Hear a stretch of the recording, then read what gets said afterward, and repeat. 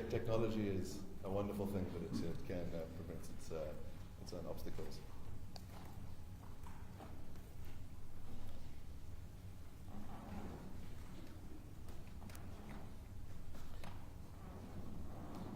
Well, what I'll do in the interim is, while this is being done, unless we're there. Well, I would wish to see a day when the court doesn't depend on the litigants' technology. Their technology is always failing. The court will provide you the best in future.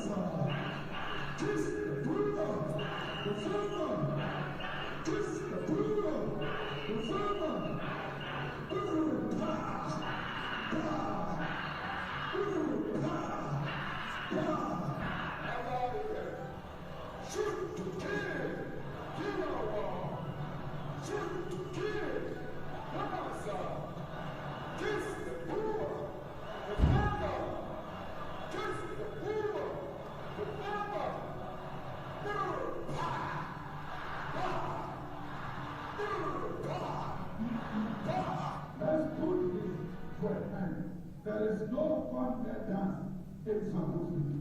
There are no white farmers being killed in South Africa.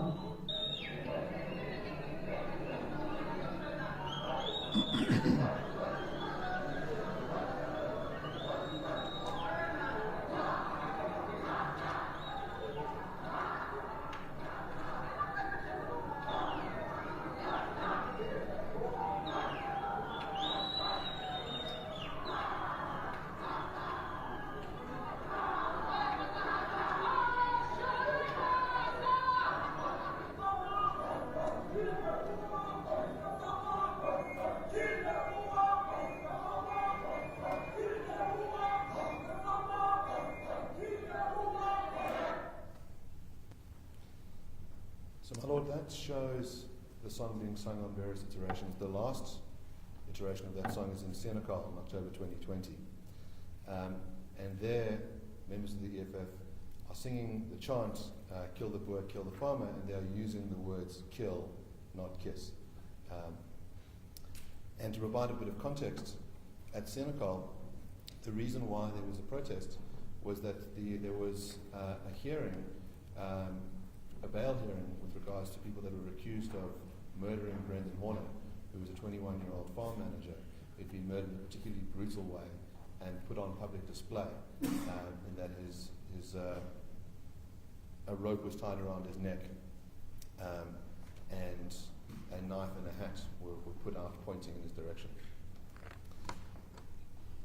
There is also, on this same occasion in Senegal, Dr. Ndlozi sang a song called Bizani Fire Brigade, and the translation of that song is, call the fire brigade, this is fire, call the fire brigade, burn these Boers, EFF enter this place. Now, my lord, what I intend on doing, having set up some of the basic facts, is to turn to what the legal tests are. I will then turn to the particular testimony that was led in court. Before we go there, Mr. Mann,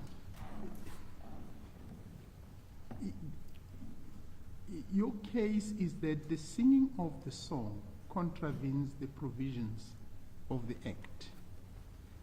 But you during the trial itself, as I understood, and in fact the pleaded case also, because this case started off with the affidavits and all those submissions, and you'll recall during the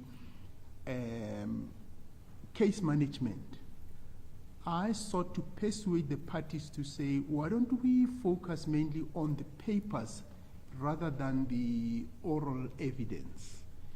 Now, as I understand where we are now, the case is we will show that this contravention through the evidence that shows that there is a correlation between the matters that happens in the farms and the singing of the song.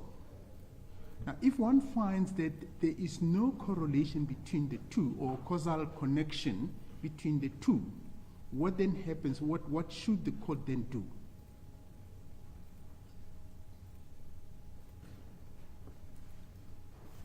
My Lord, the law is quite clear on this front, which is that there is no requirement of a causal connection whatsoever. The purpose of the evidence is to explain the political context, which is part of the test set by the court in Polani. So, my Lord, in my heads of argument at page 80, at paragraph 256, Polani, the court held, considering the next phrase to incite harm, it is imperative to point out at the outset that there is no requirement of an established causal link between the expression and actual harm committed. At 259, Court Kolani says, to require a causal link would in and of itself undermine the very same objectives of the Equality Act to prohibit unfair discrimination, in that not every instance of harmful and or hurtful speech will result in imminent violence. There may be expression which certain groups find hurtful and or harmful, which does not actually result in violence, but that does not take away from the fact that such expression would have been hate speech. So, my Lord, my learned friends' heads of argument are very much built on the premise that what the complainant needs to prove is that there is a causal link between the singing of the song and people being killed. That is not the test. The Constitutional Court makes it incredibly clear that's not the test. Yes, The purpose of that evidence. In fact, that's also what the Kolani case says. Yes. Because if you look at the Kolani case, what happened there was that the statement was made against the certain group of people. And even though there was no evidence, it appeared that any one of them, except that there are examples which are used, but there was no oral evidence led to say, this group, this is what has happened to them specifically. That I understand. And I'm raising this question because this case took 5 full days. It took us almost, 3 months before we could even get to here.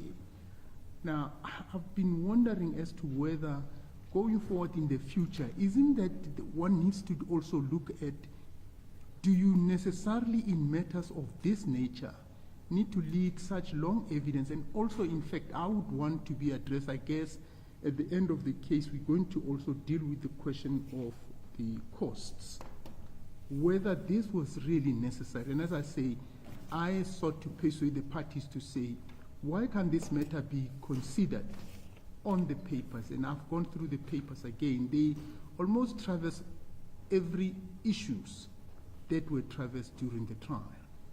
Lord, let me deal with some of that then up front. The first is that the Constitutional Court identifies a 5-part context test, and then also makes reference to the role of experts and what their proper role is.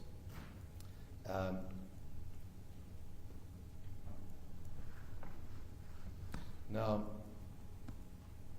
my Lord, at page 76 of my heads of arguments, it says the experts in the matter should not be used to determine the meaning of statements. The evidence of experts as to patterns of discrimination, historical uses of language, its harmful effects can only be of assistance to this court. Sorry, just give me the page again, Mr. It's page 76. It's so just above paragraph 250. There's a paragraph there that follows on from the prior page. Yes. It says the experts in this matter could not be used to determine the meaning of the statements. The evidence of experts as to patterns of discrimination, historical uses of language, its harmful effects can only be of assistance to this court. expert testimony colours the context that we need to understand before we can properly assess the statements, before we can assess the statements properly. With careful management and circumspection, expert evidence may be useful to courts in adjudicating hate speech cases. So that's why the evidence is important. And as I say, that the court then identifies this fivefold context test at page 81 of my heads of arguments at paragraph 260. The court in Polani held various factors have to be identified have been identified in international law that justify the curtailment of freedom of expression. These include 1, the prevailing social and political context; 2, the status of the speaker in relation to the audience; 3, the existence of a clear intent to incite; 4, the content and form of the speech; 5, the extent and reach of the speech; and 6, the real likelihood and imminence of harm. So a lot of the expert testimony is about filling in that social and political context. And so that amplifies what's in the papers. Ultimately, what your Lordship is correct in noting is that the elements of the case are on paper and that initiates and claim. In other words, it sets out what the words are, it sets out what the legal test is, it demonstrates that they're hate speech, and the meaning of the words must be determined by this court. They mustn't be determined by an expert. Experts are prohibited from saying what the song means. And so Mr. Roots doesn't provide evidence on that basis, but he provides evidence of the social context. And I'll go into detail about what that evidence was regarding the prevalence of the killing of white Afrikaners and how they are killed. But the purpose of that evidence was not to say there is a causal link between these two things. That's not what needs to be shown by the complainant. But what needs to be shown to say what's the context in which the speech occurs. This is not speech that occurs in a vacuum, it occurs within a social context, and that's identified by the Constitutional Court.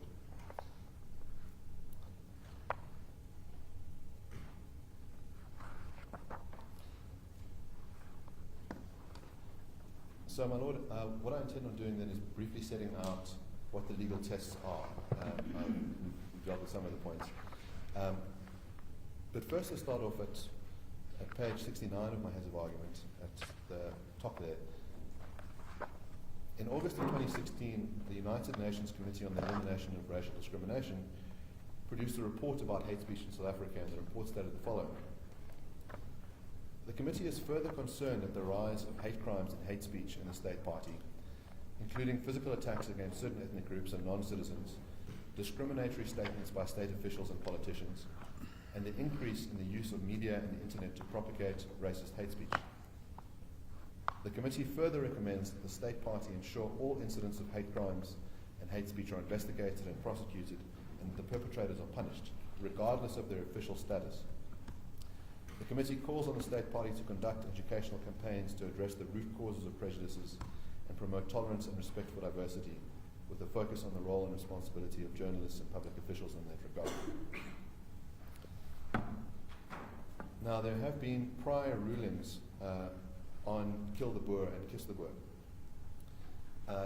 In the matter of Freedom Front versus the African Human Rights Commission and another, it was held that the slogan, kill the farmer, kill the Boer, as chanted at the ANC rally at Kimberley and at the funeral of Peter Makabe and Polokwane, is hate speech as defined in terms of section 16(2)(c) of the Constitution. Now, my learned friend in his heads of argument says that there's something improper about this finding because it's done in terms of the constitutional test. Now, what we must remember at this juncture is that the test provided in the Constitution is the strictest possible test. It's 16(2)(c) is the advocacy of hatred on a listed ground, race, gender, ethnicity, or religion, and that constitutes an incitement to cause harm. So that's the strictest possible test, and on that strictest possible test, the Human Rights Commission found that the words, the chant "Kill the Boer" amounts to hate speech. The Commission found that the slogan under consideration in this appeal was chanted at high-profile functions organised by the African National Congress, the ruling party of this country. These events and the chanting of the slogans were widely publicised. There can be no doubt that the slogan, given its context, its history, and the context in which it was chanted, would harm the sense of well-being, contribute directly to a feeling of marginalisation, and adversely affect the dignity of Afrikaners. The slogan says to them that they are still the enemy of the majority of people of this country. The contributes to alienation of the target community, and conveys a particularly divisive message to the majority. The target community is less deserving of respect and dignity. This generalized slogan is directed against an entire community of people. Words convey meaning and do cause hurt and injury. There is a real likelihood that the slogan causes harm. Now, my learned friend takes a point in his heads of argument that the term Boer isn't a prohibited ground. Now, the Human Rights Commission, by the way, this is not a point taken in their pleadings. They don't challenge that. But the term Boer, as found by the Human Rights Commission, says it was common cause that the slogans were based on race or ethnicity. The term Boer is defined as a descendant of the Dutch or Huguenot colonists who settled in South Africa. In the South African context, the term has been used to refer to Afrikaners generally and Afrikaner farmers more particularly. So the Human Rights Commission there makes a finding that Boer refers to race and ethnicity. Arguably, it also refers to language groups, and that Afrikaners speak the language of Afrikaans, which is also a protected category. In the Lamont judgment, the court stated, an important feature within the ambit of the range of permutations is the ability of the speaker to so structure the delivery of the message as to cause the audience to attribute different meanings to the words and the meanings which are ordinarily attributed to them. This elasticity of meaning has been manipulated by persons who are skilled in the art of words since time immemorial. Literature is filled with parody and innuendo, to name but a few. It's possible to illustrate this point by recalling that at a point in time, Malema saying, "Kiss the Boer." On the face of it, these words are innocuous. It is only when consideration is given to the range of knowledge available for the audience and to which the audience will use to decode the words, the true meaning becomes apparent. At the time the words were uttered, the words "kill the farmer, kill the Boer" were controversial and could not be used as they had been recognized as hate speech. The fact that the words kill the farmer, kill the Boer" were hate speech was well known to all members of the audience as it had been widely publicized. At a superficial level, the word kiss is sufficiently close in sound to the word kill for the audience to make the link between kiss and kill. Once the audience makes the link, it becomes apparent that the coded message is that to which the link refers, namely kill the Boer, kill the farmer. There can be little doubt that it was no coincidence that the speaker used the word kiss when he encoded the message he wished the audience to receive. The elasticity of the meaning to be attached to kiss is that it means kill. Hence the word actually used, a word demonstrating love and affection, is in fact a word which is intended by that use to produce the image of the exact opposite. Now, the finding of that court at paragraph 108 of the Lamont judgment says, I accordingly find that Malema published and communicated words which could reasonably be construed to demonstrate an intention to be hurtful, to incite harm, and promote hatred against the white Afrikaans-speaking community, including the farmers who belong to that group. The words accordingly constitute hate speech. Now, at the time, there was some ambiguity as to what the test was, and the Constitutional Court has settled what the test is. But it must be noted that all the elements of the new test are met by the finding of Lamont. Hurtful is no longer a requirement, but the promotion of hatred against a group and the incitement of harm, if both of those are met, then there must be a finding of hate speech. Now, Judge Lamont also takes it to mean that Boer refers to white Afrikaners.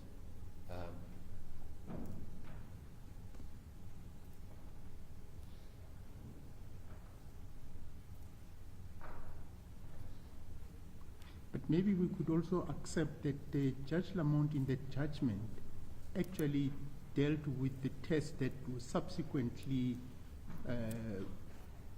overruled by the Constitutional Court in the Polani matter, because he used the test that included hateful. Yes, so my lord, if the Judge Lamont's finding was that the words are hurtful, therefore they're hate speech, and that was one way the test could be used, because it was read by some courts in a disjunctive manner, and so that the requirement was, is it hurtful, harmful, incites harm, and so some courts read those as and requirements, and some courts read them as or requirements. If Judge Lamont had said, the words are hurtful, and said nothing about the incitement of harm or the propagation of hatred, well then obviously it wouldn't be a very good precedent. But that's not what Judge Lamont does. Judge Lamont says it meets multiple sections of the test, and so it is in line with the new test set by the Constitutional Court. For clarity, what the Constitutional Court finds the new test to be, it says, subject to the proviso in section 12, no person may publish, propagate, advocate, or communicate words that are based on one or more of the prohibited grounds against any person that could be reasonably construed to demonstrate a clear intention to be harmful or to incite harm and to promote or propagate hatred. And the listed grounds include ethnic or social origin, race, and language and birth. Now, to understand that test properly, it means that there must be a clear intention to be either harmful or to incite harm, so that's an or still, and promote or propagate hatred.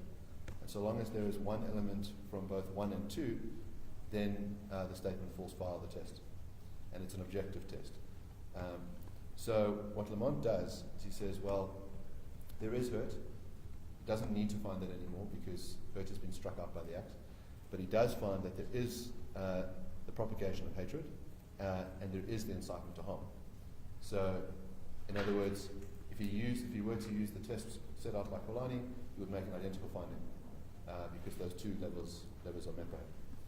My Lord, on the question about what your Lordship how it should read the Lamont judgment, it's common cause between the parties that the order between the parties has been the parties have agreed not to be bound by the order and that they are bound by a settlement agreement reached at the Supreme Court of Appeal. But the judgment is not set aside. And so the judgment has? The judgment has not been set aside. So the judgment still binds this court. It's in a court in the same division. It's presumptively binding, and unless it can be shown to be clearly wrong, then this court is bound by it. The order is not binding, but the ratio is binding. And so the ratio identifies a number of things. The one is that the song constitutes hate speech, and it uses the test that, as I said, matches up with the test used by the Constitutional Court Polanyi, and it makes a finding about what the meaning of the word Boer is, which is that it refers to white Afrikaners. In a sense, the order was abandoned by the parties. But what the parties didn't do when one reads the mediation agreement is they did not abandon the principles which were set out in the judgment. Yes. Yeah, so the judgment, as I said, the judgment stands, the order doesn't stand. But in other words, it's the ratio that's binding on this court.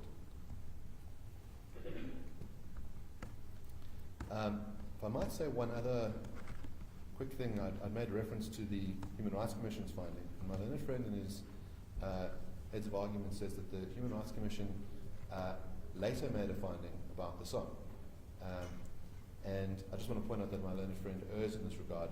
The Human Rights Commission made a finding about a speech that Mr. Malema gave in Newcastle, and that finding of the Human Rights Commission that the speech did not constitute hate speech is on review.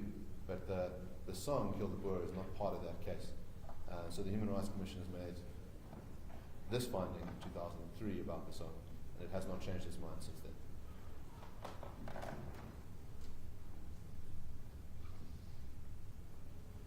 And what would be the status of the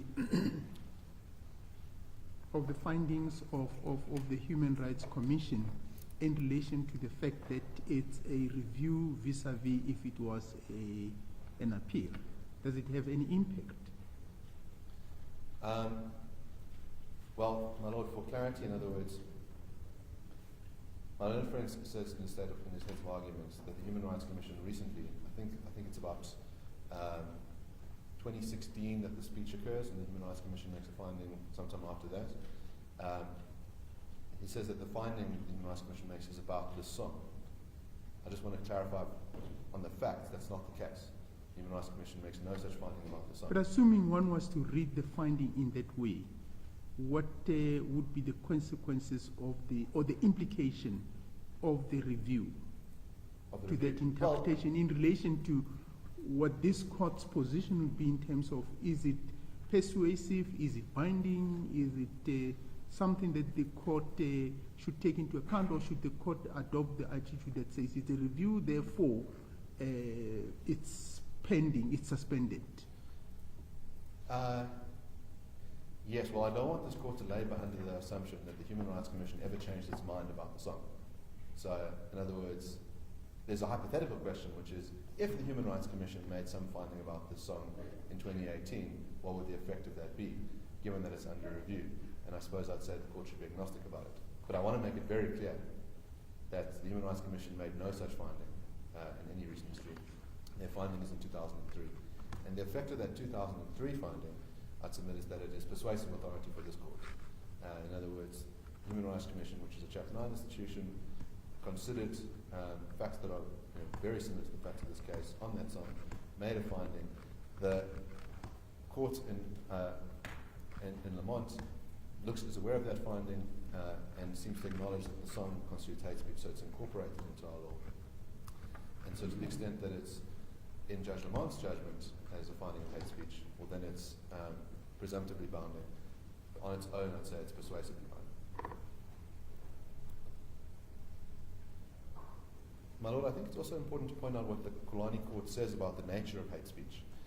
It says it is a truth universally acknowledged that to be hated, despised, and alone is the ultimate fear of all human beings. Speech is powerful. It has the ability to build, promote, and nurture, but it can also denigrate, humiliate, and destroy. Hate speech is one of the most devastating modes of subverting the dignity and self-worth of human beings. This is so because hate speech marginalizes and delegitimizes individuals based on their membership of a group. This may diminish their social standing in the broader society outside of the group they identify with. It can ignite exclusion, hostility, discrimination, and violence against them. Not only does it wound the individuals who share this group identity, but it seeks to undo the very fabric of our society as envisaged by our Constitution. We are enjoined by our Constitution to strive for a society built on the democratic values of human dignity, the achievement of equality, and the advancement of human rights and freedoms. Hate speech is the antithesis of the values envisaged by the right to free speech, whereas the latter advances democracy, hate speech is destructive of democracy.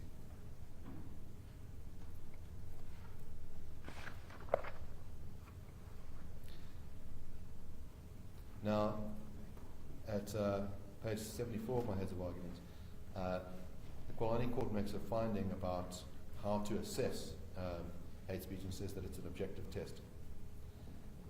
Before this court, the parties debated whether the phrase that could be reasonably construed to demonstrate a clear intention postulates a subjective or objective test. In my view, it is plainly an objective standard that requires a reasonable person test. This is based on the gloss reasonably be construed and to demonstrate a clear intention, implying an objective test that considers the facts and circumstances surrounding the expression and not mere inferences or assumptions that are made by the targeted group. This approach accords with the interpretation advanced in the Kamalo case, that the objective tests in section 10.1 implied in the terminology used to articulate it, that an intention shall be deemed if a reasonable reader would so construe the words, because the objective test of the reasonable reader is to be applied. It is the effect of the test of the text, not the intention of the author that is assessed. And the judge says, I endorse this approach. Furthermore, the court in Kamalo explicitly endorsed non-racialism in the application of the objective test and held, in South Africa, however, our policy choice is that utterances that have the effect of inciting people to cause harm is intolerable because of the social damage it wreaks and the effect it has on impeding a drive towards non-racialism. The idea that in a given society, members of a subaltern group who disparage members of the ascendant group should be treated differently from the circumstances were it the other way around has no place in the application of the Equality Act and would indeed subvert its very purpose. Our nation-building project recognizes a multitude of justifiable grievances derived from past oppression and racial discrimination, racial domination. The value choice in the Constitution is that we must overcome the fissures among us.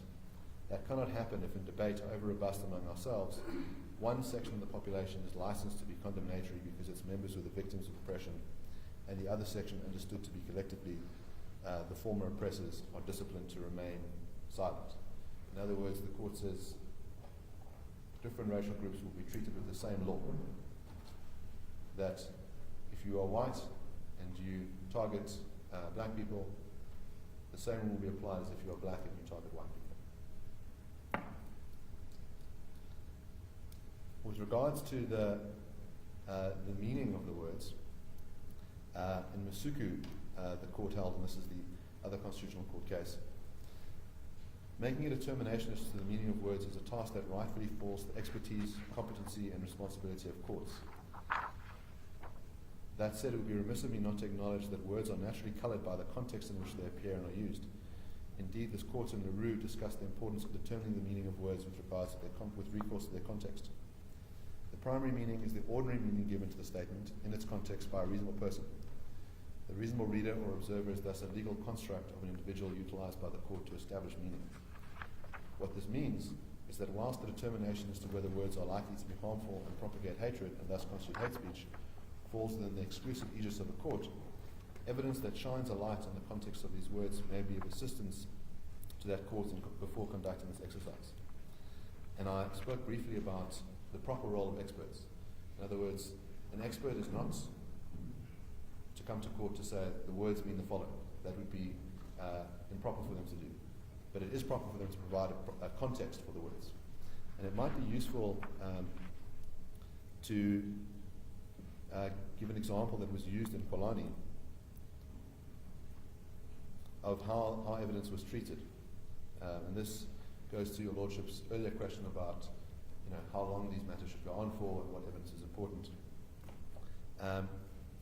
And in Polani, at paragraph 14, the court says, extensive evidence was adduced in support of the Human Rights Commission's hate speech complaint against Mr. Polani. A brief outline will suffice. A more comprehensive narration will follow. The Human Rights Head of Legal Resources, Mr. Gregiaru, testified about the numerous complaints received from members of the LGBTI plus community even before the articles were published. These complaints related to numerous horrific violent attacks against black, lesbians, and transgender persons. A lack of policing in the form of the police being seriously remiss in their duties to properly investigate complaints by members of the community and exhibiting an anti-LGBTI plus inclination. He further testified that there were complaints from that community about the denial of access to essential services to them. Ms. Mokwena, who was the Executive Director of People Opposing Women Abuse, confirmed parts of this evidence relating to the brutal attacks against lesbians, including the repulsive practice called corrective rape. Evidence too reflected poorly on the police for their disturbing apathy in respect to these types of complaints. Ms. Mokwena alluded to 5 widely publicised instances of horrific violent attacks against lesbians. The last witness called by the Human Rights Commission, Ms. M.N., her name is redacted, a 52-year-old who identifies as a lesbian, testified in camera for fear of reprisals. She recounted her personal encounters with homophobia and discrimination on the basis of her sexual orientation. Ms. M.N. broke down in the witness box while narrating the verbal and physical attacks perpetrated against her. She poignantly remarked that she did not bother to report some of these incidents since, in her words, the law does not protect people like me.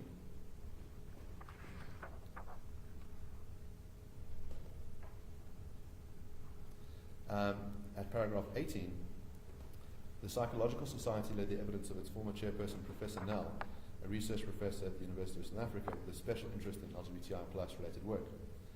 Apart from recounting his own lived experience of ill treatment and discrimination on the basis of his identification as a gay man and the psychological trauma suffered generally by the LGBTI plus community due to their exclusion and rejection, Professor Nell also commented on the severely deleterious psychological impact the article had on that community.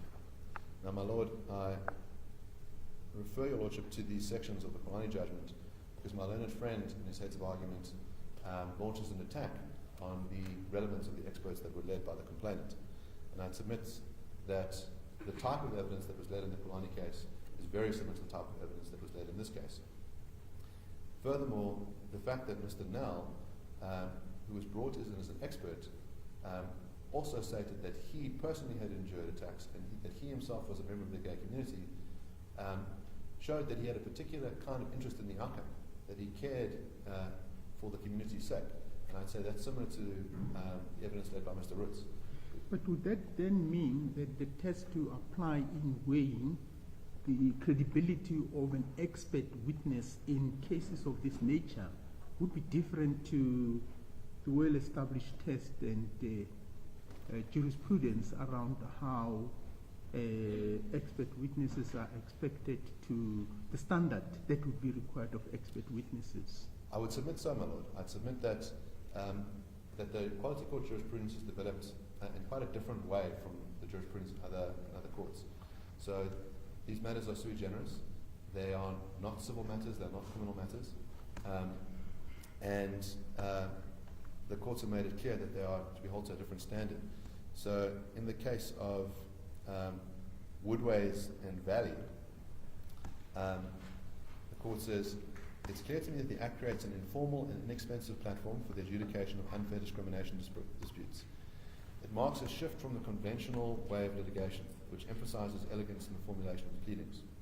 It creates a space for the victims of unfair discrimination to tell their stories so that systematic inequalities and unfair discrimination, which as the preamble states remain deeply embedded in social structures, may be eradicated. The promise of equality and easy access to justice, which the Act seeks to fulfill, would never be realized if litigants in unfair discrimination cases were expected to be meticulous in the manner in which they plead their causes of actions. For this reason, that only a judge or magistrate who has completed social context training may be designated to hear unfair discrimination matters under the Act. And in the matter of George and others versus Minister of Environmental Affairs and Tourism, the court held that an integral part of the Equality Act then is the focus on the creation of a user-friendly court environment where proceedings are conducted along inquisitorial lines with an emphasis on informality, participation, and the speedy processing of matters. This objective itself goes to the essence of what equality is about because it emphasizes the need to make the judicial process available to all, including the poor and oppressed who are usually the victims of unfair discrimination and inequality. The formal, adversarial, often expensive, and potentially intimidating proceedings that prevail in an ordinary magistrate's court or high court, which may act as a barrier to those seeking justice, have no place in the Equality Court. Judge Lamont made a similar sort of finding about how he dealt with evidence at paragraph 58 of his judgment. It says, during the hearing, I allowed much evidence to be led which would not normally be permitted in a court of law, as it appeared to me that it was proper to allow the parties to the dispute to fully and completely ventilate the issues between them, even if such ventilation involved the admission of evidence in the form of speeches which were made during the course of the trial.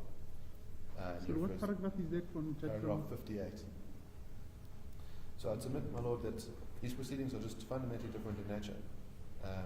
That we have an instance, as I say, with regards to Professor Nell, who is himself a victim, who is able to testify to the broader context in which the gay community found itself in. And he could testify as to what he himself had endured. So, well, isn't there a difference, and one seems to find quite often where the legislature create the specialized tribunals and courts, there seems to be an approach of seeking to make those procedures much more informal, to do away with the technicalities that you find in the general civil litigations. But I'm not too so sure whether that goes even to the question of the standard that would be required of an expert. Because an expert, even in the general normal proceedings, it is in a sense one could refer to that person as a specialized person. And the purpose of that evidence, it's mainly to assist the court. So the court, in a sense, defer to the better knowledge and experience of the person. And it seems to me, my understanding is that the reason why the standard is set so high for them is to ensure that in giving to the court and the court accepting that evidence, it's not colored by the position they hold in as far as the subject matter is concerned, their involvement in the subject matter, their biases that may be brought in by the position that they may have taken on the subject matter. So are you saying that even in this kind of cases, one would have to relax that standard in relation to the overall purpose of why the court was created? Well, my lord, I'd submit that, in other words, the essence of what an expert is someone who can provide the court with evidence that it would not otherwise have. So, for example, it's not the expert's role to explain the meaning of words. The court can do that itself. But the expert can provide this fuller context. And I'd submit that one way to assess the credibility of that expert is to determine, is it a matter of listening to what they say things are, or do they back it up with evidence? So it's not merely a matter of saying, I'm going to believe this person's personal story about things. Are they the kind of person who really has the genuine expertise? Have they done the research? Can they demonstrate it with reference to external facts? And I submit that Mr. Roots has done exactly that. Mr. Roots has written the book on farm killings. That his book has 1,000 footnotes in it. That at any opportunity that a claim is made by Mr. Roots, it can be backed up with external evidence. And throughout my heads of argument, what I've done is, in my citation method, I've cited his testimony in the transcripts, also the particular parts of his book which relate to that, and then furthermore, where there's an external source, like a newspaper article that talks about a particular killing, that external source is also mentioned. So in other words, one doesn't have to take Mr. Roots at his own word. One can go and check at every juncture whether his word matches reality. And so I'd submit on that basis, he very much meets the test of what an expert is supposed to do. In the PwC case, what the court there finds is that that expert just didn't have the relevant expertise. So that he purported to say, I have an expertise as an auditor and expertise around agricultural products, but he didn't actually have the relevant expertise. And so that's a good reason to say that person is not an expert. But of course, that setting is within a civil context. And I would submit that the standards in the Equality Court must be different. And things like having a personal interest, I think, are different. It's also not clear that Mr. Roots' personal interest at any juncture taints his evidence. In other words, he makes it clear that he thinks that the killing of Afrikaners is a bad thing, and that it's important to stop that, and that speech which incites people to go and kill Afrikaners is a bad thing. But his accounting of the context is done in a neutral manner. There's no distortion of any facts. My own friend, the respondents don't need any contrary evidence whatsoever. They don't call an expert to say, these facts are wrong. This isn't what's happening with regards to farm killings. So I'd submit that Mr. Roots meets the standard of what an expert requires. And it's very much in line with the kind of testimony that the Constitutional Court endorses in Kulani. And similarly with regards to the other bits of evidence that are led. So MN is someone who personally endured homophobic attacks. And so, complainant in this case, there are two witnesses who both had endured attacks themselves. And the point of that is to provide the context, to know what it is that's being called for. When the third biggest political party in South Africa says, kill the Boer, we should know what that means. We should translate that into a real situation. So, hearing the testimony of Mrs. Muller, hearing about her husband being shot in the head, or hearing about Duncan Prinsloo having his wife murdered in his arms, that reminds us of what's actually being called for, and having that testimony is important, and that's the kind of testimony that the Court of Kulani endorses. Similarly with regards to the psychological harm, you had experts talking about the psychological harm of these words, and that's met by the testimony of Mr. Human.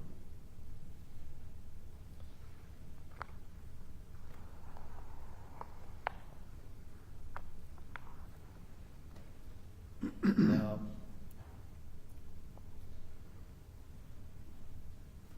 with regards to, we were talking about the meaning of words,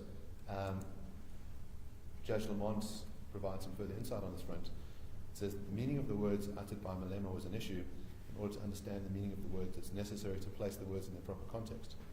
Words individually have meanings which are elastic, and that the meanings that they convey can vary substantially. Groups of words similarly have elastic meanings. The permutations increase as one adds to the equation. The context in which the words are uttered, the circumstance in which the words were uttered, the way in which the words were uttered, and the gestures which accompany the words and what the words imply.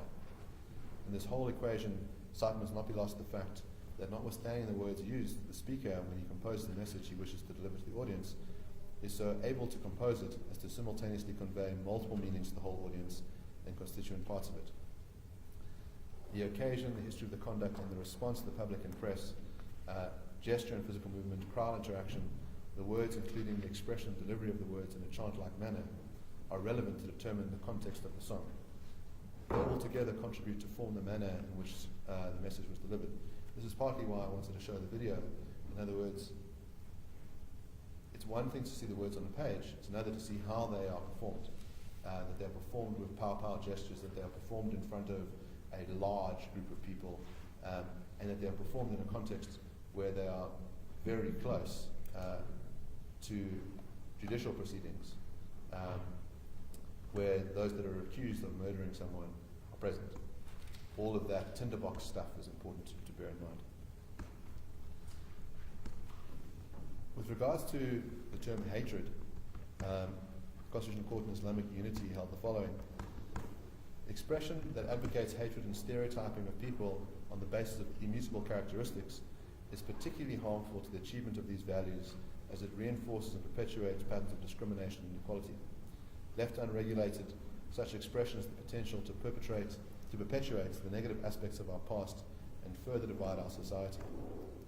In the Canadian case of Kirkstra, which has been endorsed by our courts, a person's sense of human dignity and belonging to the community at large is closely linked to the concern and respect accorded to the groups to which he or she belongs. The derision, hostility, and abuse encouraged by hate propaganda therefore have a severe impact on the individual's sense of self-worth and acceptance. This impact may cause target group members to take drastic measures in reaction, perhaps avoiding activities which bring them into contact with non-group members, or adopting attitudes and postures directed towards blending in with the majority. Such consequences bear heavily in a nation that prides itself on tolerance and a fostering of human dignity, to, amongst other things, respect for the many racial, religious, and cultural groups in our society. And Canada finds itself as a multicultural society in a way that South Africa is as well. We have a rainbow nation, many people who live amongst us, and that if certain sectors are vilified and targeted, this will have an effect. The authors of the Constitutional Law of South Africa state that hate speech can increase social tensions and the risk of violence, discrimination, and other antisocial behavior, both because the hateful messages may persuade or incite people to hateful views and actions, and because the targeted persons may react violently to the speech. Hate speech also undermines the values of pluralism and diversity. By communicating a message that some members of the community are less worthy than others, merely by virtue of their membership of a particular group, in the South African context, hate speech thus undermines the pressing goals of overcoming our divisive past and pursuing the tasks of reconciliation and the building of a democratic society. Hate speech may weaken the community building necessary for democracy to be sustained. In Kolani, citing Watkat, the court says, representations that expose a target group to detestation and to inspire enmity and extreme ill will against them, which goes beyond mere disdain or dislike. Representations vilifying a person or group will seek to abuse, denigrate, or delegitimize them to render them lawless, dangerous, unworthy, or unacceptable in the eyes of the audience. Expression exposing vulnerable groups to detestation and vilification goes far beyond merely discrediting, humiliating, or offending the victims. And then a friend points out that freedom of expression is a pivotal value in our Constitution, and the complainant cares very much about the right to freedom of expression. And words that are merely offensive are protected speech. But the Constitution makes it very clear that hate speech is not part of the free speech right. That once you meet that hate speech threshold as set by the court in Kolani, free speech does not play a role. And that is the realm that we are in today. We are not dealing with words that are merely offensive. We are dealing with words that propagate hatred, incite harm, and are themselves harmful. On that question of what constitutes actually harmful words, the bottom of page 79 of my heads of argument, the court in Kolani says that harmful can be understood as deep emotional and psychological harm that severely undermines the dignity of the targeted group. Citing Kamalo, the court says 3 types of harm were illustrated. First, the reactions of persons who read the utterances and who are inclined to share those views and be encouraged by them to also shun, denigrate, and abuse the targeted group. Second, the type of harm experienced by the targeted group, which includes demoralization and physiological hurt, and the harm caused from responding in kind, thereby creating a spiral of invective back and forth. And third, harm to the social cohesion in South African society, which can undermine our nation-building project. Now, the other leg of the test that could be met but isn't a requirement, in other words, because propagation of hatred must be met, propagation or promotion of hatred must be met, and then one can either have the words themselves being harmful or that the words incite harm. Gordon Polanyi says that considering the next phrase to incite harm, it's imperative to point out at the outset that there is no requirement of an established causal link between the expression and actual harm committed. Something that we discussed earlier is that it's not a criminal assassin test. It's not saying this person spoke words to call someone to kill, the gun went off, that person died. That's not the test envisaged. So the ordinary meaning of the phrase incitement to cause harm suggests that one should not look to the harm caused by the speech itself, but rather the impact of the speech on third parties. Does the speech encourage, stimulate, or call for others to cause harm? In addition, in order to amount to incitement, the expression ought to amount to instigation or active persuasion of others to cause harm. Black's Law Dictionary describes it as an active instance of provoking, urging on, or stirring up.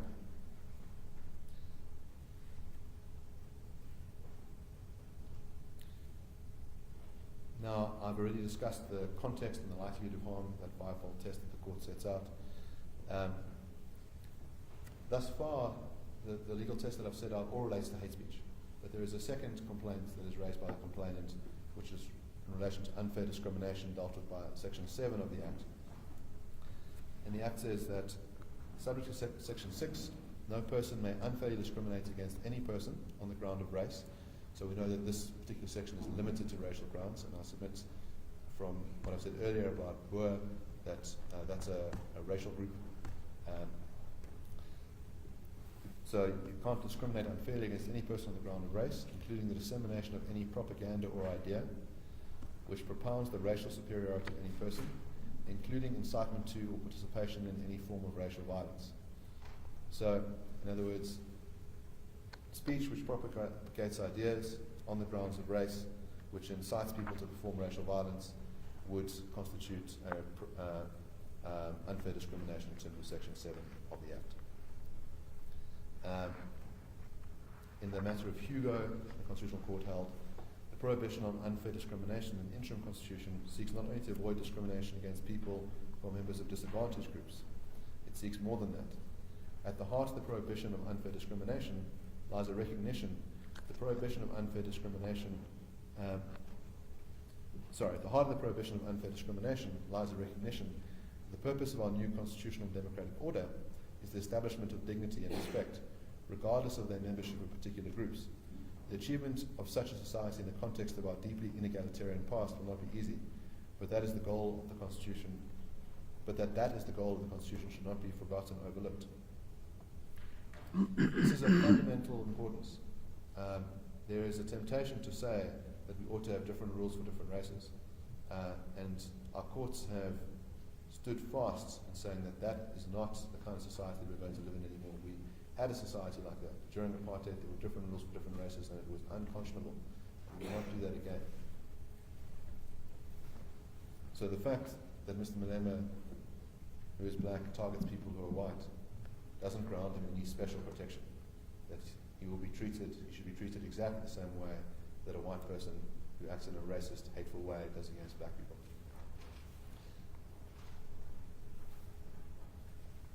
Furthermore, the court in Hugo says that the more invasive the nature of the discrimination upon the interests of the individual affected by the discrimination, the more likely that it will be held to be unfair.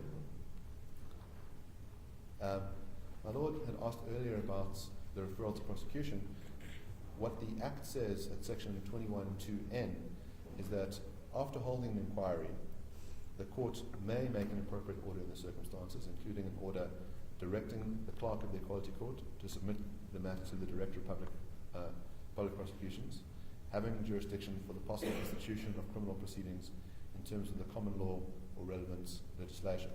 So it could be done in broad terms like that.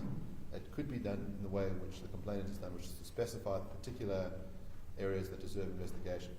Now, I'd submit that the DPP then has, once it's been submitted, then they can investigate, and it's up to them to decide what they want to do. That all they're required to do by the court is investigate, but they're not required to institute charges. They can apply their own minds, and they can determine whether there's a good case or a bad case to be met. The ones that are identified are a breach of the Rights Assemblies Act. So section 18(2)(b) of the Act provides that any person who incites, instigates, commands or procures any other person to commit any offence, whether at common law or against the statute or statutory regulation, shall be guilty of an offence and liable on conviction to the punishment to which a person convicted of actually committing that offence would be liable. This section has been tested by the Constitutional Court. Constitutional Court has held that it meets constitutional muster, and specifically says for serious offences that things like calling for the destruction of property or calling for murder, that the Act holds, that the section of the Act holds. And so this court has the power to refer this matter to the DPP to investigate. Then there is the issue of perjury. Perjury consists in the unlawful and intentional making of a false statement in the course of a judicial proceeding by a person who has taken the oath or made an affirmation before, or who has been admonished by someone competent to administer, accept the oath, affirmation, or admonition. Now, Mr. Malema took the oath, testified, and I submit that there is reason to investigate his conduct, and I'll deal with particular evidence that he gave later. But in brief, he was asked whether he and the EFF would be able to make payment of the R500,000 that is sought by the complainants to the organisation that combats racial hatred, and he stated, "I have nothing, and the EFF has nothing." Now, the EFF is an organisation that is compelled to disclose its donations in terms of the electoral legislation, and has disclosed that it received a donation very recently in the sum of R3 million. And Mr. Malema is on record as saying that it's well known that he wears famous brands like Gucci. So I'd submit there is good reason on the face of it to investigate that it's a very serious matter when an opposition politician would perjure himself in court, and there appears to be a basis for such investigation. But again, that would be done by the DPP. On contempt, the court in Faki says that for this to be a finding of contempt of court, it must be found that there was an order which came to the notice of the accused, there was non-compliance which was willful and nona fides. So the complainant in this case doesn't seek a contempt of court finding by this court, but submits that that's a matter that could be further investigated. And then So you're saying contempt? What about contempt? The complainant doesn't seek a contempt of court finding now, but says that that's an issue that could be investigated, and the contempt relates to the agreement between Mr. Malema and AfriForum and the SCA about what his conduct would be in relation to the singing of further songs. So this court doesn't need to make such a finding now, but it is a matter that could be investigated by the DPP. And finally, criminal which consists in the unlawful, intentional, and serious violation of the dignity or privacy of another.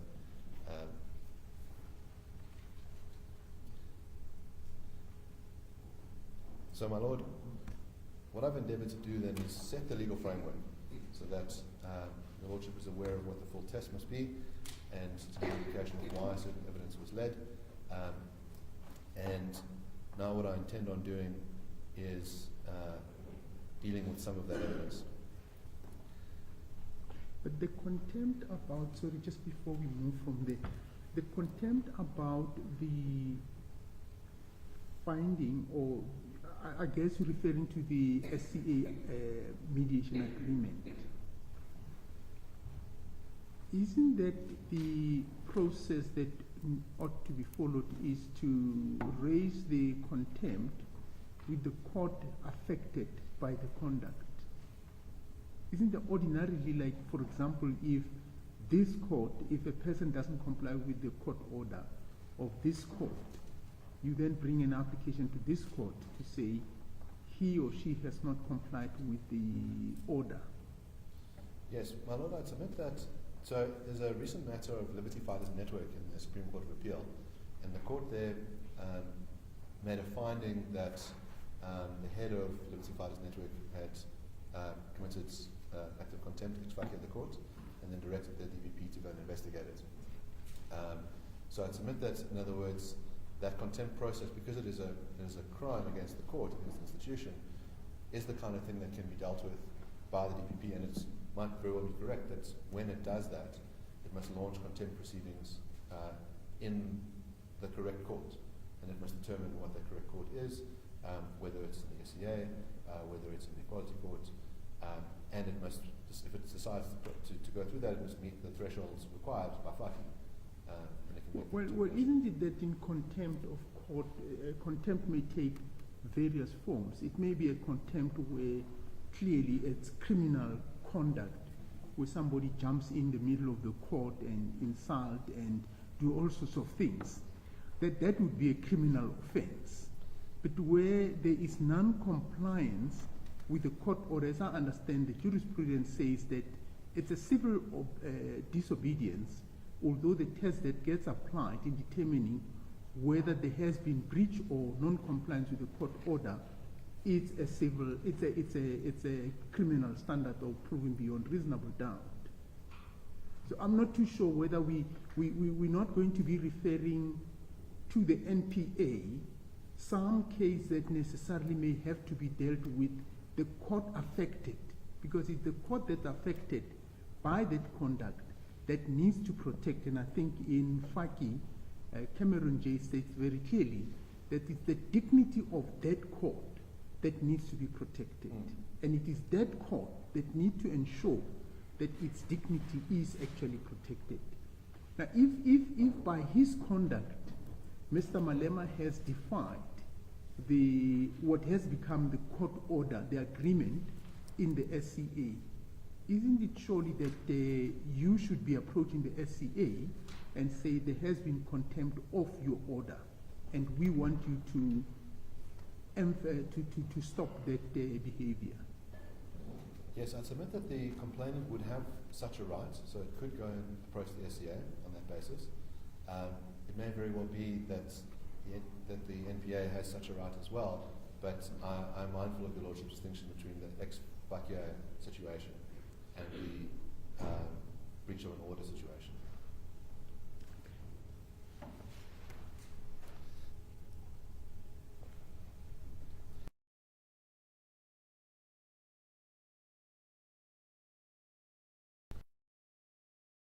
During these proceedings, and the Lordship gives an example of contempt of court, there were people who invaded this court and were told to leave and refused to leave and sang Tibulu Gunu. I think this is a shocking moment for all judicial officers in this court to see that happen. It's something that I've never witnessed in my life.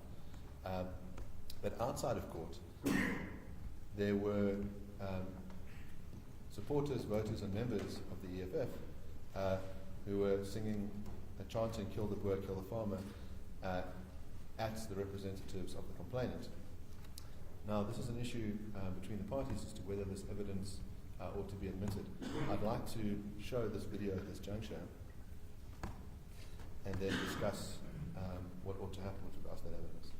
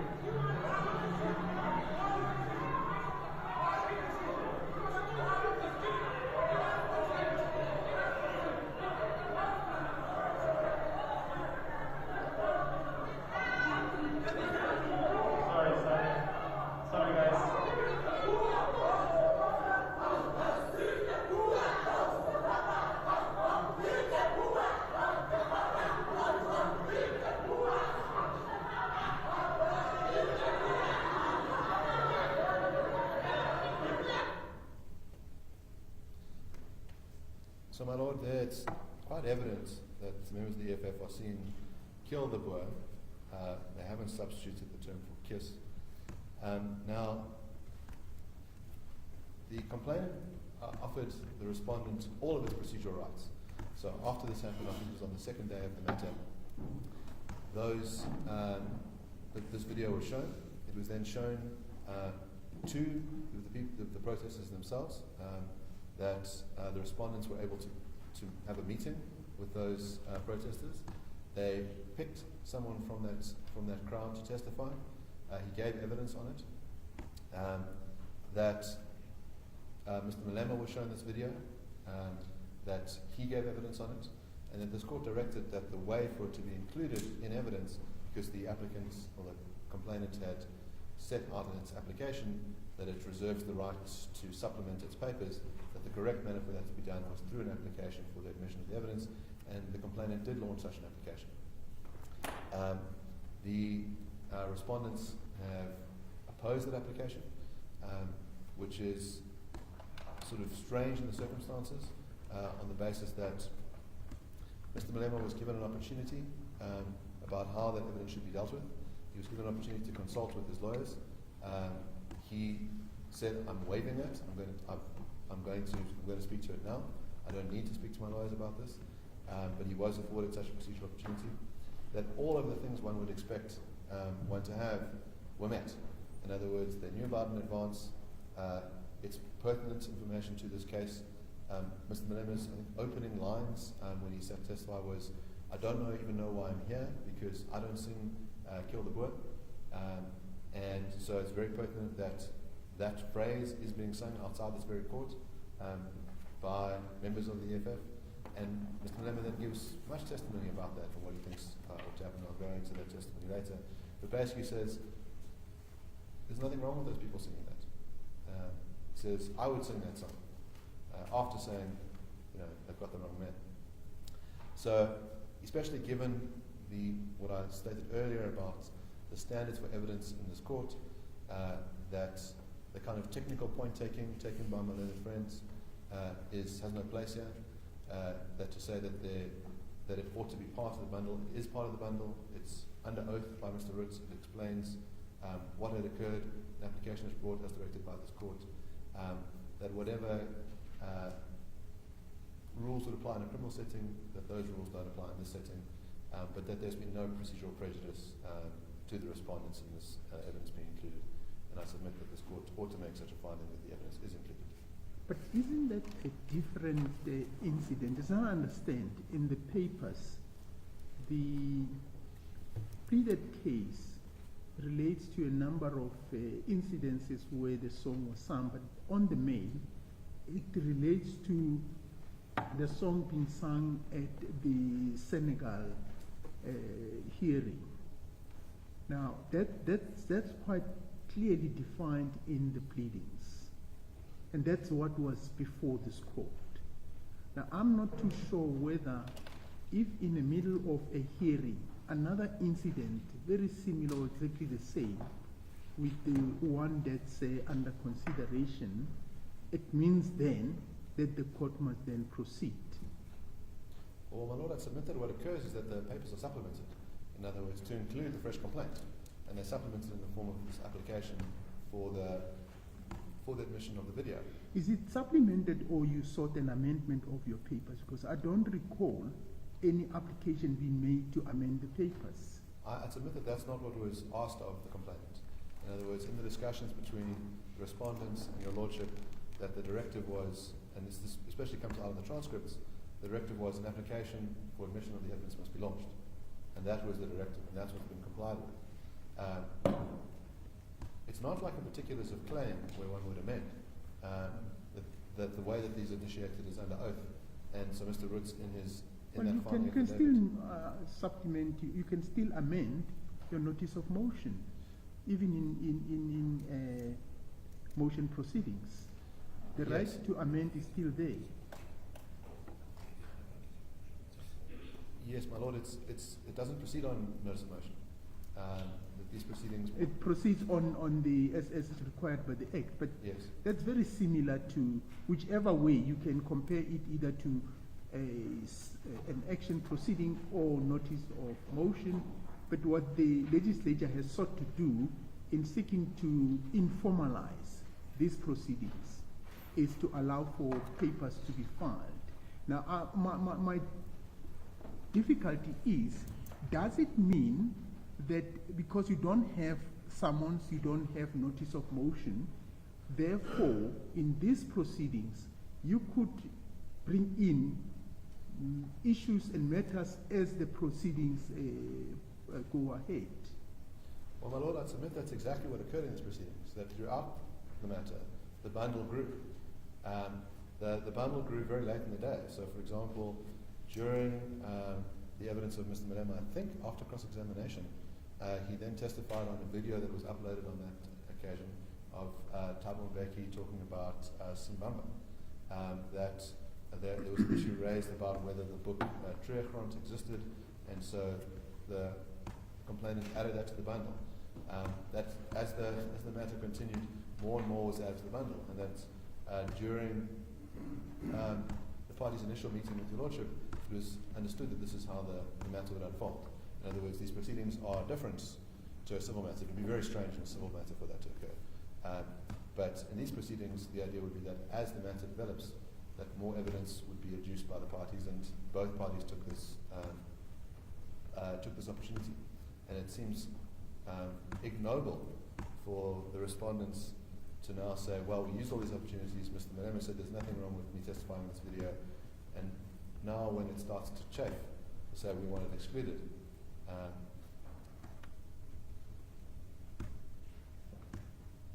Sorry, just a minute.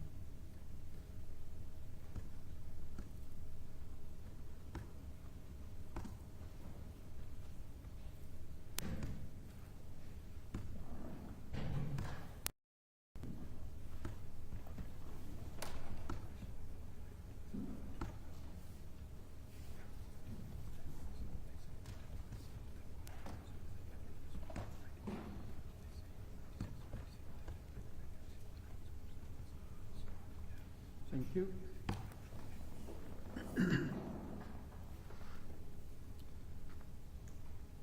My Lord, I'd now like to turn to the evidence that was led during the proceedings. And I'll start with the evidence of Mr. Roots. As I stated earlier, the way... Just while we're on that point, so your point is, just for my understanding, your point is that in the nature of the way the proceedings were conducted, parties submitted further documentation and evidence during the hearing. And similarly, this is what happened with the incident that occurred at the gate. Now, that incident, as I understand it, also had some form or some kind of a hearing of its own, and evidence was laid. Now, you're seeking only to incorporate that evidence into this hearing. The outcome of that process stands on its own. Because if I recall, I did make some ruling on that particular matter. Yes, my Lord, it was, as I say, at the time, that procedure happened for two reasons. The one was that there was a concern about how these proceedings would continue. In other words, the members of the EFF were blocking access to the court. This had happened early on, and then this incident happened in quite a dramatic fashion. And so the first part was to ensure that the proceedings could continue in a safe manner. What ultimately happened was that the complainant's representatives had to take a separate entrance into the court and be smuggled into the building so that they weren't accosted. But that was the first part of it, was to ensure that the proceedings would go in a civil manner. If I might refresh your Lordship's memory, this concern was raised right in the beginning on the first day of the hearing, because Mr. Ndlozi had sent out a tweet with the words Dibulu Gunu in relation to an image that Mr. Roots had put saying that we were going to be in court. So there was already a concern that there was going to be a call to action, that representatives of the complainant would be accosted, and this very much is what occurred. And so that was the first part of the proceeding, was to ensure that they go smoothly and civilly. The second part was to say, this is essential evidence for this matter.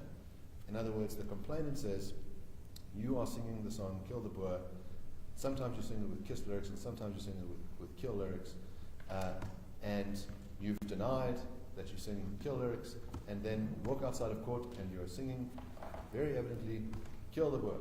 And a member of that crowd testifies here and he says, no, we weren't singing kill, we were singing kiss, despite the fact that he was shown footage of the crowd singing kill. So that sort of level of denial, their approach to the evidence, very important that was canvassed for this complaint. Now the relief sought in the complaint itself is to say that the song must be declared hate speech. And so this is just an instance of this being sung. It provides useful additional evidence for this matter, and so the court can make a determination about the EFF singing the song. And this is a particular egregious instance of it. So it's more of a collateral evidence to your main complaint. Yes, my lord. Thank you. If I then might turn to the evidence of Mr. Roots. So Mr. Roots is the head of policy and action at AfriForum. He is trained as a lawyer, and he testified that he was in the process of completing his doctorate in law on the question of minority rights. And he's the author of the book Kill the Boer, which was published in 2018 and deals with the phenomenon of farm murders and attacks in South Africa. And the book is the basis for that testimony. As I stated earlier, that book is fastidiously referenced. There's 1,000 footnotes, and is the standard for determining this phenomenon around farm murders and their brutality. The book required 3 years of research, and it involved both academic and field research. Mr. Roots argues that the phenomenon of farm attacks is a unique crime phenomenon for 4 reasons. First, the frequency of the attacks. Second, the level of brutality. Third, the unique role that farmers play in society.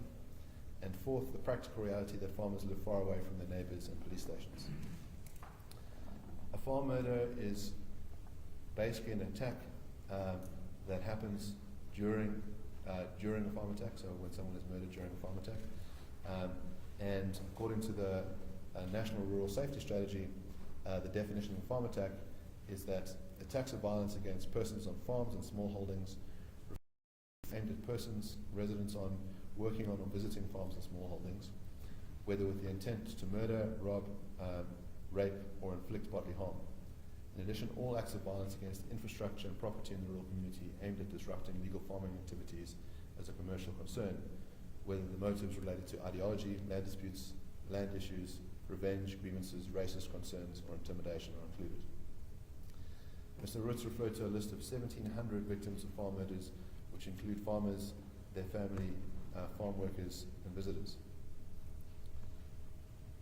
Those 1,700 names are included in the book Procedural, which lists between the years 1990 and 2012 those farmers that were killed and the dates in which they were killed.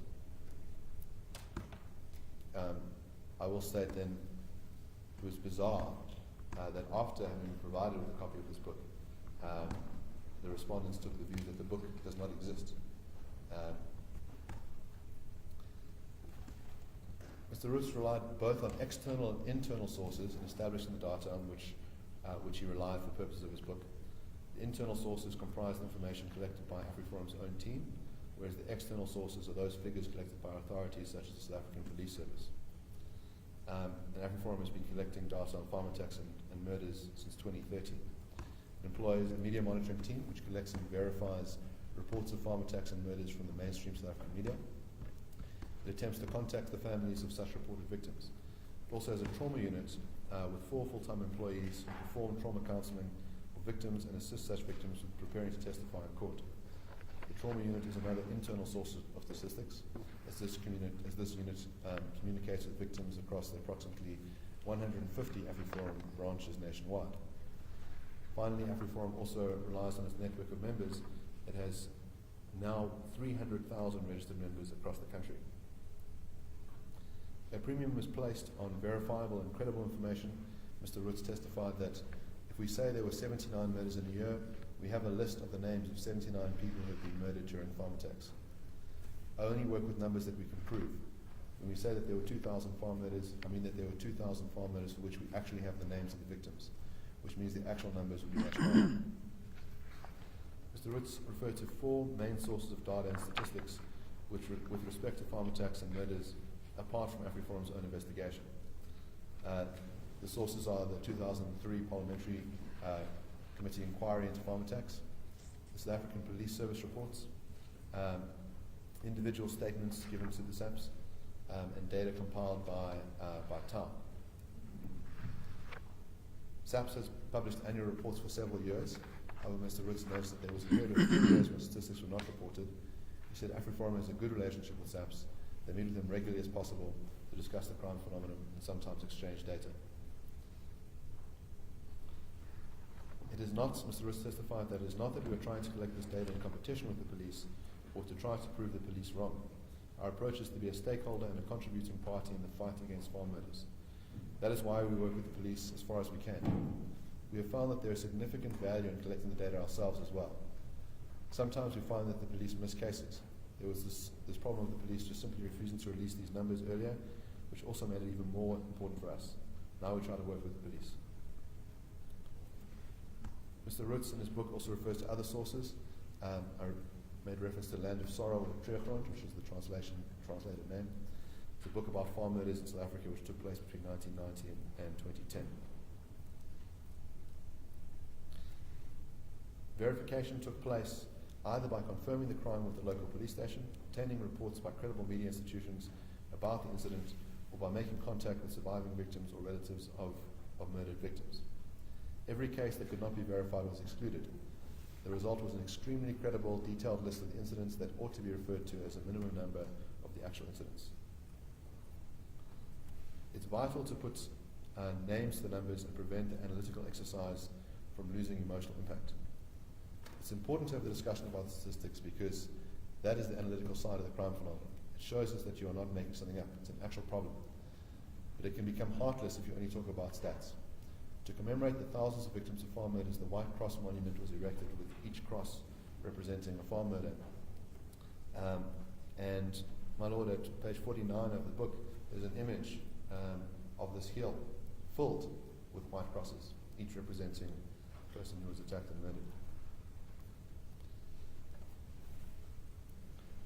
Drawing on the above sources and analysis, Mr. Roots can conclusively establish that farm attacks and farm murders are disproportionately frequent in comparison to the general murder rate. In the report of the Committee of Inquiry on Farm Attacks, it stated that in the year 1991, there were 327 farm attacks which resulted in 66 farm murders. 10 years later, in 2001, a total of 1,011 farm attacks were committed, resulting in 147 farm murders. This amounts to an increase of 209% farm attacks and an increase of 122% in farm murders. During these 11 years, 6,122 farm attacks and 1,254 farm murders were committed.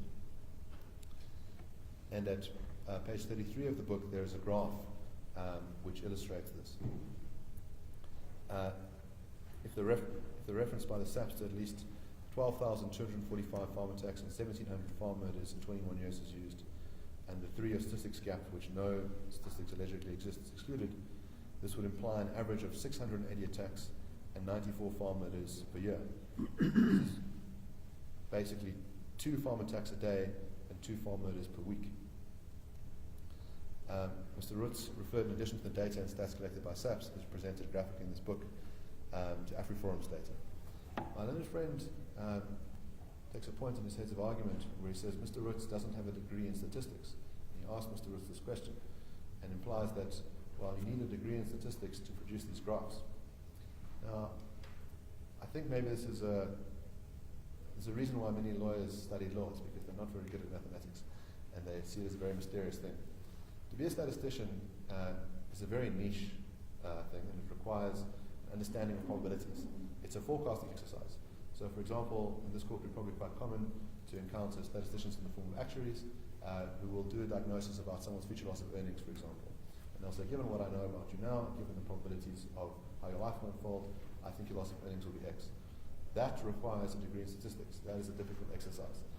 What Mr. Roots has done doesn't require a degree in statistics. It requires taking data that is known and graphically representing it in the graph.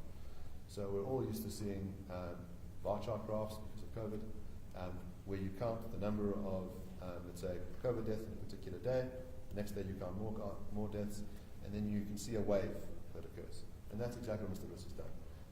In these graphs, you have a wave pattern, which is basically just saying, this is the data that occurred on this occasion. And Tregrond, for example, does exactly that. It says on the 3rd of January, 1992, this person was killed.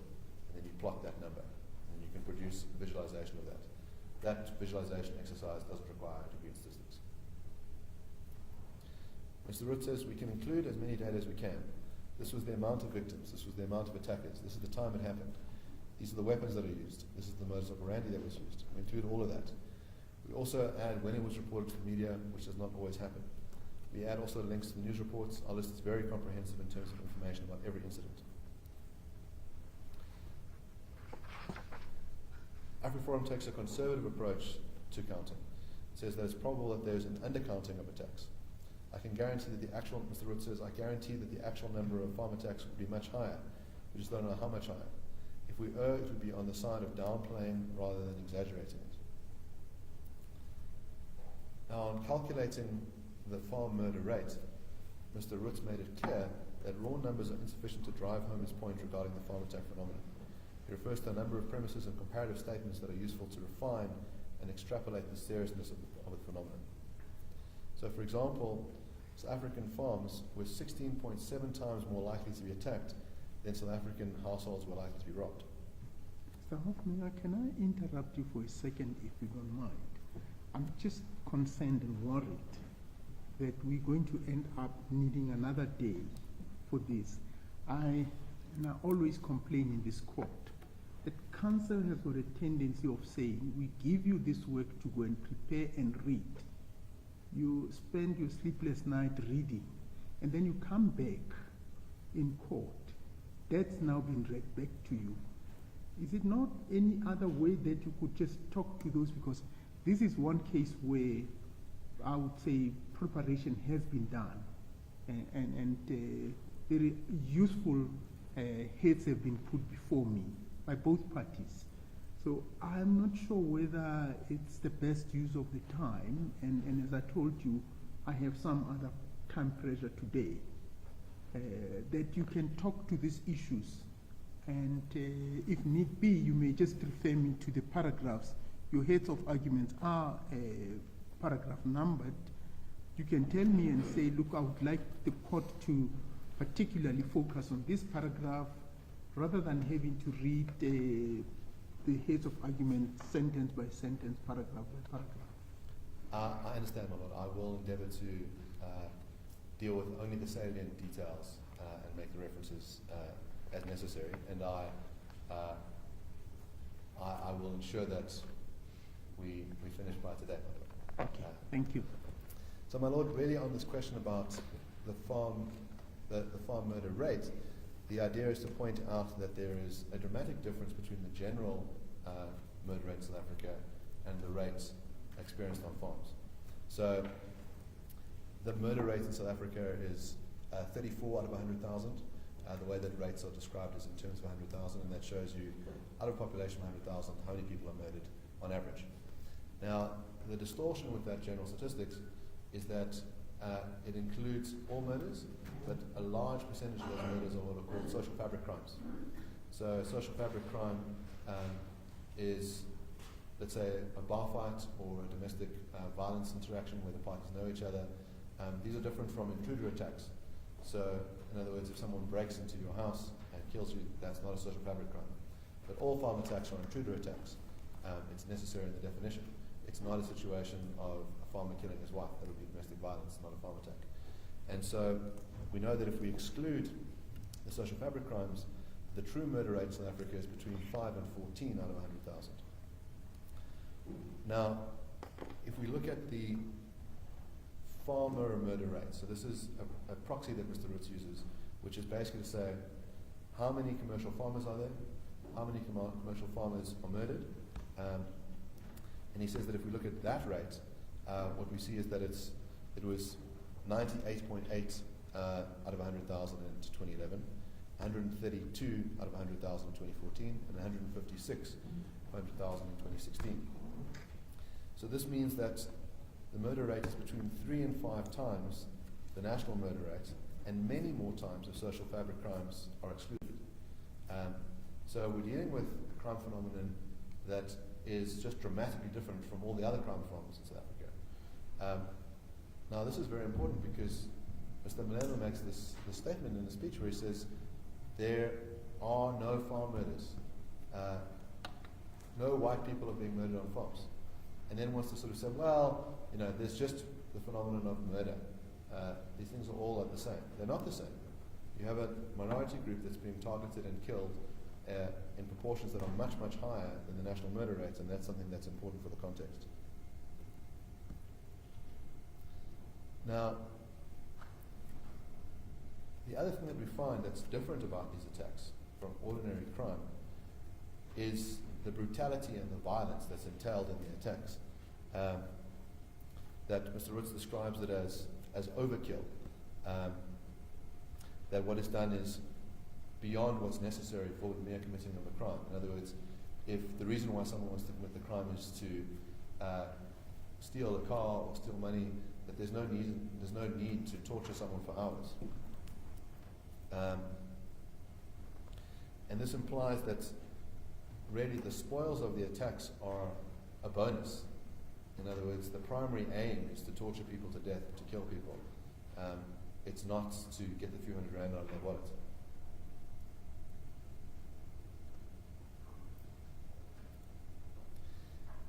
Now, some of the kinds of tortures that are perpetrated against the victims include beatings, stabbings, and burnings with boiling water, molten plastic, and hot irons. There are cases where people are dragged by a rope from behind their vehicles. People are burnt, dragged, gagged, and they're faced with firearms. And it is the case that torture is accompanied by, in 20% of these attacks, there's torture. And in my heads of argument, I detail some examples of this, and I'll read out a few. The Viana family, the wife was raped, her husband was murdered, and their minor son was drowned in a bathtub of scalding water. In the Vicarious family, the parents were murdered, the disabled son's eyes were gouged out, and he was left for dead but survived. The Swanepoel couple, the elderly wife was raped while her husband was forced to watch before being killed. They were tortured for hours. Roger van Parijs survived after having a sword shoved down his throat after hours of torture in his house. Nikki Simpson survived hours of torture with a drill and the killing of her dog. Her vehicle was stolen only to be found abandoned. All of this implies that we're not dealing with an ordinary crime phenomenon, that we're dealing with something that requires special attention. And that context is vital for when we're looking at the words sung by the respondents.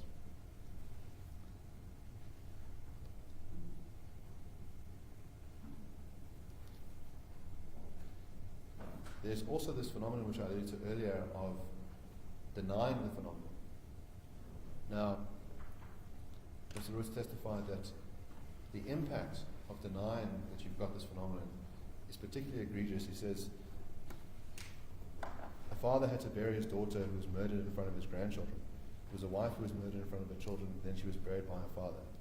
What should someone like this think? So you've personally experienced members of your family being tortured to death. And Mr. Malema says, it's not happening. There are no such things as farmers. That just adds salt to the wound.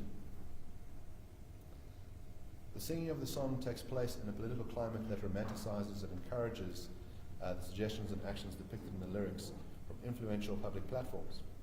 Now again, if we look at the test set by Kolani, knowing the context is important, knowing the speaker is important. What's the status of the speaker? This is not a retired estate agent from the middle of nowhere like Penny Sparrow. This is the leader of the third biggest party. This is someone who testified that he will be president. And how is he doing it? In mass public rallies. The singing not only takes place in such a climate, but plays a determinative role in creating it. The harm and victimization experienced by families and survivors is magnified by the singing of songs like Kill the Boer in public, as well as the use of slogans like One Settler, One Bullet. Mr. Roots testified that to argue that all farm murders are motivated by racial or political factors would be inaccurate. But it would be equally inaccurate to suggest that the political climate that exists in South Africa today is irrelevant when it comes to the safety of South African farmers.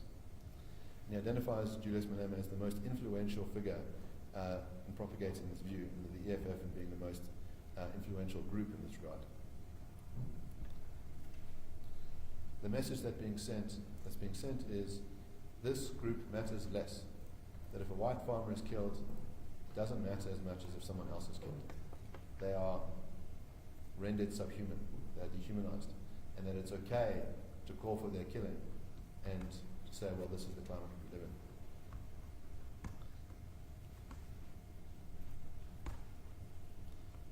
Now, with regards to the motive, we know that there can be multiple different motives, but not all of those motives are discrete. So, for example, one can have the motive of theft while also being motivated by racial hatred.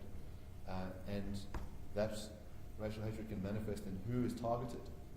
So, in other words, if one's deciding who it's okay to rob, and one says, well, these people don't matter, they're only white Afrikaners, we can go after them, that target selection shows that there's a racial hatred. When those people are tortured to death, that's evidence of racial hatred. And there are also particular instances of people confessing to this fact. Mr. Roots gives the example of Knowledge Mandlazi, who was charged for committing 5 farm murders. He responded in court that he had murdered these people because he wanted their money, and added, and this is his quote, "My hate for white people made me do it." And he said that he regarded murdering white people as merely going to work.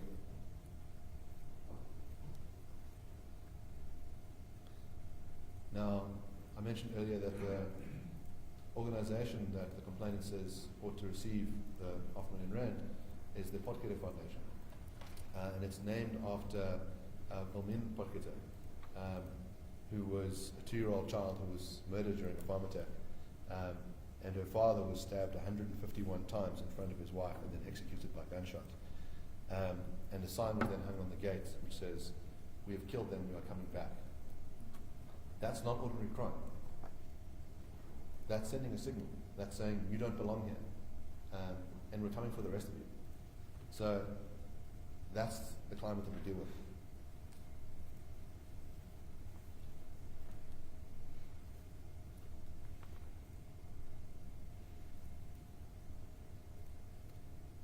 Mr. Roots deals with what he calls the zeitgeist in South African society. And he says that from the early 90s, there's developed a culture where it's okay to vilify white Afrikaners in particular as constituting a source of evil in South Africa. It's a climate in which white farmers are depicted as racist criminals who stole the land and exploit the workers. In the political sphere, the white farmers become a personification of the Afrikaners or the Boers, and the Afrikaners and the Boers have become the personification of everything that is wrong with South Africa. Consequently, white farmers are repeatedly slandered from political platforms in speeches and in statements and even in struggle songs. It's been argued that white farmers acquired what they have through violence and that there is no qualm about responding to this violence with physical violence. As a result, violence towards white farmers is frequently romanticized, especially in struggle songs. These songs are not merely sung by fringe groups, but by government leaders. The slander often takes the form of ascribing collective guilt to the white Afrikaner population and the notion that a group should be denigrated for historical misdeeds. Such groupings, as done by Malema, involves tarring with the same brush young and old, male and female, all Afrikaner people into a single entity which is collectively guilty and deserving of violence for such historical crimes. Mr. Roots argued that such collective group blaming is analogous to Nazi propaganda against Jewish people prior to the Holocaust. It's exactly what the Nazi Party did. So they would go and identify particular Jews who they said had committed crimes, and they would say, all Jews are responsible for this. This is an evil people and they must be eradicated, and they were. So there's a danger when you vilify groups, when you ascribe collective guilt, when you can say, Mr. Malema testifies, he says, Afrikaners today are the same people as 370 years ago. In other words, people of today are equally responsible for things that happened 370 years ago. And this vilification technique, this stereotyping, this ascribing of collective guilt, is incredibly pernicious.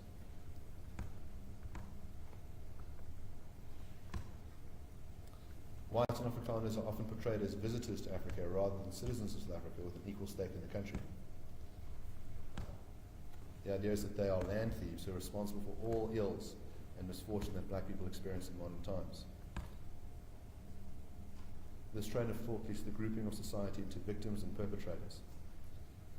Mr. Roots testified that to take every possible negative attributes that one can find, or any possible atrocious deed committed by people who are white at some stage in history, and then attributing to that entire group and saying, well, this is what you did, in other words. When Mr. Malema says this, he talks about the group of white people, and then he says that white people have to be punished, have to carry the consequences, have to fix what they did. So it's presenting as if just one homogenous group and everyone is equally guilty, because he's not applying that logic to the good work that is done. So there's a mismatch. In other words, if you have a member of the group who does something beneficial, that's not attributed to the rest of the group. But any misdeed done by a member of that group is attributed to the whole group, and that whole group must be punished.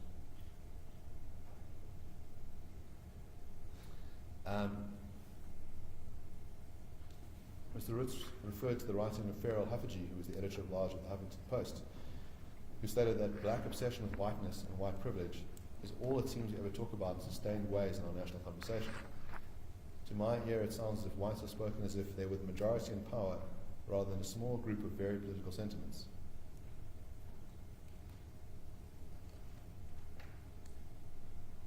Now, in my heads of argument, I detail instances of other politicians who have added to this climate. I won't go into the detail now, but the point of that evidence is to say that there is, we think about South Africa as a boiling pot, that all of these other actors are adding to the flames, adding to the sense of a tinderbox moment where further speech can be used that will ultimately lead to eruptions of actual violence, and that context must be taken into account.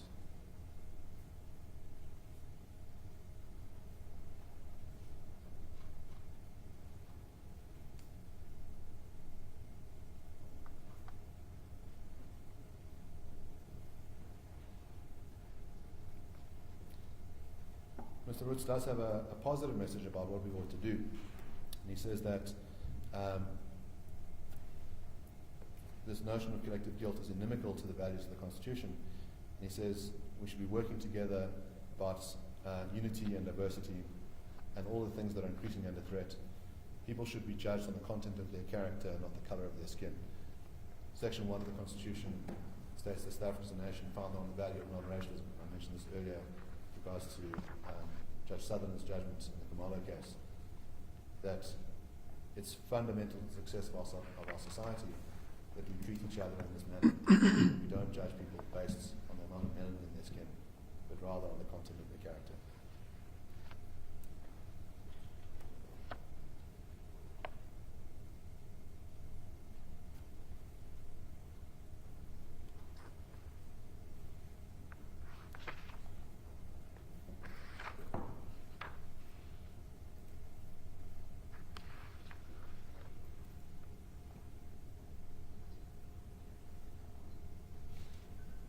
Mr. Roots gives a specific incidence of someone who committed an attack, who then claimed that the reason why they committed that attack was because of the song Kill the Boer.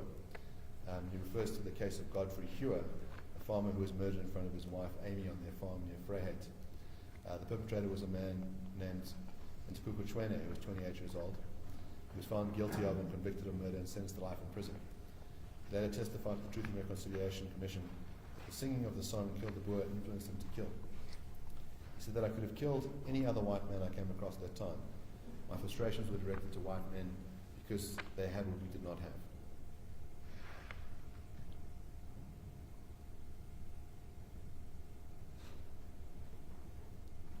Mr. Roots also then testified about the use of the song Kill the Boer, and shows that it was popularized by Peter Mokaba, who was a former president of the ANC Youth League. And in reaction to the singing of the song, Mokaba said, "Let me make it clear what I said was kill the farmer, kill the Boer, shoot to kill. This is our culture, this is our tradition. Those who disagree can go to hell." Mr. Malema was mentored by Peter Mokaba and says that he shares all of his ideas. He testified that we should replace Paul Kruger's statue in Pretoria with Peter Mokaba's statue. And those are the events that led to the Human Rights Commission's finding that those words constituted hate speech in 2003.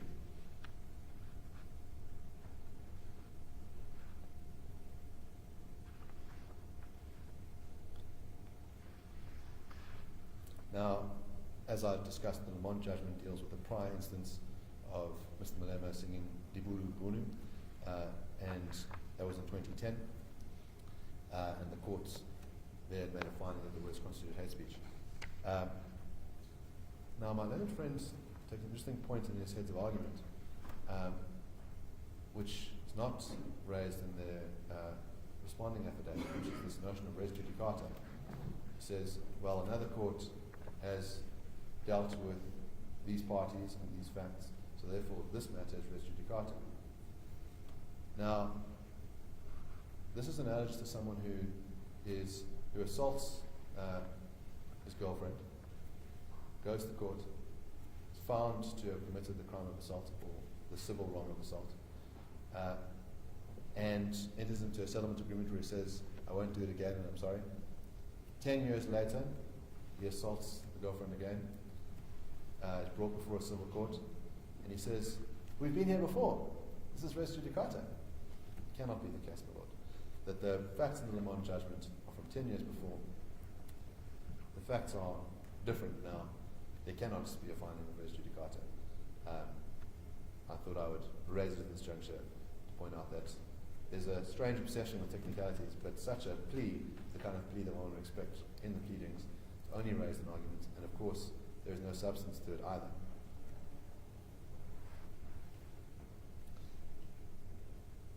Mr. Roots also testified to provide some further context to Mr. Lemmer's speeches. Well, it would be slightly different if and just for my own clarity, it seems to me it would be different if the judgment in Judge Lamont's judgment had actually not only found that the song is prohibited, but banned the song for life. Then it seems to me in that instance, one could then probably plead res judicata, that the matter has already been determined, and your relief would be different to coming to this court in the form of this. Am I?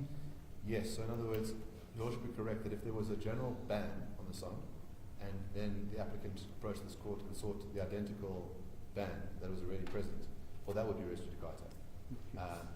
But that's not what occurs. In other words, what there is to say, you must be found liable for committing an act of hate speech in terms of this act, which you've done on repeated occasions. That can't be res judicata, it's a new instance.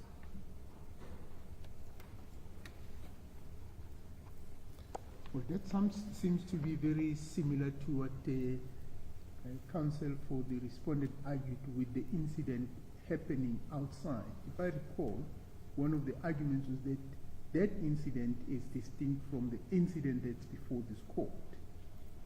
So my understanding of his argument was that if you need to address your complaint about what happened at the gates of the court, you must now lodge a different and separate complaint. So that's the point about the res judicata not really being applicable in this kind of situations. Yes, ma'am.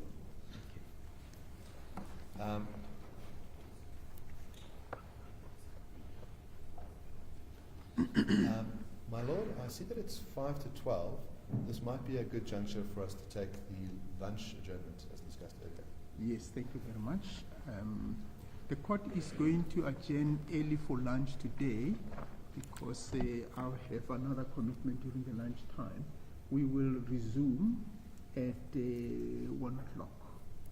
Thank you very much. The court shall adjourn.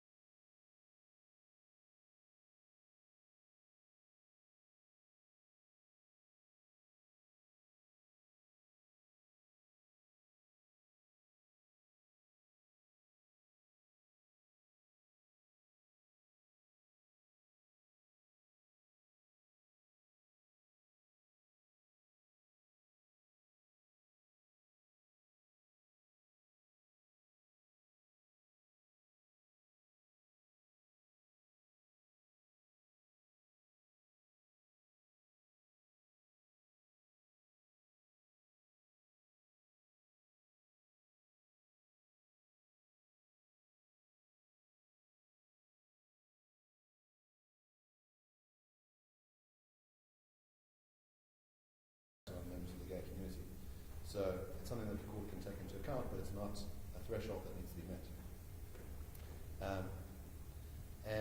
But isn't there a difference between those attacks and the evidence that's before this court? Because in the Kolani matter, as I understand, there were cases where the attack were specifically and very particularly could be seen to be targeting those people because they are gay or lesbians.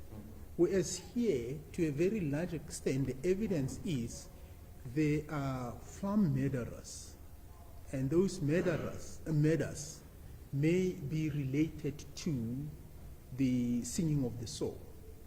So the question would be, is there any direct evidence to link the two? As I see it, there's very little connection between the murders in the farms and the singing of the soul. But that's not an issue, and you've already addressed me on it. I don't want us to go back to it. That's not the issue in determining whether the singing is prohibited or not. It's a prohibited statement. Yes, well, it goes to context. In other words, so the complainant doesn't have to prove a causal link, but the kind of evidence that the court dealt with in Kolani was to say, is there a correlation? In other words, we can't prove causation between the publication of this article and violence against the gay community, but we can see that as these sorts of statements rise, we also see, violence rise. It's the context in which the events are taking place and the threat that may, or the risk that may arise from the singing of the soul. That's my understanding of your case, because also here we're not dealing with your typical criminal case where an event has happened where somebody is being shot. You then have to prove that this person was killed beyond reasonable doubt, and these are the reasons. Here, what the legislature seems to envisage is to actually address the risks that are associated with hate speech, rather than saying, let the hate speech occur and then bring these people to court to be charged. It's saying, it's like a, what you call it, a mitigating factor or anticipatory fact that the policies sought to address. Yes, I think that's a good way of putting it, my lord. So in other words, it's an aggravating circumstance if the environment in which the hate speech is being uttered is an environment in which the targeted group is being murdered disproportionately. And so that goes in that context. Okay. And Mr. Roots gives evidence of, as I say, incidences where the song is sung and incidences where people are murdered soon afterwards. And he shows this in relation to Mr. Malema singing the song in 2010, and then also a sharp spike after the song was sung by Peter Makaba in 1993.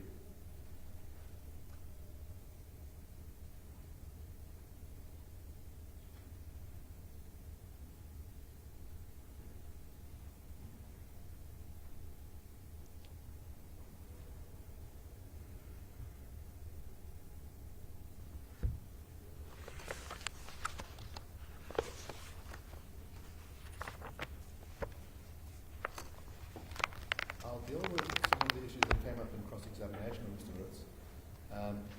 One of the points taken by my learned friend regarding Mr. Roots' credibility is about a statement made regarding information that was published on Mr. Malema's Facebook page.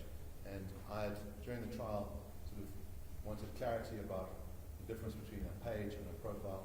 And it says, in other words, there's a distinction because the one is personal. In other words, you can have a one that is administered by a person and they can create friends, and the other one would be like a business type website that must be done in someone's name.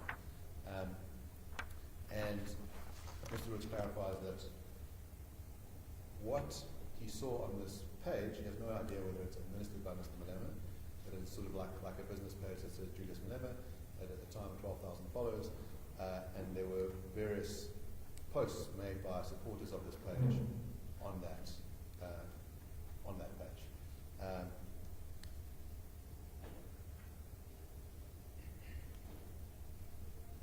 And the point of his testimony was to say this gives us an indication of what the supporters of Mr. Malema believe. So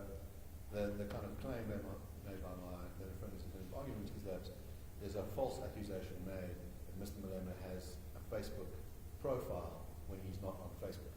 Mr. Malema, when shown what Facebook looks like, readily admitted.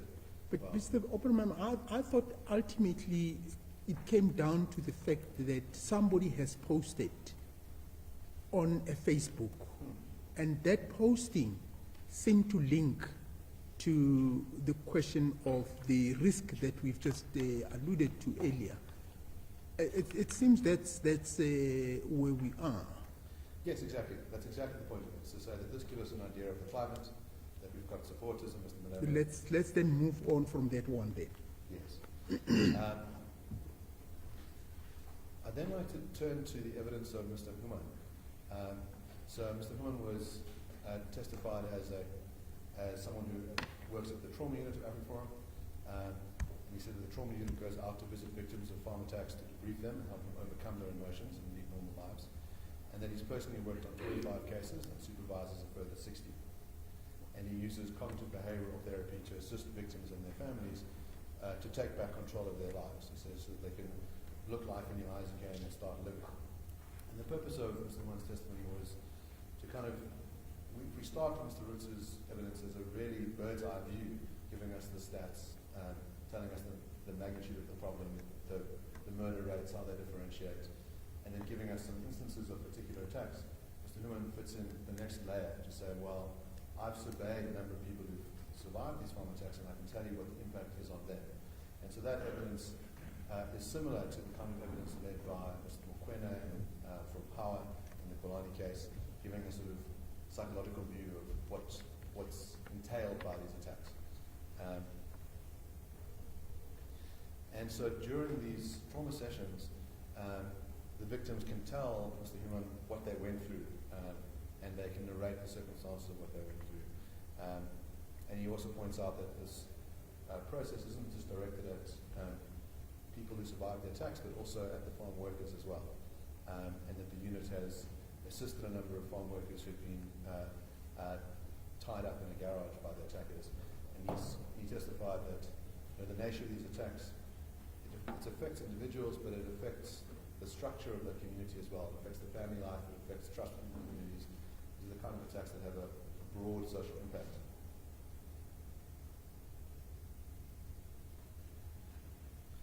He specifically says that it is felt by people that are both black and white.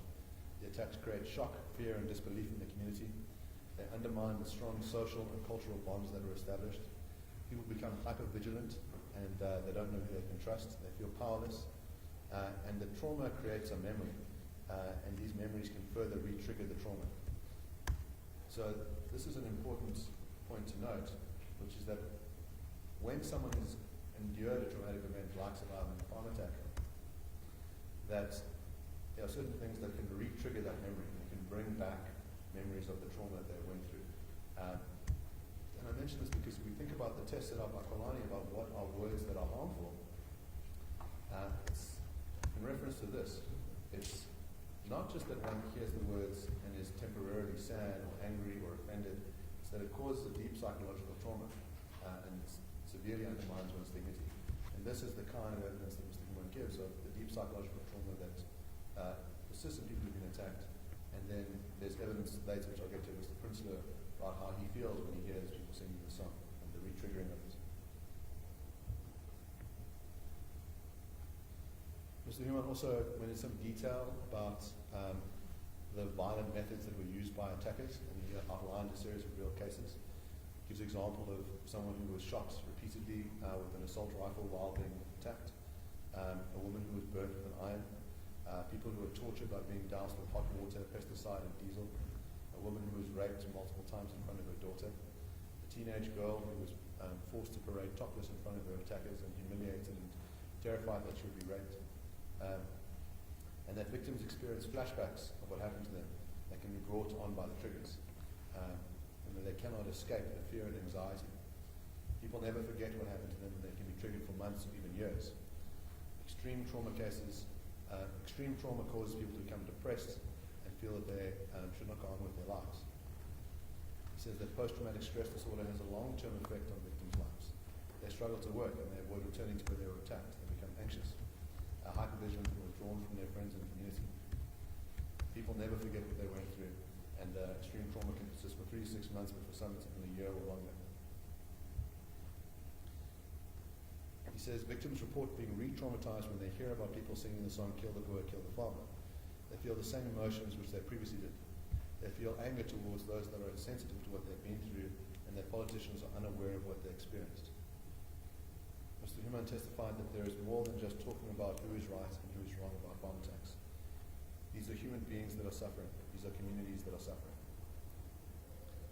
Complainant then led the evidence of 2 people who themselves had survived farm attacks. And that evidence outlines in some vivid detail what it is to be attacked.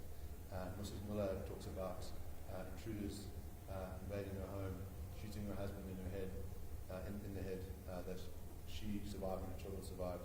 Her husband was in rehabilitative therapy for a long period of time, miraculously survived despite being shot through the head. And this is meant to sort of give us an indication of what is being called for.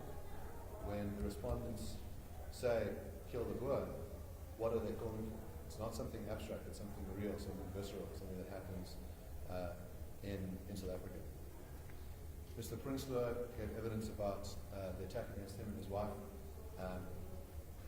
and he talks about how when the attackers came in, they shot his wife, she died in his arms, they paralyzed him, he memorably testified to violence and walking on crutches, and he describes in some detail the nature of that attack. And when asked about the motive, he says he finds it difficult to believe that the motivation was robbery because they did not look for more money in the house. They did not ask for the safe keys, and when they initially entered the room, they shot to kill and only asked for money afterwards. And when asked about the after effects of the incident, he testified, "It's very difficult to really explain because your whole world has crumbled in 1 second. You've lost your wife, you've lost your mobility. My children were so traumatized that my eldest daughter decided that they were going to immigrate to Australia, and they left." He says, "Even though you're forgiven, you can never really erase what you've experienced."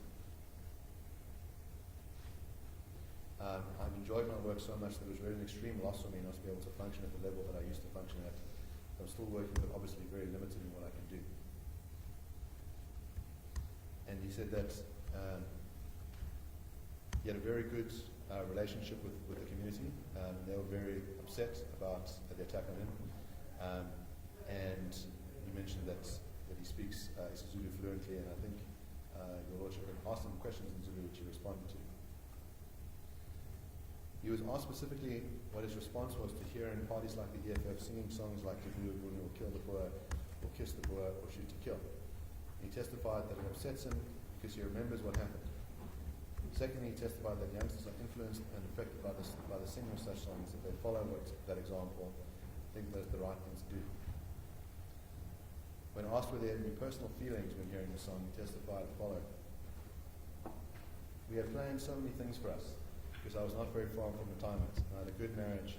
Everything just disappeared in 1 second. People ask me how things are going.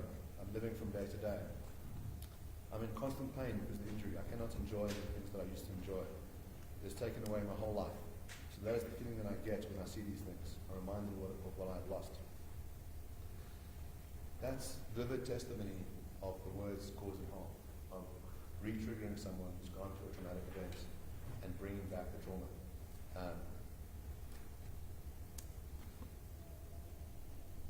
The complainant then called Mr. Gabriel Kraus to give evidence, and the importance of that evidence really was to set the scene at Senekal. And he testified why there were gatherings in Senekal, that it was after the murder of Brendan Horner, that, as I stated earlier, Horner was murdered in a very public way, or that his body was put on public display.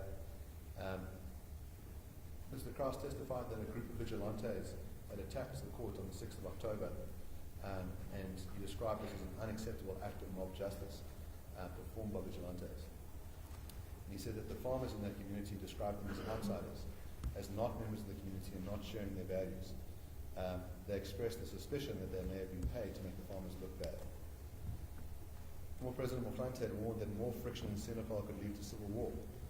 Mr. Malema's response in Newsroom Africa was, "So be it."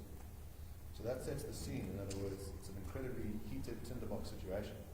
You have a member of the community who's murdered, he's young, his body's put on public display, there's further friction caused by external vigilantes attacking the court, and then the EFF arrive on the scene, and this is the scene in which they sing, kill the farmer, kill the boer, and they don't sing kiss.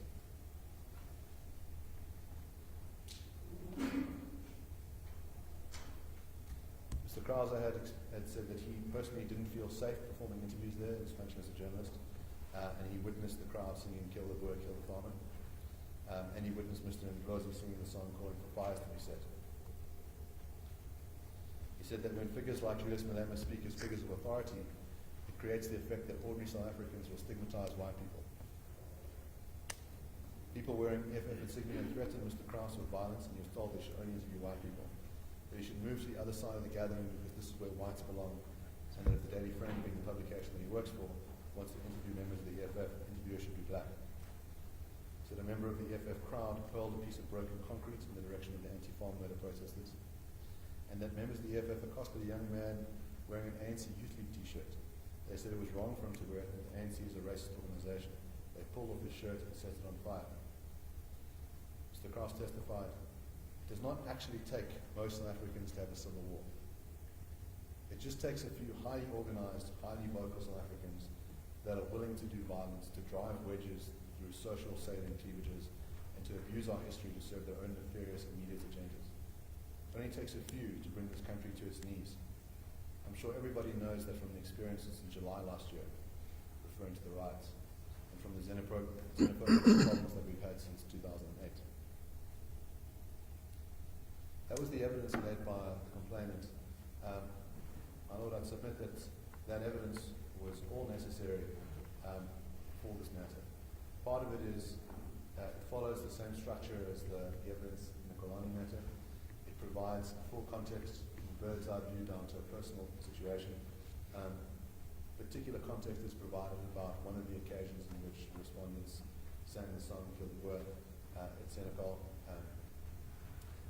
And knowing what it's like to survive a farm attack is vital for this court and vital for the public to have a sense of what situation people find themselves in and the sort of danger of this vilification.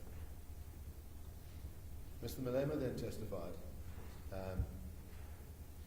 and this testimony is enormously useful for getting a sense of what his views are, what the party's views are about race relations, about the use of violence, and about the use of this song. He testified that it would be not wrong at all to sing Kill the Boer, that he would sing it, and that the EFF should be free to sing it. On the message of the words shoot to kill a man, he says, when we say shoot to kill Nyamazane, we are commanding Nyamazane to shoot and kill. He acknowledged that it is a command to shoot and kill. He says MK guerrillas were called Nyamazane. The message in the chant is very clear. Shoot to kill Nyamazane, shoot to kill the enemy forces who are standing between us and our freedom. My Lord, at this juncture, I'm at page 58 of the heads of argument. My Lord will note that I've used inverted commas to show when it's an exact representation of Mr. Malema's speech. And the heads of argument are very detailed, footnoted to the exact parts of the transcript. He says, if I want to sing, my Lord, kill the Boer, kill the farmer, I will sing it. I said to you, I do not sing it. Does not mean I will not sing it. I can sing it. Anyone who sings it will be well justified to sing it. It is a struggle song. When asked about the miming of the firing of guns while chanting shoot to kill, he testified that if everything was meant in a literal sense, we would have taken guns and shot them in the air. When asked if he would stand on a stage with a real gun and shoot, he testified that there is a criminal case before the East London Magistrates Court where it is alleged that he shot a firearm on the stage in an open space where there was a public. He testified that Kiss the Boer is sung to offend racists that are upset by black people kissing white people. Now, the test is set up by Kolani about who determines the meaning of the words is this court. It's not a matter of experts, and it's not a matter of the person singing it. Judge Lamont has already considered this question as to what could be meant when someone says kiss. And I'd submit that Mr. Malema's account of it is a false account. The idea that it's about defending racists. That the rest of his demeanor and the rest of his language and what he says throughout his testimony indicates that what is clearly meant is that kiss is coded language for kill. And that he has no problem with using the words kill. He says people should be free to sing it. With regards to the members at Senegal, he says he does not know if people wearing EFF t-shirts and chanting kill the Boer, kill the farmer were members. So she must pay 10 rand to get a membership card, and they were not displaying their cards. However, he refused to condemn them for singing the song. So there's this funny technical move to say, well, all those guys who are at my rally who are wearing EFF hats and EFF shirts, well, I couldn't possibly know if they were members because I didn't see the membership cards. He did a similar thing later with regards to the protesters outside. He testified that he exercises influence over his members, supporters, and voters, and that all three categories of people were present outside of court. After being shown the video of those people outside of court chanting the words, kill the Boer, kill the farmer, he suddenly denied knowing if they were members or supporters. But he refused to denounce their singing the song and said, I told you I can sing it myself. He then said, when I mention the word farmer, I see a white person. So there were small pockets of black people in the farming community who were playing a very insignificant role. So given Mr. Malema's testimony, that he says, when I hear farmer, I hear whites, it's odd to me that the respondents would take the line that they don't know who's being referred to. They describe the Boers as a mystical people, who knows who's being referred to. And all the other tribunals and courts that adopt this question of who are Boers know that it's people who are Afrikaans, who are white, who speak Afrikaans. And here, even on the term farmer, Mr. Malema says, talking about white people, that's his own testimony. When asked if he saw a risk that chanting kill the Boer would influence people to go and kill, and whether that would stop him singing the song, he responded, no. When questioned by the court, he acknowledged that singing the song mobilizes and activates people. He accepts that whether the use of the slogan is a chant or a song is still a form of communication. This is meeting the thresholds of the test. In other words, is it incitement to harm? Well, he acknowledges that it's motivating, activating people, and that it's a form of communication prohibited by the Act.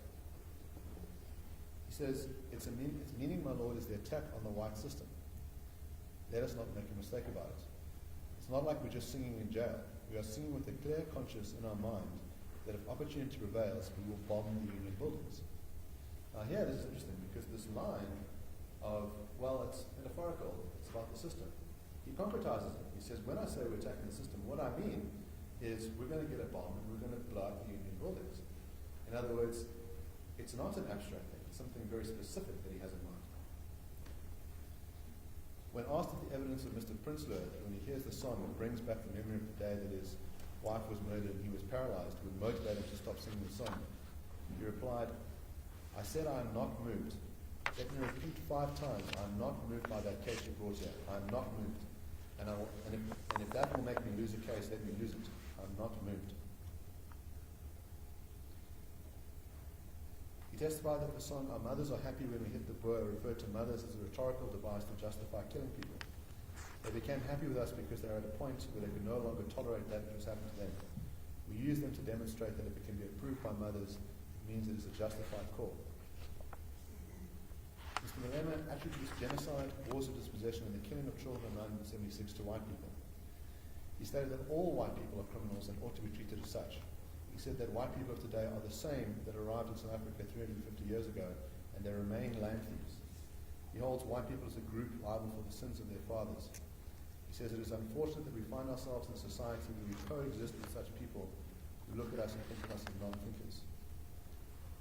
When asked what it would mean to get rid of white people, he responded, so if we go into a conference and we go into Parliament and make a constitutional amendment that all whites must be driven to the sea, and any whites who remains here is going to be killed, then we engage in that type of program to drive all whites in the sea. It is an institutionalized decision, and that arises out of a particular collective decision. At his speech in Newcastle, Mr. Malema said, we are not calling for the slaughter of white people, at least one. He said this meant that he was not ruling out the possibility. When asked to pledge that he would never call for the slaughter of white people, he said, I will not do it. He said, Madiba coerced us into reconciling the people we have never been one with. That was a myth. It is unrealistic. You cannot reconcile if you have never been together. So that all of this evidence gives us an indication of what Mr. Malema's views are. In other words, this line that the song is about land injustice just doesn't square with the rest of his evidence. That when asked a simple question, to say, can you now say you will not call for the slaughter of white people? He says, no, I can't do that. The simplest of things. What human person, anyone with a sort of sense of humanity could say, I'm going to call for the slaughter of a racial group at large? Any reasonable person would say, of course I would never do that. But Mr. Malema would not take such a pledge. With regards to denying farm murders, he acknowledged in his cynical speech that he said that there are no farm murders and that there are no white people being killed. He claimed that murder is not directed at farmers, it's just general killing and due to crime being out of hand. He was presented with the following case. In April 2010, Leon Kukumoa, aged 39, was attacked on a farm near Cullinan in Gauteng. The attackers screamed the words, "Die, white man, die, viva Malema," viva Malema, that they were attacking Kukumoa. Knowledge Ndlauzi admitted to murdering 5 white farmers in 3 months and said, "My hate for white people made me do it." Mr. Malema responded, "There is no problem with white people being killed. There is no problem with white farmers being killed." When asked if he was willing to condemn the murder of white people, he responded, "No, I'm willing to condemn murder, not of white people." He denied that it was possible for white people in South Africa to be victims. When asked whether he would condemn the murder of Brendan Horner, he avoided answering the question.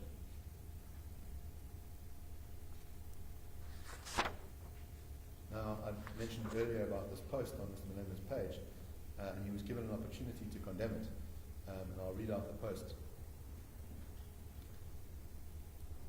3,000 farmers dead since 94. We lost more people than that. We are far from being even. So kill the poor, kill the farmer.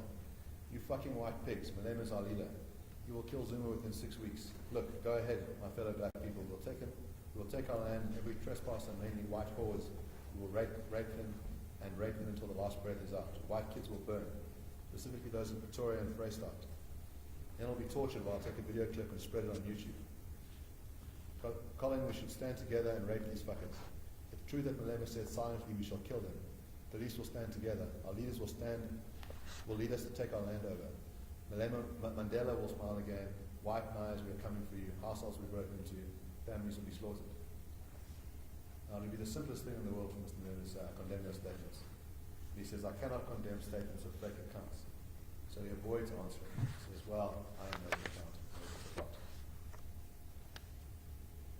Mr. Malema was presented with the case of a couple that were brutally attacked after graffiti stating Dibulu Ibunu, Viva Juju, Viva EFF was painted on their door. He said that the EFF sings the song Dibulu Ibunu and that it would not denounce a member of the EFF painting that graffiti slogan. He was then presented with the following case. Alice Lotte at the age of 76 and her daughter at the age of 57 were tortured to death on their farm in the Free State. Both women were tortured for hours, being stabbed with broken bottles in their vaginas. One of the women also had her breast cut off while she was still alive. Helen's injuries were so extreme, the medical examiner was unable to tell if she'd also been raped. Alice had been stabbed in the neck and throat and had drowned in her own blood. Their blood was used to write the words, "Kill the Boer," on the walls of their homestead. When asked if the person who murdered and tortured the 2 women was in a position of power over them, Mr. Malema said, "We do not know if they were farmers. We do not know their social standing. We do not know their relationships and means of production."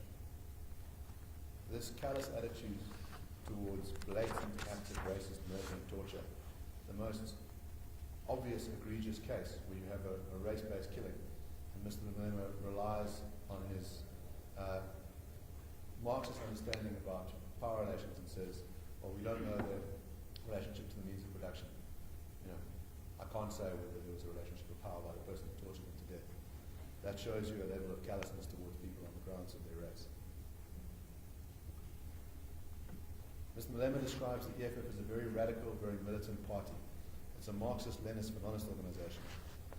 He said, I've never said I'm somewhat moderate. I'm very radical and very militant, and I make no apology about that. And he says, I believe that I'll eventually be president of South Africa. This is why this case matters. This is not some other. This is the leader of the 3rd biggest party in the country.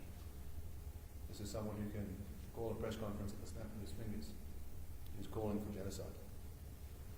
When asked whether he would embrace violence as a process to decolonize South Africa, he responded, colonization is violence. It is like racism, and the only way to deal with violence, you must be violent.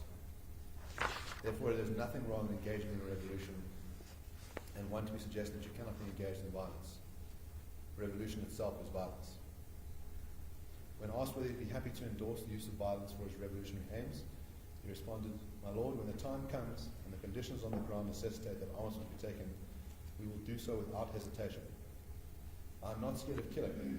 A revolutionary is a walking killing machine, not scared of death. If that need arises, I will kill, and I will do so with no hesitation, especially in defense of my people." He testified that after the killing of Chris Hani, they wanted to kill, and they were waiting for a signal from President Mandela saying to us, "Let us not go for them. We're very angry. We're ready to kill." Now, on the question of damages, he was asked whether he personally and the EFF's normalization could afford to pay the 500,000 rand that was sought. And he says that neither he nor the EFF could afford to do so because they have I think, money. Mr. Hofmeyer, you can run through that. It was very blatantly clear. He said, I don't have the money, there's no money with me, AFF has got no money. In fact, there are 2 points there. He says, personally, I don't have the money. Secondly, EFF doesn't have the money, and I think you made the point at the beginning. I don't think you need to read the whole of that page. Yes. Yes. Well, my point is that given the facts of what's known about Mr. Malema's personal worth and the donations that are on public record of the EFF, it seems obvious that Mr. Malema perjured himself. With regards to the evidence of Professor Gunner, testified that song is not simply decoration. The song is not static, it can move, and it can carry a huge weight as a historical statement. It shows that songs can move through time and cause inspiration from memory to a later generation. She says they can play a role as speech, and you can enact a political idea through song. She acknowledged that listeners can deduce messages from songs. Now, Professor Gunner's testimony stands out for being incredibly evasive. That she holds herself out as an independent expert. She said on a number of occasions during her evidence in chief that she says, "I will not be told by anybody what I'm going to say. I speak my own mind." But when asked very simple questions, she suddenly got very evasive, and it was very evident in her body language that when I would ask her questions, she would face away from me and look up at your lordship in plea of saying, "Do I have to answer these questions?" And when she was asked whether songs can be used to inspire people to perform action in the world, she replied, "I can see where you're going, and I'm not going there." But she acknowledged that the Rwanda tribunal, she acknowledged that at the Rwanda tribunal, that it was found that in Rwanda songs were deployed in propaganda campaign to target the Tutsi as the enemy and to sensitize and incite listeners that would target and commit acts of violence against the Tutsi. She acknowledged that in the case of Rwanda, there was the possibility that songs may constitute direct and public incitement to commit genocide. She acknowledged in the case of Mr. Chwene that he committed murder because he was influenced by the chanting of "Kill the Boer, kill the farmer." And she acknowledged that someone may well be traumatized by the song. She acknowledged that Mr. Malema is a professional politician with access to the media. Now, whatever evidence that she may have given about the meaning of the song, the court in Masuku makes it very clear that that evidence is irrelevant. In other words, it's not up to an expert to determine what a song means. They can provide the context. And part of what Professor Gunner admits is that songs are a form of communication, that in Rwanda, songs were a powerful tool to be used to exterminate people. She acknowledged that. But the evasiveness comes in saying, well, I'm not willing to apply what happens there to South Africa. I submit that the situations are quite analogous in the sense that it's clear that songs can be used to incite people, that in Rwanda, Mr. Bikindi was ultimately held liable for fighting genocide with those songs, and that there's no reason why songs will be able to do that in one country but not in another, especially when we have sort of political context in South Africa of the delegitimization of an ethnic group on the grounds of their language, on their race, and with high levels of violence against them, high levels of torture against them.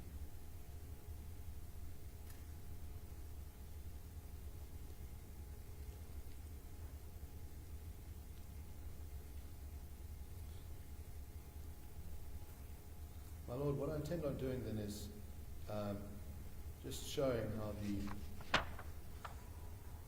the law and the facts apply to each other. So the context, which is determined as being all important by the Court of Polani, is provided by all these witnesses. Mr. Roots sets out the context for the words chanted by the respondents. The frequency and brutality of farm murders is clearly proportionate to other crimes committed in South Africa. He says that there is a zeitgeist in which violence towards whites and Afrikaners is romanticized and normalized. And there's this move of ascribing collective guilt and collective punishment. He says the tenor of songs like Kill the Boer have an evident and obvious vilification effect. Whites and Afrikaners are portrayed as the eternal enemy of black South Africans. With regards to the likelihood of harm, there's good reason to believe that chanting words that call on people to kill farmers, in a climate where farmers are frequently tortured and murdered, amounts to promotion of hatred on the grounds of race and ethnicity and constitutes incitement to harm. Songs also constitute unfair discrimination if they are racist propaganda which incites racial violence. The testimony of Mr. Human and Mr. Prinsloo demonstrate that these songs are also directly harmful, that they cause severe trauma by reminding victims of farm attacks what they went through. And in light of Polani, harm is also expressed as harm to society, democracy, and the nation, and the nation-building project. Songs like Kill the Boer are inimical to reconciliation and create exactly the spiral of invective back and forth. Harm need not be physical, it can also amount to an attack on the dignity and self-worth of the group targeted by the speech. This is obviously the effect of any song calling for the killing and shooting of a group, particularly given the above context. The complainants submit that singing Kill the Boer, Kiss the Boer, or Shoot to Kill is harmful both to the targeted group and broader South African society. On an objective reading, all the songs that are chanted, it's clear that they demonstrate an intention to incite. There is no other inference to be drawn from the language and the gestures used, both of which depict the use of firearms with a defined intention in mind. There's nothing ironic, poetic, or ambiguous about this conduct. Songs were chanted at mass rallies, which were then broadcast on television and then placed on the internet. The reach is immense. EFF is the third largest political party in South Africa and enjoys considerable support at the voting stations. The controversial and cindery nature of the conduct naturally gives rise to extensive coverage in mainstream media. It's almost impossible for ordinary South African to be unaware of the matter. With regard to the status of the speaker, Mr. Malema's testimony demonstrates that he endorses violence and that he expresses extreme hatred for white people. He's a powerful political figure, and this is more reason to hold him to account. With regards to the payment of the 500,000 rand, I'd submit that it's a reasonable amount given the gravity of the words uttered by the respondents and their unapologetic stance. It's utterly improbable that they're unable to make payment. Refers to a case between Mr. Gordon and Mr. Malema, in which the trial court, well, it's not a trial court, it was a motion court that awarded R500,000 in damages for defamation. And the SCA said that damages award should be dealt with by oral evidence through a trial process. So there isn't a concern about the particular amount and the method used to obtain that amount.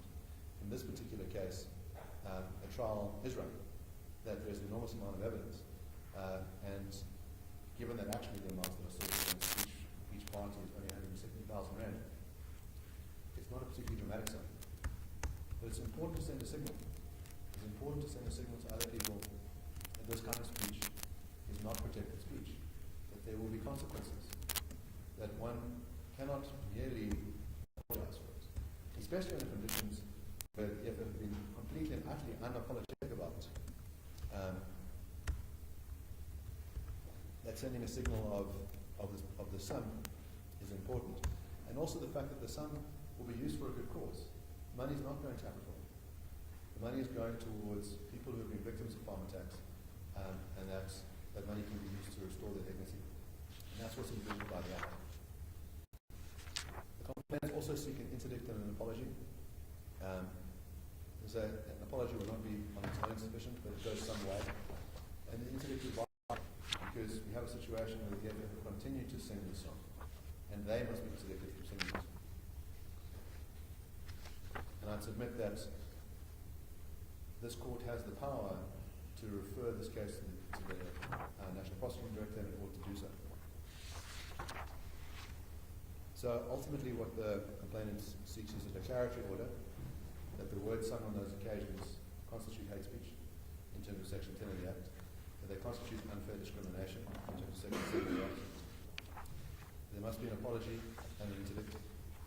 And that's against those particular respondents.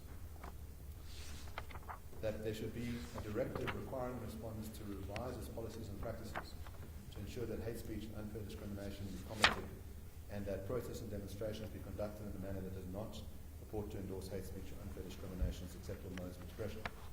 In other words, the EFF as an organisation should be free to disseminate its political ideas that fall within the ambit of protected speech, but they must be advised by this court that their policies which endorse hate speech and endorse unfair discrimination must be changed.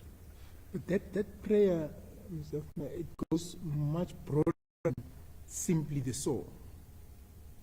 Am I correct? I'm saying, reading this particular prayer under paragraph 290, it's much broader than simply requiring them to change their policies in relation to the singing of the song. It seems to require them to go into much more details about, I beg your pardon, any of their policies that may be seen to be discriminatory or may contravene freedom of, the protection under Section 10.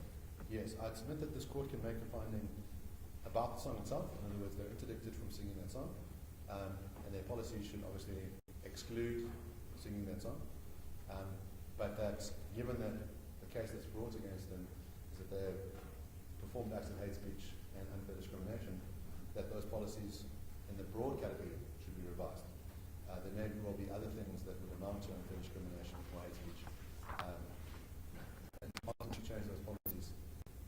But wouldn't the court be going beyond what's before it?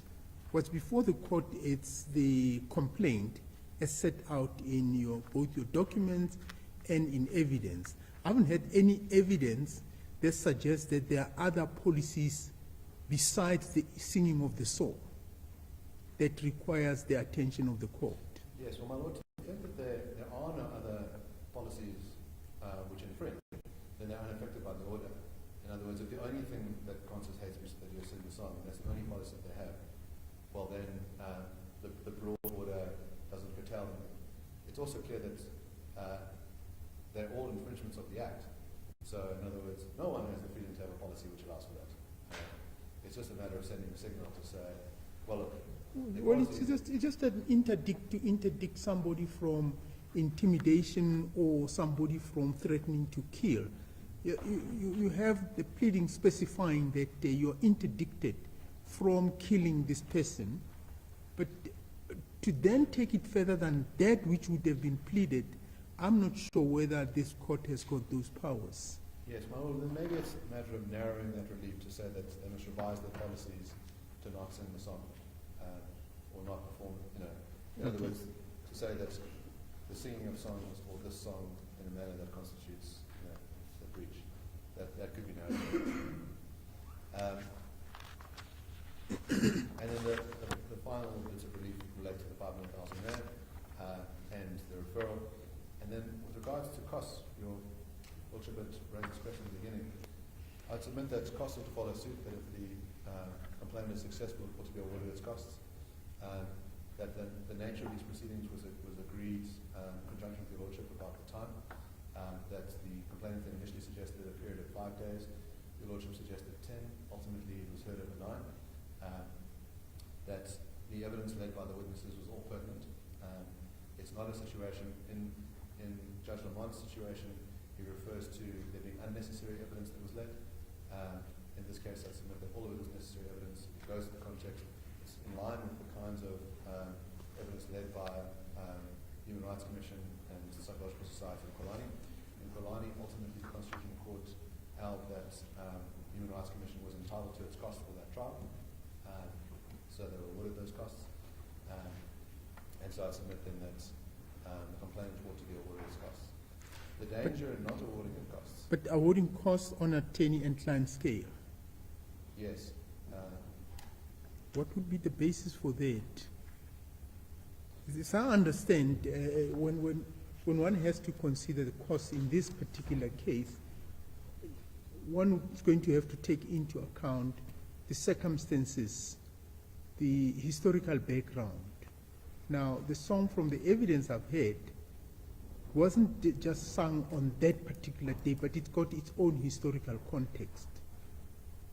Well, my lord, on that front, in other words, that kind of case was the case brought before Judge Lamont. In other words, the line was, well, the song we're singing is Digulu Gunu, and Digulu Gunu is about the regime, and it's different from the song Kill the Boer, that it's unfair to translate it. That was the kind of case, and that song had a particular history, and it was accompanied by music, and they were lost in that case. In this situation, what we have is the singing of a song, Kill the Boer, Shoot to Kill, which the Human Rights Commission found in 2003 already constituted hate speech. That finding was further endorsed by Judge Lamont. The line about singing kiss instead of kill was dealt with by Judge Lamont 10 years ago, saying this constitutes coded speech, and the EFF continues to do it anyway. I would say those are all reasons to say that's what ought to be a higher cost award. In other words, you have a situation with a person who has an unapologetic stance, knows what the legal framework is, knows it can't rely on a sort of history, because that's already been dealt with by the court in the Mons matter, and persists. And Mr. Williams' testimony, which amplifies all of this hatred, that goes into further detail about vilification. All of that would amount to reasons for returning times cost award. I guess you would say that the court would also have to take into account the agreement concluded, although that agreement was with the ANC, but Mr. Malema also features in this particular case that he had agreed in the Supreme Court not to to cooperate. That's the phraseology used in that agreement, to cooperate with the other parties. Yes, so in other words, he's personally bound. He has an obligation in terms of that agreement, and that agreement talks about counselling his supporters, and he clearly hasn't counselled his supporters. In other words, his supporters have gone and done exactly that he was supposed to not do, which is. But that agreement,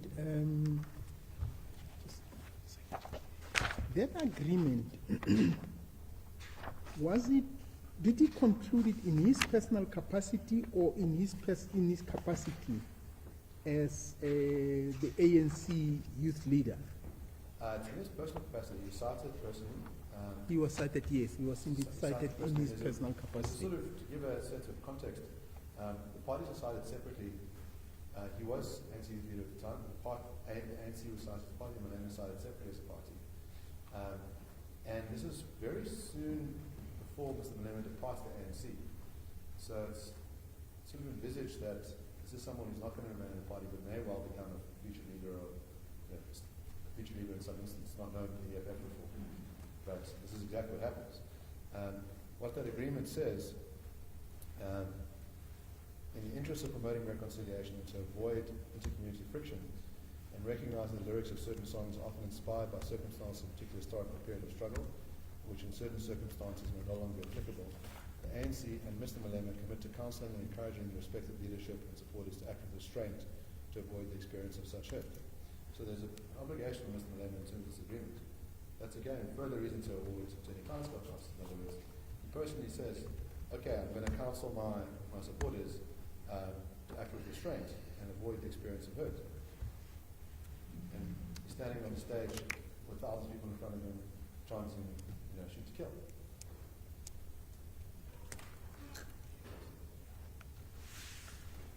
My Lord, I have no further submissions. Thank you very much.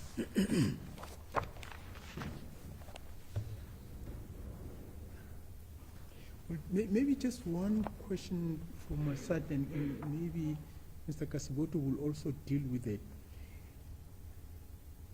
If, assuming I was to find that Mr. Rhodes is disqualified as an expert, he has led evidence for a few days in this court. What happens? Does that evidence fall away, or should it be struck out? What's the situation? Or does it become does that evidence constitute evidence by an ordinary witness? Yes. Well, I suppose first I would say that the evidence ought not to be, that his expertise ought not to be set aside. That he demonstrates all the things that we expect of an expert in terms of giving an impartial view of the facts and of the circumstances, and that evidence is very much in line with the evidence in the Quran case. If it were to be found that he was not an expert, then I would submit that using the evidence to the extent that it's salient to the case as an ordinary expert, as an ordinary witness, might be one way to get that situation. Thank you. Yes, Mr. Kasiboto.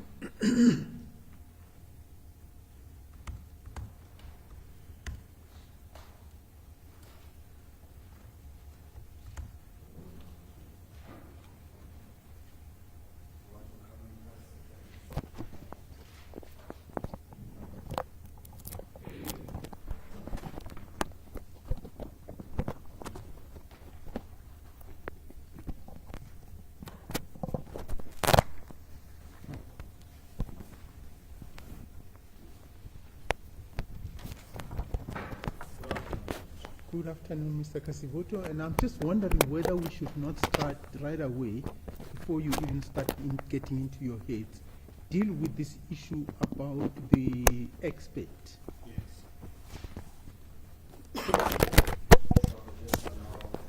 Okay, no, they can continue sorting out their technicalities. Yes. Well, Your Lordship, as you have seen the structure of my heads of argument, that is precisely the point I wanted to start with, because it fits into the rest of the argument. Because once you have a sense as to what form of evidence is admissible or not, then it informs the rest of the arguments that I'm going to address your question. Of course, I'm going to start with the evidence of what I'll call the lead expert on behalf of the complainant, being Mr. Watts. I'm not going to take you through the entirety of the attacks that we mount against him. I think you've got a good sense of it. But just for purposes of recapping, let me make this point, Your Lordship. It's important that the court is fully aware of the status of the evidence that is being presented before Your Lordship. If someone is called as an expert, case law, PwC have cited it. As a matter of fact, with the court's indulgence, I beg leave to hand it over.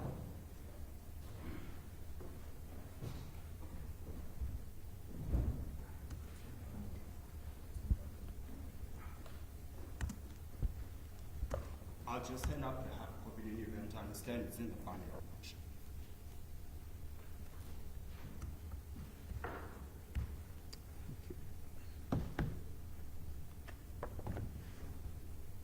Yes, proceed. The case law, Your Lordship, that you cited, PwC, tells us firstly what standard is expected of an expert witness. Of course, the complainant is legally advised. One must assume they would have been advised about this. PwC tells us, to the extent the expert witness, forget actual bias, there's a perception of bias. Then for all intents and purposes, then he is of no use to the court. And it leaves it at that. There is no authority, I respectfully submit, Your Lordship, that suggests that an expert can morph into a lay witness solely because it does not meet the threshold of an expert witness. There's just simply no authority for that proposition. The complainant must suffer the consequence of the oversight. That's what case law tells us. We make the submission that with respect, Mr. Watts' evidence must be excluded for the following reasons. The first is that he's the head of policy at the complainant. The second is that from his own testimony, he is responsible for coordinating the campaigns of the complainant. He then plays a second role of being the complainant himself because he deposes to the affidavit of the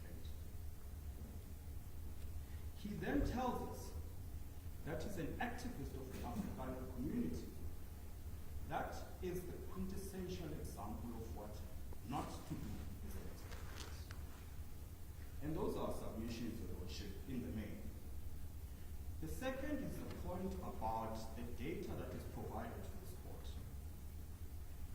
On its evidence, all it has at most is an LLM that focuses. Well, just 1 second. Now, and I couldn't find any of the specific cases, but we know in the 80s, in the 70s, Professor John Dugat served quite frequently as an expert witness, particularly in forced land removals. And it is known what his views were about those issues. Would that have disqualified him? And as I said, I was looking for cases which could have dealt with his testimony, but I couldn't find any immediately. But I just want to, for my own understanding of how one approaches this, Yes. when you have somebody of his stature, somebody who clearly had taken a stand about the illegal removal of people, testifying as a witness, would that have disqualified him? Well, Your Lordship, my answer to you will be nothing short of speculation and suppositions. I do not know what the answer is. But we don't have to go to that realm, Your Lordship, because there's case law that tells you how to deal with it. And that's that case law provided to Your Lordship. If it so happened that there's case law that suggests a proposition that's now being accepted by my dear friend, then it was incumbent on them to bring it to Your Lordship. Because then we're venturing into speculations and all sorts of arguments that are not before Your Lordship. PricewaterhouseCoopers tells this court at paragraph 98 and 99 on how to deal with expert evidence. And that appears as paragraph 10 of our heads of argument. It says the duties and responsibilities of expert witnesses in civil cases include the following. Expert evidence presented to the court should be and should be seen to be independent, product of the expert uninfluenced as to the form of contact by the agencies of litigation. That's the SCA judgment on how you deal with expert witness. And then it takes the point further. It says an expert must be made to understand that is here, he is there to assist the court. If he is to be helpful, he must be neutral. The evidence of such a witness is of little value where he or she is partisan. That's the SCA authority. And if there's authority that trumps this one, then it's incumbent on my learned friend to bring it to attention.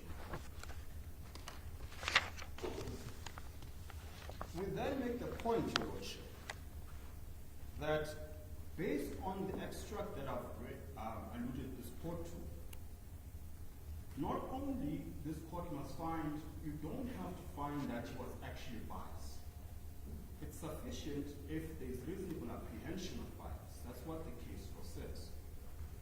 And I'm suggesting to Your Lordship that the very fact that Mr. Woods works for the complainant, 1. 2, he deposed to the complaint himself. 3, he's a self-proclaimed Afrikaner activist. 4, in his book he says this is personal to him. 5,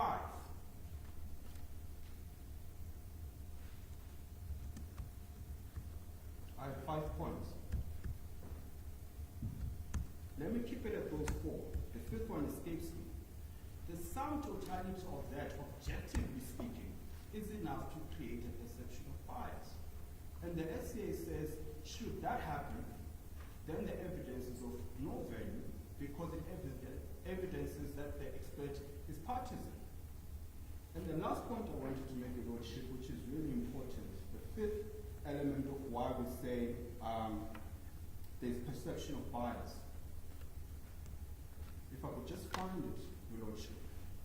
Yes, on his own version, I put it to him, Mr. Woods, do you have an interest in the outcome of this trial? To which he responded, yes. Now, if that's not actual bias itself, It's certainly in favor of or rather the complainant, a perception of bias.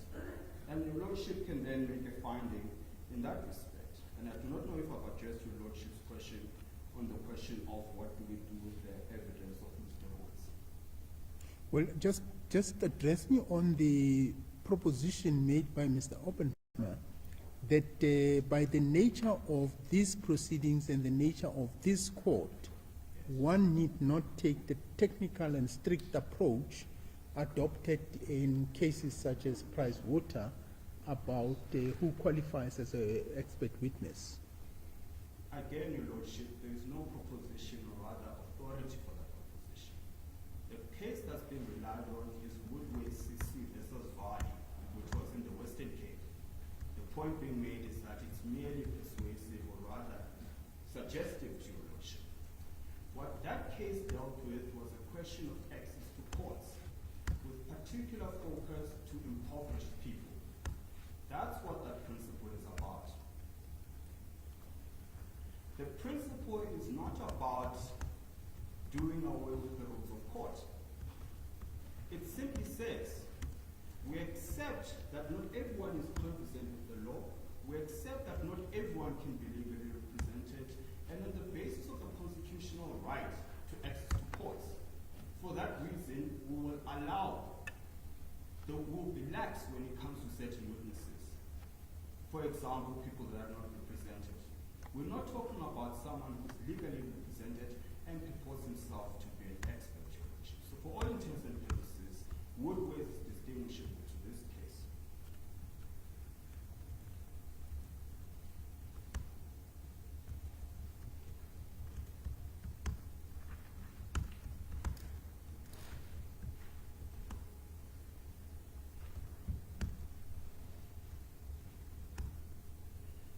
The second reason your Lordship would say the evidence of Mr. Woods must not bear any weight to this court is because it is fundamentally and to a great degree premised on hearsay evidence.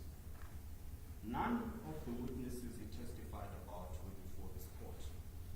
Your Lordship would recall that this matter ought to have run as a motion court. Upon being approached by complainant suggesting that let's have it as a trial rather, one must accept the consequences of that election, which is we'll run it as a trial. Now, what you find in the trial and what distinguishes it from motion court is precisely the question of examinations and cross-examination in particular. So you can't have an election of having a trial and then rely on hearsay evidence. He speaks about friends and family who experienced farm attacks. None of them were before this court. All we have is the ipsit dixit of what he says they told him. Now, that is completely inadequate for purposes of trial. The book is nothing but hearsay evidence that has been untested before the court. Even to the extent it comes close to providing evidence of a link between the song and harm, in whatever form it may take, even those witnesses were not called before your Lordship. The sum total of my submission, your Lordship, is that the entirety of the book, absent any corroborative evidence by any of the witnesses he purports to speak for or to narrate their stories, is mere ipsit dixit, it's mere hearsay evidence. And that's the sum total of the evidence by Mr. Watts with respect.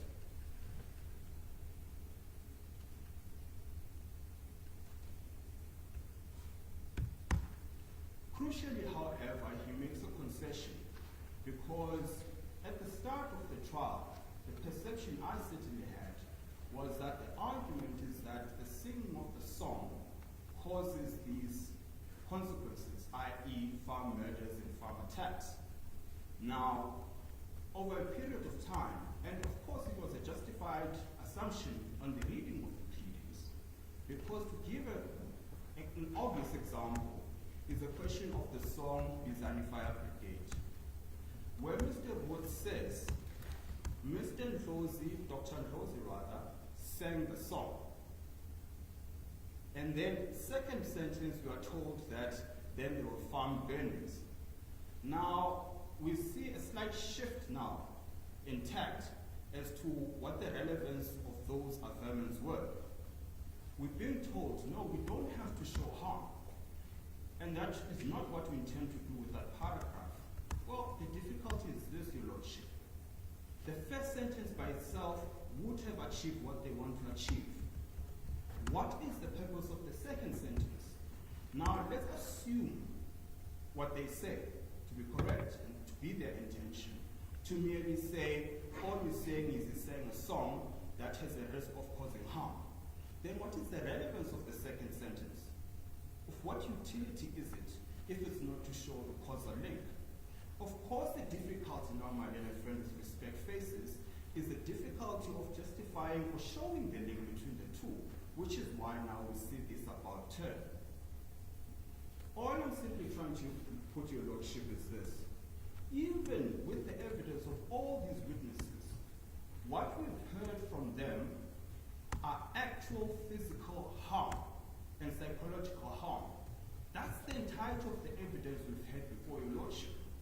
The intention must be then to suggest that the singing of the song has a causal effect, because that's all we've heard during this trial.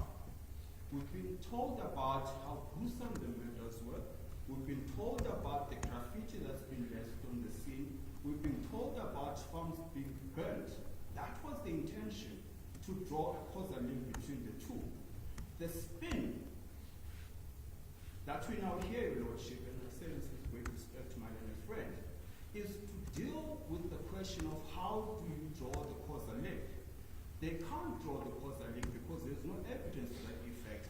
Now we have to shift tact in terms of what it is that we're actually claiming.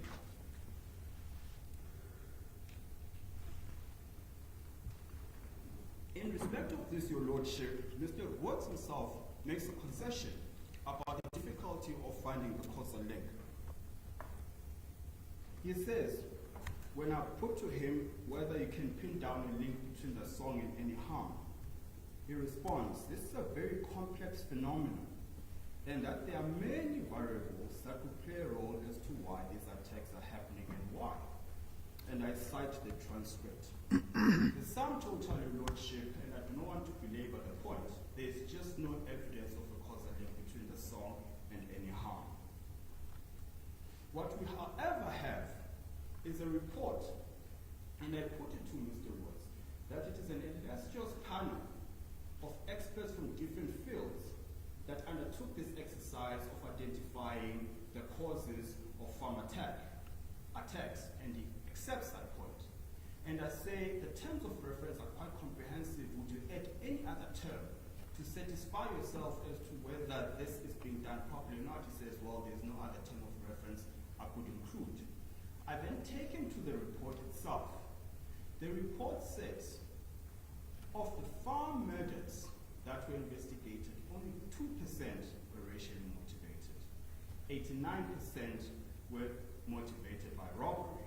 Now, that's very fundamental to understand, because what we've been told today is that, well, there's a disproportionate number of farm murders in contrast to the rest of the murders and robberies that happen in South Africa. But it is only 2% that the clearly identified motive was racially motivated. It gets more difficult for the complainant because of that 2%, we are not told of the race dynamics. We are not told within that 2% it's black people killing white people or vice versa. What we're told is merely 2%. But even within that 2%, there's no evidence that the song played any influence in that 2%. For all intents and purposes, Your Lordship, there's just simply no evidence of the song leading to farm attacks. I then put it to Mr. Watts that it could well be that within that 2%, it was a white farmer attacking a black person, a black worker, for example. He gives me a bizarre response. He says, well, it's neither yes or no. It could be both. I push him further on that question. He says, in theory, yes, that could be, but in practice, no.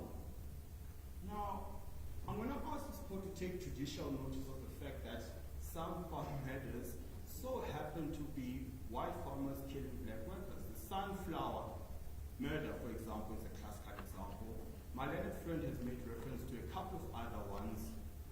A farmer being fed to the lions, a farmer being fed to crocodiles. Now, the court can take judicial notice of the fact that that in fact does happen. In practice, not in theory.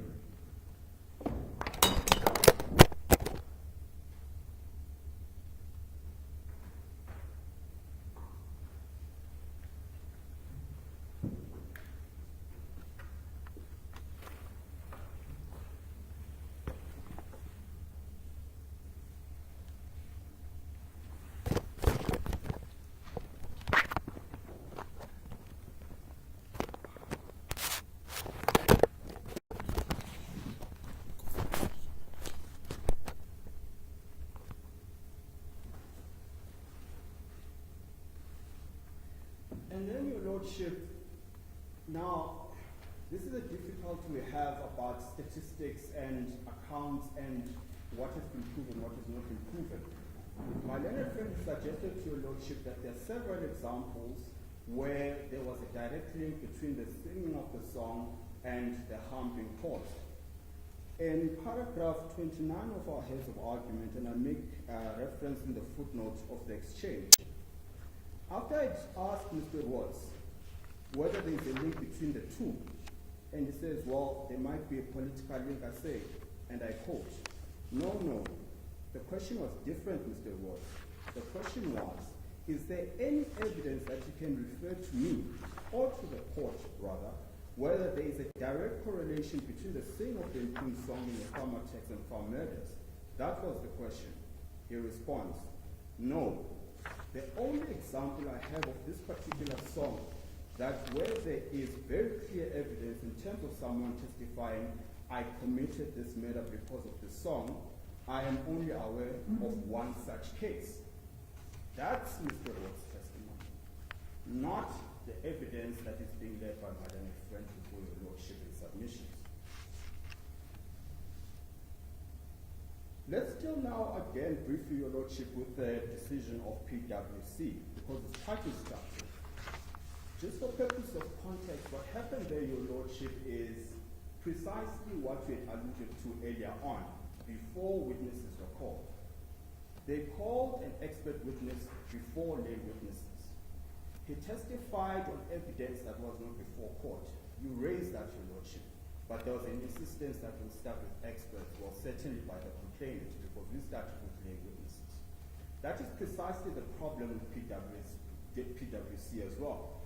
You had an expert witness that was called and gave evidence on facts that were not before the court. Now, this is what the SCA said about that. And by the way, Your Lordship, the insinuation, or rather the inference there is that he testified in hearsay. And I'm alleging that Mr. Ross's evidence was also hearsay. The court says two courses of action are open to the judge.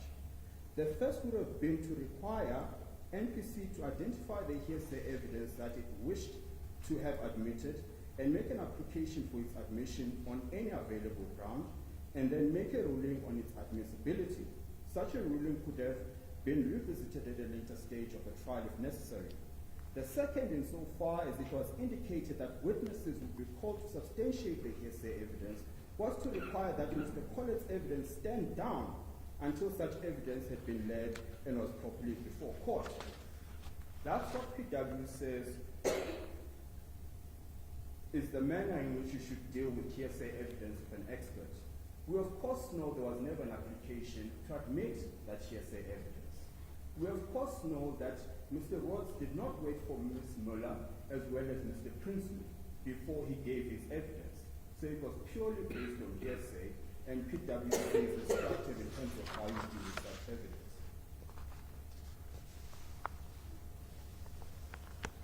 I then now turn to deal with Mr. Human's evidence.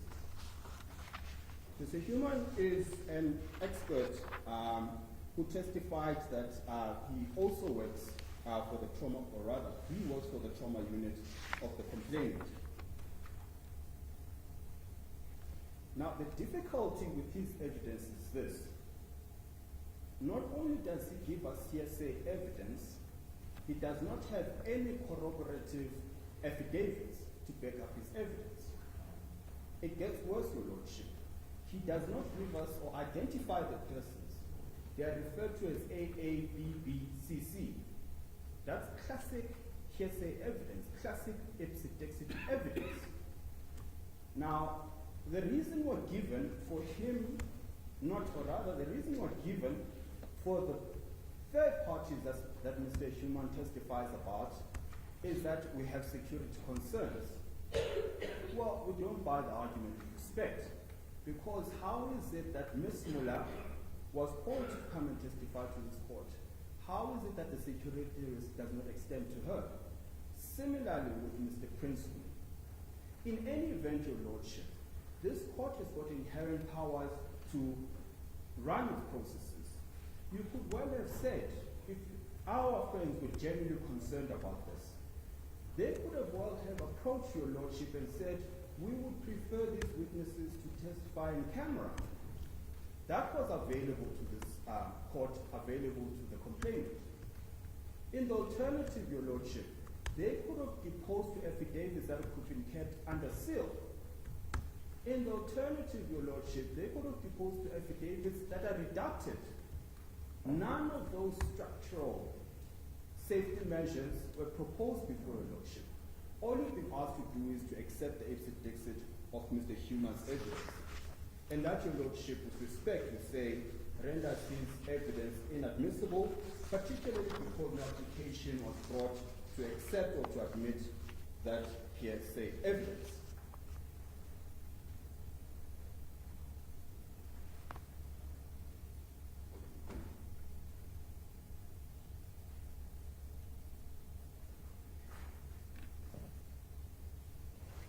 We've already dealt with the question of the Facebook issue, Your Lordship.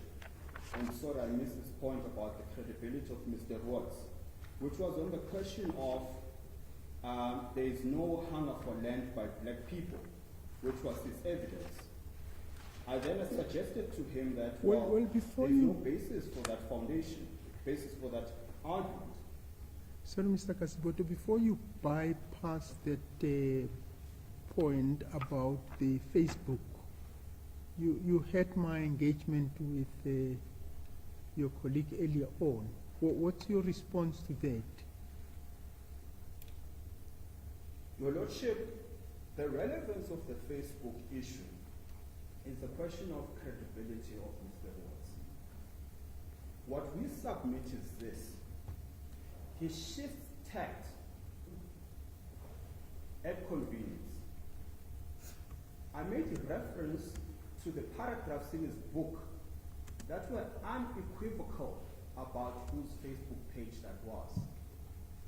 Because when I put it to him that Mr. Malema does not have Facebook, he says, well, I didn't say it in definitive terms. I did not leave out the possibility that it's not his Facebook page. And I'm saying, Your Lordship, at your leisure, and I think it's about page 208 of the book, I will not take you there now. There is no qualification of this could be Mr. Malema's Facebook page. It doesn't say Mr. Malema and or supporters. It specifically says, I extracted this text from Mr. Malema's Facebook page. Now, first he speaks to, well, how credible was the research that he'd undertaken.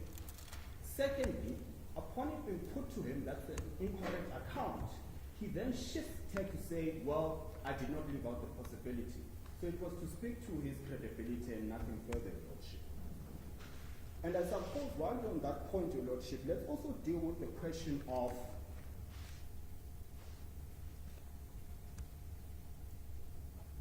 sorry, Your Lordship, it's page 208, not 280 of his book.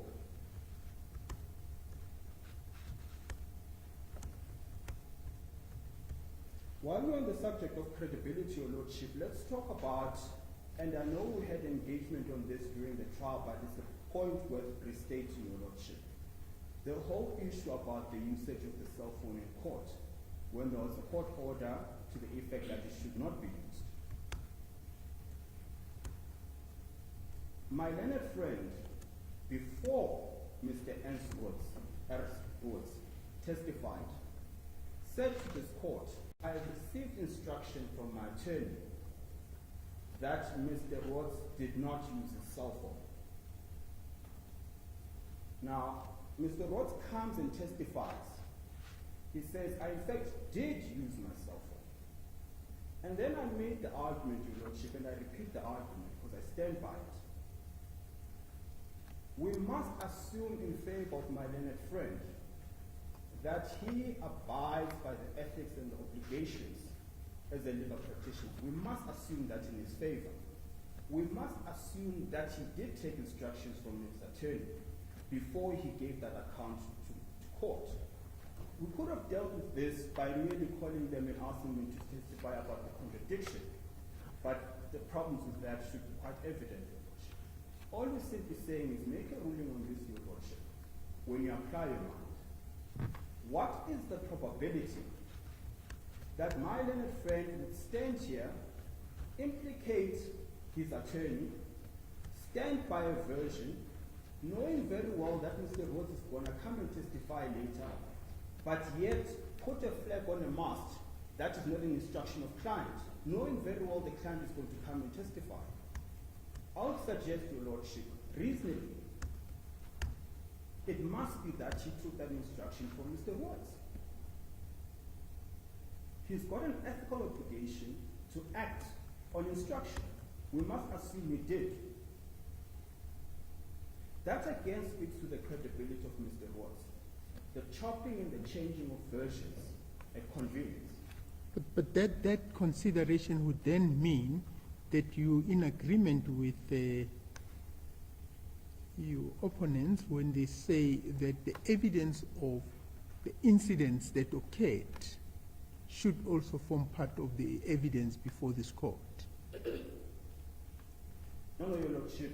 There are two sets of there's two sets of evidence here. The one is the video, the other is the testimony. If Your Lordship finds that they are linked, well then so be it. We'll make submissions as to why they're not. So which video? Are you talking about the video at the gate? Indeed, Your Lordship. Okay. Indeed, Your Lordship. So the cell phone issue is one thing. That's the contempt of court issue. The video evidence outside of court is the new evidence they want to introduce. So the two are not linked in that sense. Because you recall, Your Lordship, your order was an order directing conduct of people inside of court. The videos that are sought to be admitted are videos of an incident outside of court.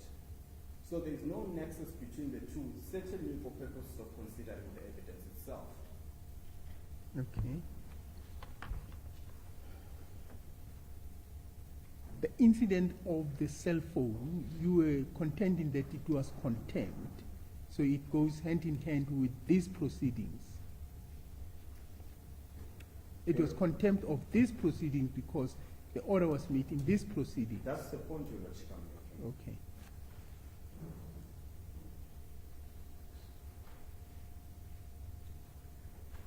I've made the point about the cell phone and why it's improbable that counsel misled court. I submit it's actually Mr. Rhodes who misled court.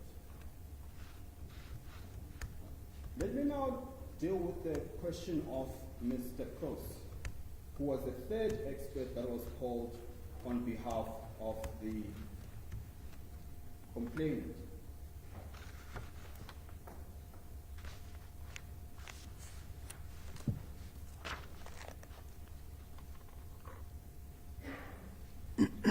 I knew I was forgetting something. I promise it's the last time I'm going back to Mr. Rhodes. I'm taking a liking to you, actually. The last point, Your Lordship, is, again, speaking on the question of credibility. Mr. Rhodes testified that Mr. Malema is a dictator, he's not consultative, and he takes unilateral decisions. Now, bear in mind, this is an expert we're talking about. Someone, to quote Your Lordship's words, someone who operates at a high level. It's one thing if we're dealing with lay witnesses who, on emotion, respond a certain way. You are here to assist the court. Now, Mr. Rhodes did not take kindly to that line of questioning. I pressed him on what basis do you say Mr. Malema is not consultative? And I quote, because you can see it. Now, we're talking about an expert here who makes such a fundamental allegation and being pressed as an expert to give evidence of that bold assertion. He says, because you can see it. Now, this, Your Lordship, speaks to the question of bias and the animosity that Mr. Rhodes has towards Mr. Malema. He is prepared without evidence to make such a bold allegation against him that he should discredit any evidence, Your Lordship, to the extent that it shows evidence of lack of independence. And then to quickly fast forward to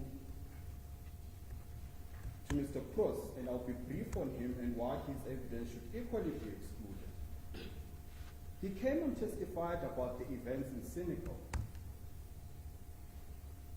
As far as we could discern, the only relevance of his evidence was on the question of what song was sung in Senegal. Now again, my learned friend has repeated this assertion that members of the EFF sang "Kill the Boy" in Senegal. They did not. At least there's no evidence of it being sung in Senegal. Yes, we saw a video of people saying "Kill the Boy" in Senegal. But what we identified and what brought to the attention of this court was that the people who were saying "Kill the Boer" had no indication that they were EFF members. They were not in EFF regalia. They were not being led by any EFF leader. As a matter of fact, I put it to Mr. Cross that there is no evidence that these are members of the EFF, to which he responded, well, I did not say they definitely are. The point being made, Your Lordship, we still are without evidence of the EFF or any of its members singing "Kill the Boer."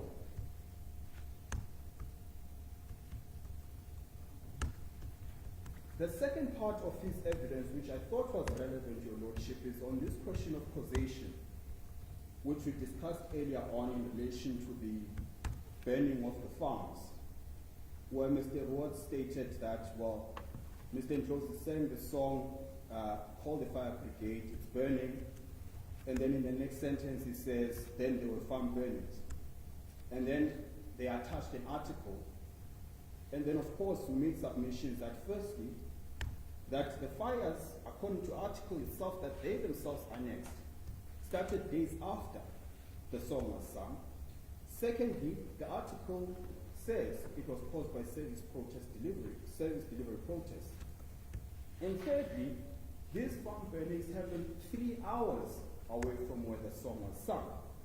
I then put it to him, then it's improbable that the singing of the song caused the burning of the farms. His initial response, on the face of it, that makes it even less probable. That's his initial response. And then, after engagement by counsel on behalf of the complainant with the court, taking issue with the line of questioning, Mr. Cross then changed tact again, and then he hypothesized and speculated about other factors that might justify the link between the two. I then invited him to stop speculating and work on the evidence that we have, to which he finally considered it is improbable that the two are linked. And that was the sum total of the evidence by Mr. Cross, at least as far as we found it relevant. And what is curious about this, Your Lordship, is that no evidence whatsoever was led on this singing of the song by the complainant. None whatsoever. As far as designing fire brigade, which is a charge against the second, or rather the third respondent, Dr. Ndlozi, no evidence was led on this. The only time this came about was for the first time when I was cross-examining Mr. Gabriel Krause. Nothing whatsoever was said by the complainant in support of this claim. And with respect, then, that should be the end of the matter as far as Dr. Ndlozi is concerned. And of course, going back to the PwC judgment, which I'll keep making reference to, we know now that on at least 3 separate occasions, IRR, which Mr. Causal represents, was funded by AfriForum or an AfriForum-related party. We're getting to the point that he who pays the piper calls the tune. There is reasonable apprehension of bias on an expert who is called by the very institution that funds this organization. It speaks to that question of apprehension of bias. In fact, Mr. Kasiboto, before I forgot to raise this with Mr. Oppenheimer.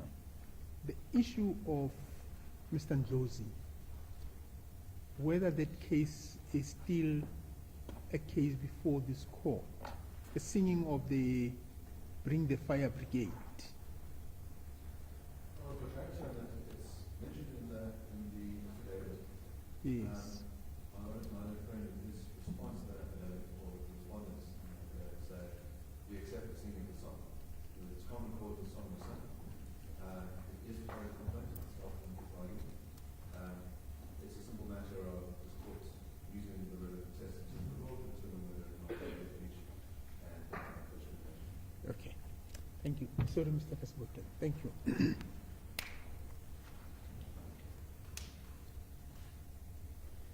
Your Lordship, I now want to move to the substantive matters. Assuming, of course,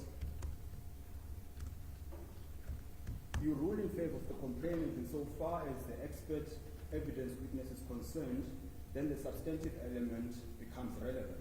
To the extent you don't, then it's not relevant.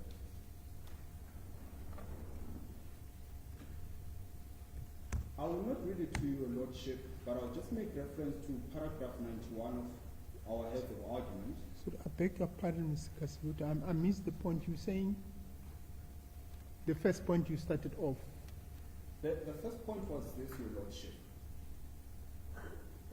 Perhaps I will deal with Ms. Muller now and Mr. Principal now. Perhaps that would assist the court. The point I was simply making, your Lordship, is you must exclude the evidence of Mr. Watts for the reasons given. You must exclude the evidence of Mr. Human purely because it is hearsay, unsubstantiated by any corroborative evidence, ipse dixit.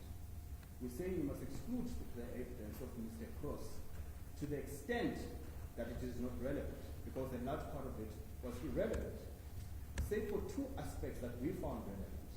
The first being the singing of Kill the Boer. And we say he made the concession that there is no evidence that the people who sing the song are EFF members.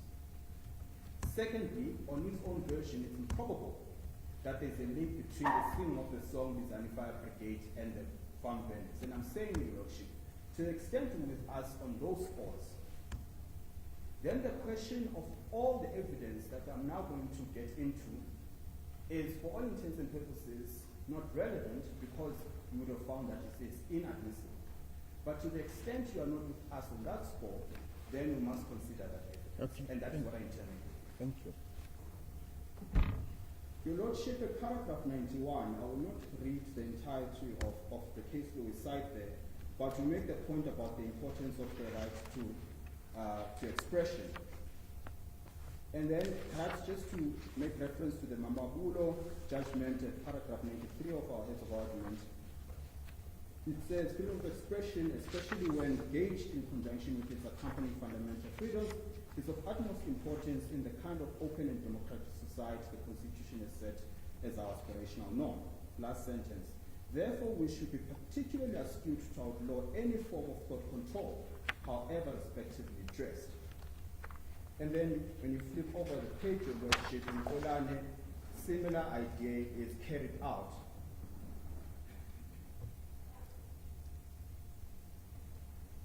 And then paragraph 96, similar idea is carried out, but in more direct terms for purposes of our trial, which is why I'm going to read the excerpt from 73 of that judgment. It says, in addition, this court has highlighted that the corollary of freedom of expression and its related rights is tolerance by society of different views. Tolerance, of course, does not require approbation of a particular view. In essence, it requires the acceptance of the public area of disagreements and the refusal to silence unpopular views. That's the Islamic Unit of 73. Langa DCJ, as he was then, goes on in the same judgment.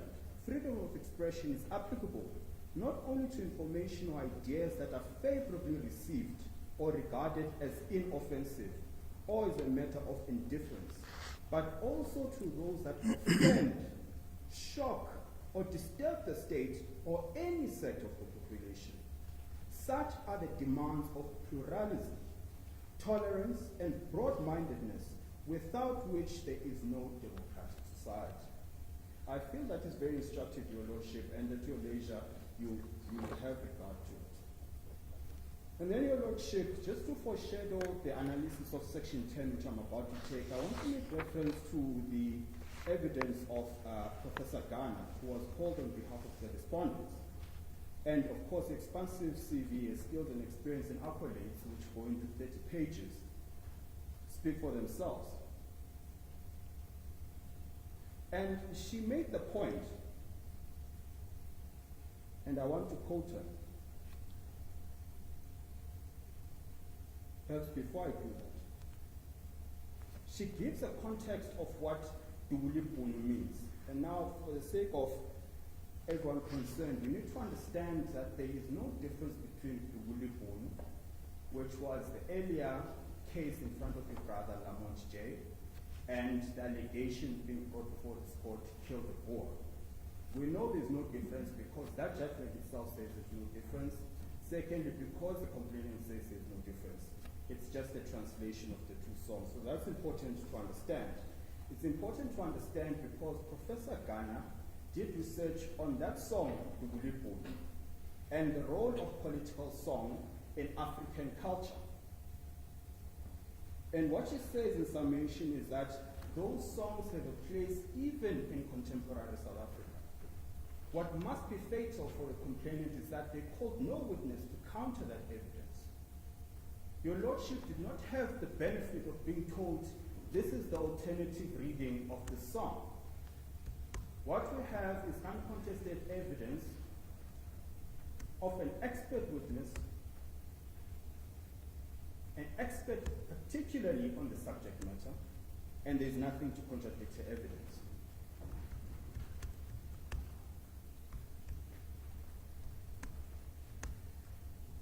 Your Lordship had the benefit of her testifying on another song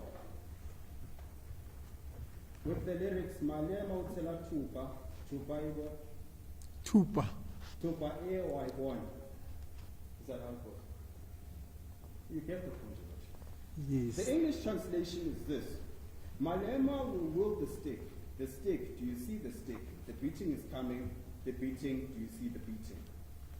Now, she made the point there that as with this song, at the face of it, this song calls for violence and harm. It places at peril whoever the subject of the song is, at the literal understanding of that song. But she says, of course, that's not what that song is about.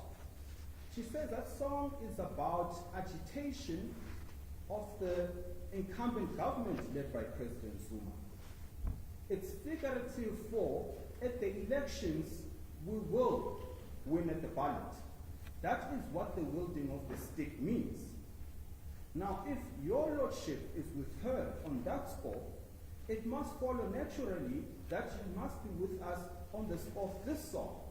No, but this song, Otsela Tupa, is slightly different from Dubula. Otsela Tupa, you could use it in a sense in Setswana to say you're going to be punished.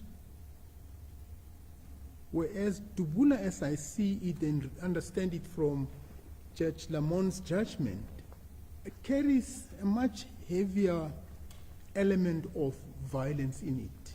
Although Tupa also, we know that corporal punishment, it's basically corporal punishment, which is outlawed. And it's outlawed because it's got an element of violence. But here, it's more kind of confined to an individual who's going to carry out that violence. So the element of incitement, it looks to me that it's not going to come in because the person will come and punish you. It's Mr. Malema.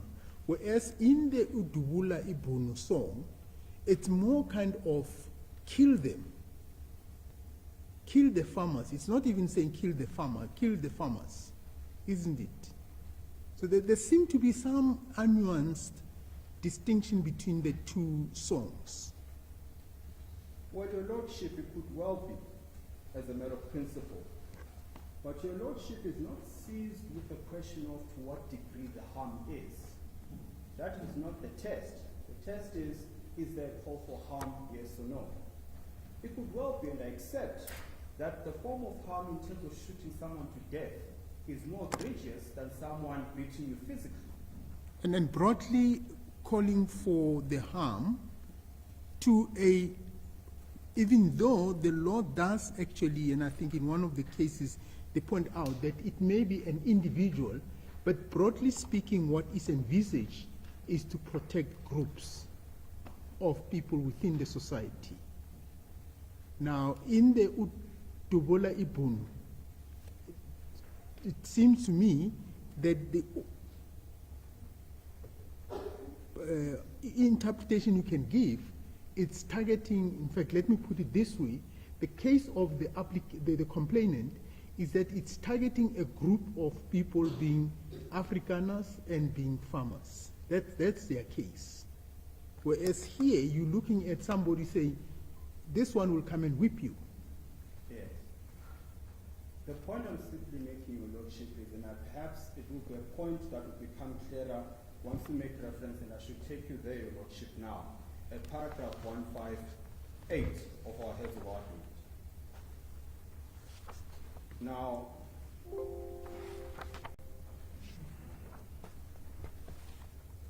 right, found it.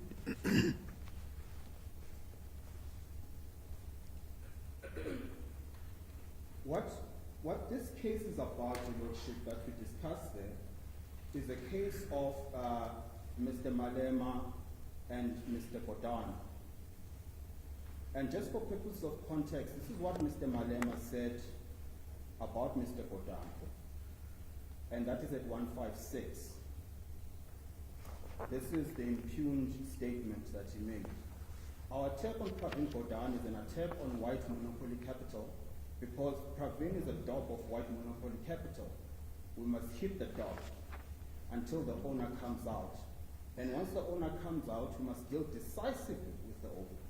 Pravin is a cabal that belongs to the UDF and destroyed all good African comrades. He's not good, this guy. And then if you go further down, the last paragraph there that we cite, once you take a decision to go after Pravin, you must be ready. If you are not ready, don't come to the EFF. We have now taken a decision to fight Pravin, and therefore you must know Pravin is going to fight dirty. There will be casualties. There can even be loss of life. If you are not ready for that, stand aside. I'm not scared. I'm ready. I'm prepared to confront them one by one. Now, that's not just a song. That's a whole statement. And it's a statement about loss of life. It's a statement about beating Mr. Bodan. And by the way, for purposes of context, we accepted, or the court accepted, that the cabal that was being referenced was the Indian cabal. So that's on the basis of race, or at the very least, ethnicity. That was the context of that decision. With that being said, notwithstanding this strong, violent language, this is what your brother Sutherland J. found. At paragraph 15 it says, that's the 158 we cited, the passages that speak to hitting the dog and the attack on the applicant are plainly metaphorical. 16. An allusion to casualties and the loss of life engendered much controversy. The use of casualties on its own might have been understood as a metaphorical, but the conjoining loss of life, but for the conjoining of loss of life. Plainly, the image conjured is of the real physical injury. However, read as a whole, this literal meaning is not the meaning a reasonable person would attribute to the utterances. And this is the important part where we've underlined.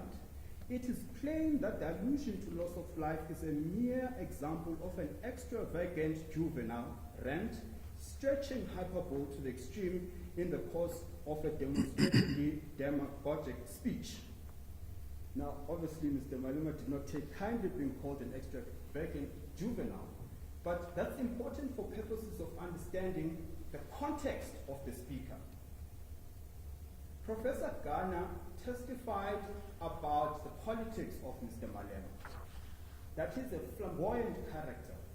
He uses hyperbole. To quote Judge Sutherland, your brother, it is a mere example of an extravagant juvenile rant stretching hyperbole to the extreme in the course of a demonstratively demagogic speech.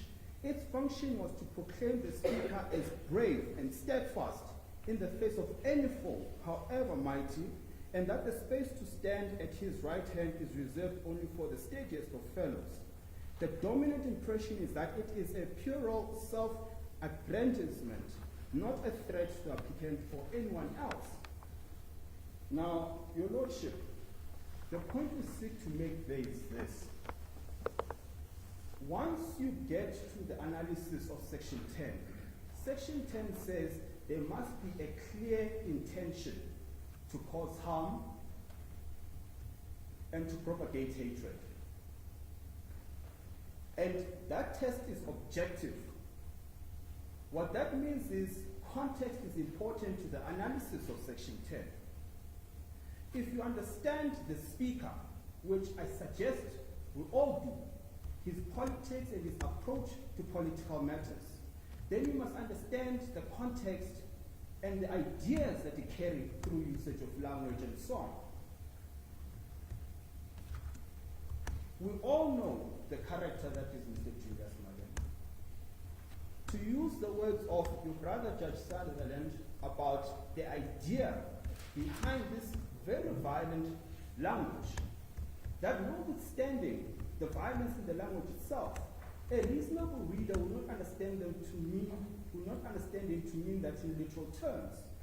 That is precisely what we're dealing with here, Your Lordship. We're dealing with a character who's got the personality that he has, who's got the approach to politics that he has, that Professor Ghana has alluded to as well.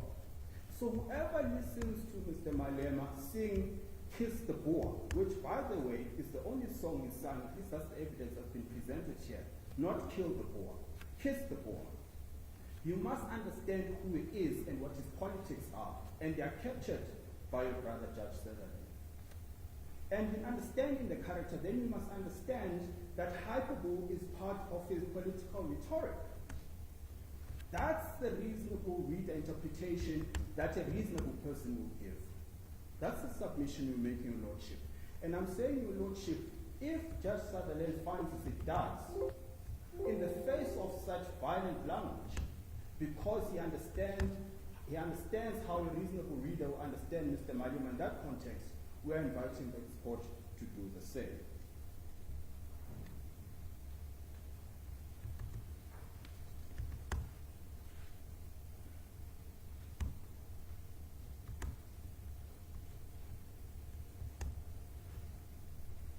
And Your Lordship, the issue, Mr. Malema, when I led him in chief, the issue he took with the video footage that was broadcast is that it never gave you the full context of the speech or the full context of what happened that led to the singing of the song, what was said before, what was said after. And as a matter of fact, he testified that at these rallies, that's not the only song they sing. Why? They sing songs that speak to the question of land, which is the cardinal pillar of the EFF. And part of the songs that have been sung there, to make the point that those rallies focus on the question of land, is another popular song that was not broadcast to this court, which is generally sang along with the Kiss the Boer song. And that song is From Cape to Cairo, Azania. Now, if you had the benefit of the full clip being played, you'd have seen that Azania for context, Your Lordship, it's a song about how we're going to take back the land from Cape to Cairo. So the whole decolonization of the African continent. That's what that song is about. And it is sung along with the song. And following that, more times than not, is a question and a debate, or rather is an address by Mr. Malema of his supporters about the land issue. Once you have that full picture of what this is actually what transpires at these rallies, you then begin to understand where this song fits within the entire narrative of the land issue. Similarly, Your Lordship, Professor Ghana brought to your attention the song Letum Shinwam, which is loosely translated to Bring My Machine Gun. I'll not spend time on it, Your Lordship, but the point simply being made is it's again another example of a struggle song that at the face of it, outside of the context of it being a political song, it appears to call for violence.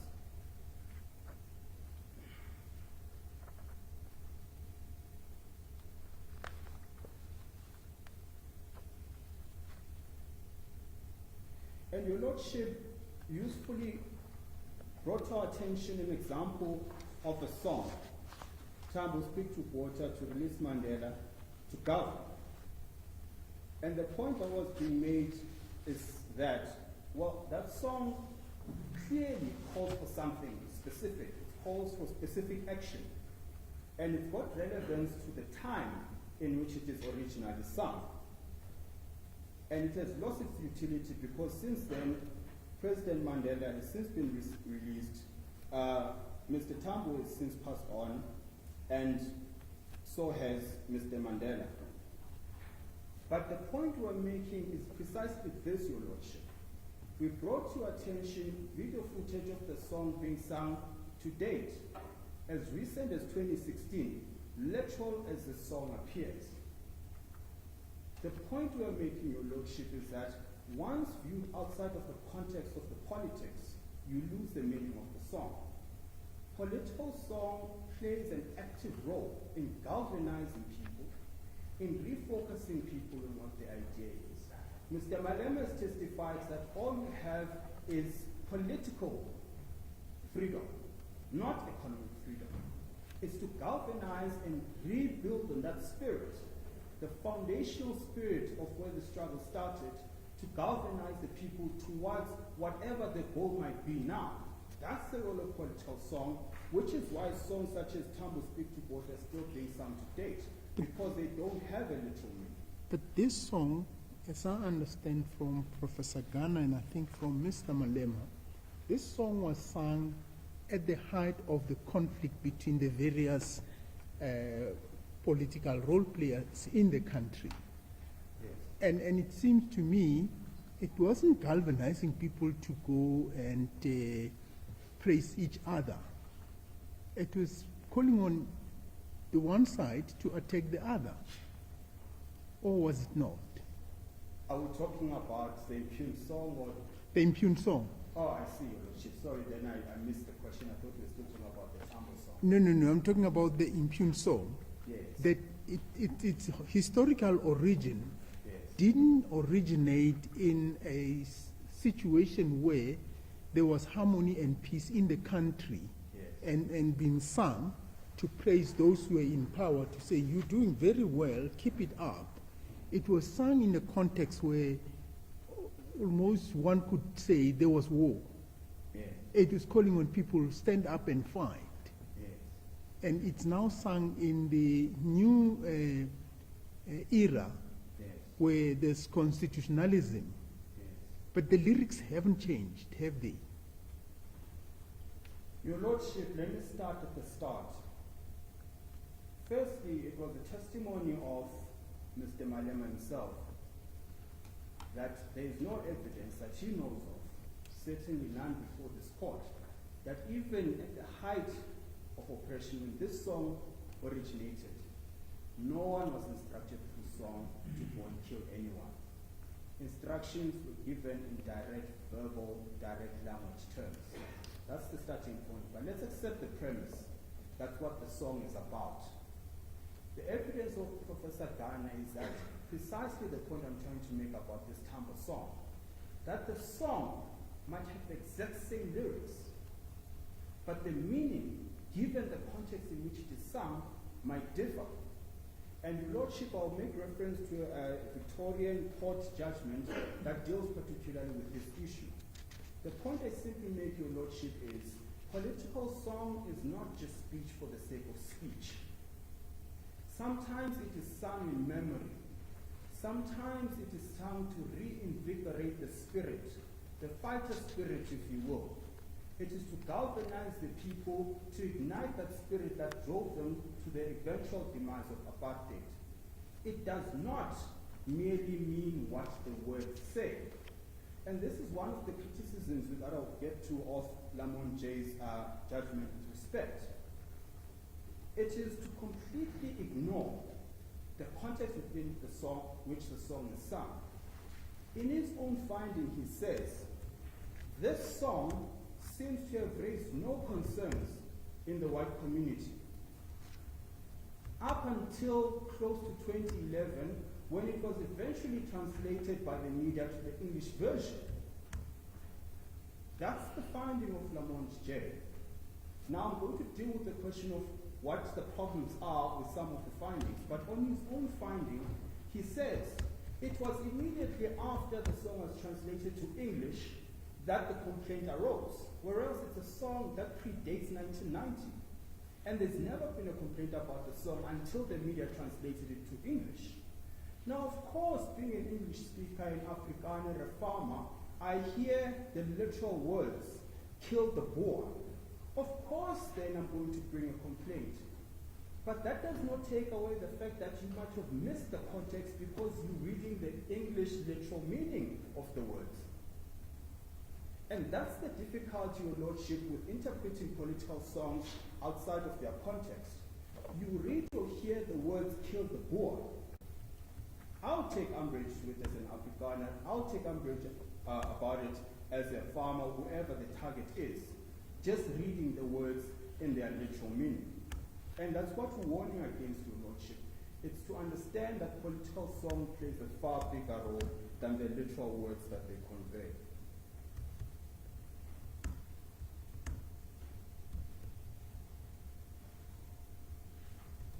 And again, Professor Garner, at paragraph 139 of our heads of argument, she says, and she captures the point, nevertheless, the Dulu song in its generalizing capacity, its populist appeal, and its incisive focus had the power to bring the question of land and disposition into the public domain at tense time for the ruling party, the ANC. The song was not new. It had been brought back into public prominence by another son of Seshego, Peter Mugabe. The most astute of politicians, and this is the point, Your Lordship, and this evidence is not controverted, it's by an expert. The most astute of politicians, Malema set the song to use in establishing the issue of land as a key pillar around which his profile and make an important political intervention in a challenging and controversial way. Now, we say that's the context of the song, on evidence that has not been controverted. And the test in section 10 says there must be a clear intention to cause harm. I suggest to Your Lordship that this evidence by the expert creates doubt as to what the exact intention of Mr. Malema is. And as soon as there's doubt in your mind about what his intention is, i.e. there's no clear intention because of the evidence of Professor Garner, for example, then you can't find that it is hate speech, particularly because the evidence is not controverted.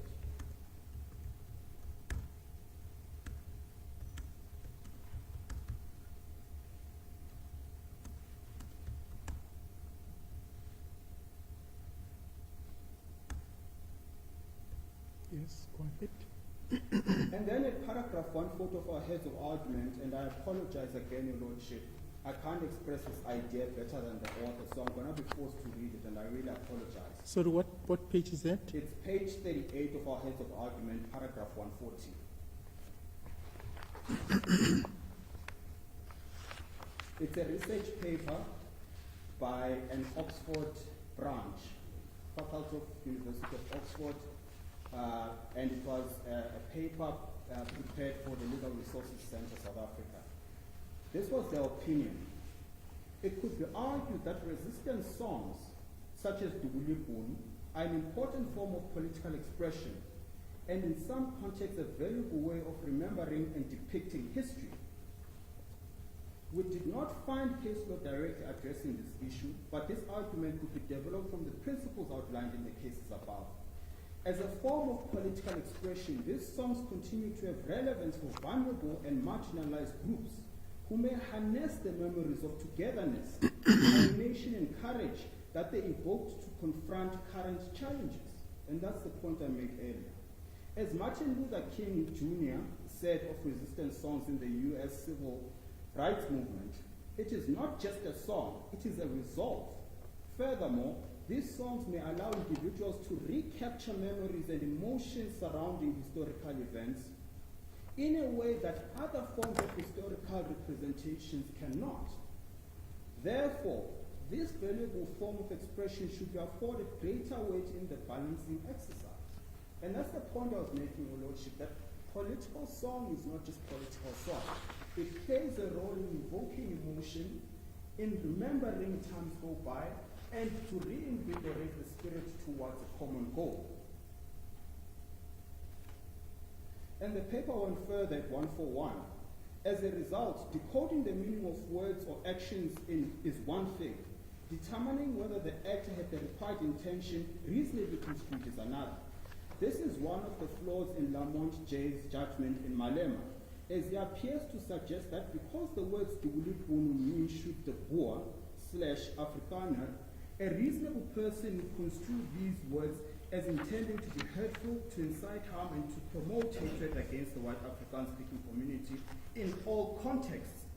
This fails to recognize that meaning and intentions can pull apart, a point that is discussed in greater detail below.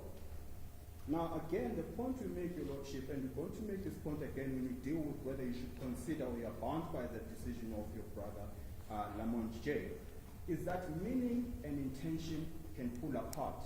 And by the way, before we forget, the most critical point to deal with in relation to the judgment, it's the point about res judicata. I take you, are you pursuing that point? I certainly will. Okay. Proceed then. And then Rosenfeld also wrote and recites the article as footnote 68.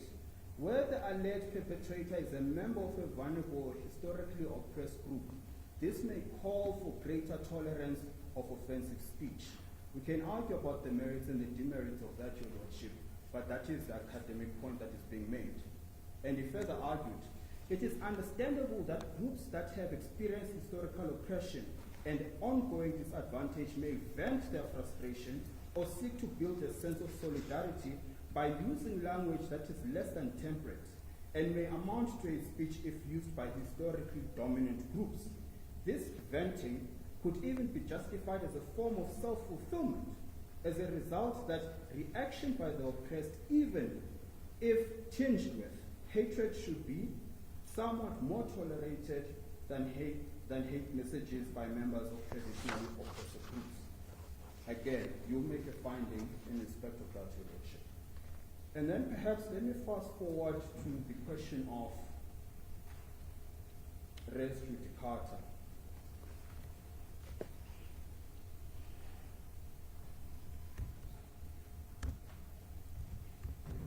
I just want to make sure I'm missing nothing.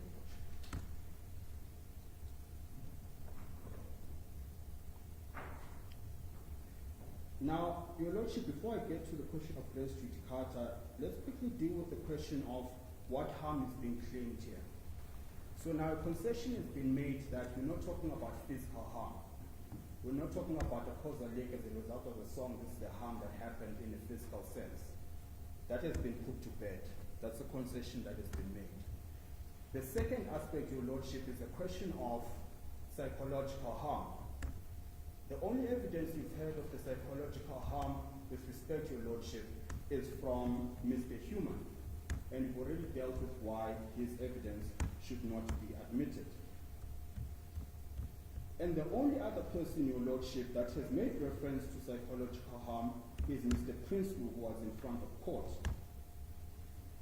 The question was put to him as to how he feels when he hears the lyrics of the song, to which he responded, well, something along the lines of he takes offense to it, and it causes him great distress and causes him psychological harm. What we suggest, Your Lordship, is that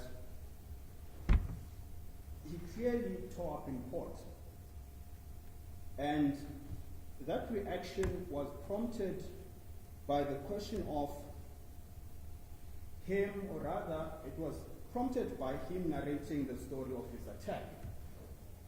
When the question was put to him on whether he suffers any psychological harm as a result of that attack, he says he does. And then he says, rather astonishingly, that the cause of his harm are the lyrics of the song, which are sung, and I'm struggling to find the reference, which are sung by young black men. And Mr. Malema is responsible for them singing this song and prompting them to cause these attacks. And then I put it to him, how would you know this? To which he responded, well, I suppose I don't know. Now the point is this, Your Lordship. If there is going to be a link made by Mr. Prinsloo between the song and his psychological harm, he must be able to make that link. He can't on the one hand say, these young black men attacked me, and they were prompted by the song sung by Mr. Malema. And then the question is put to him, how do you know they have any political affiliation to Mr. Malema or his party, or that they even know the song? He says, well, then I suppose I don't know. Now again, we have no evidence of any psychological harm caused by the song itself. Of course we are sensitive to the farm attacks. Of course we are sensitive to its brutality. But what we're simply submitting, Your Lordship, is it is not a result of the song. There is no evidence to that effect. And this is simple submissions that we make. Now, what seems to be the new form of harm that is being claimed is this whole idea of social coercion.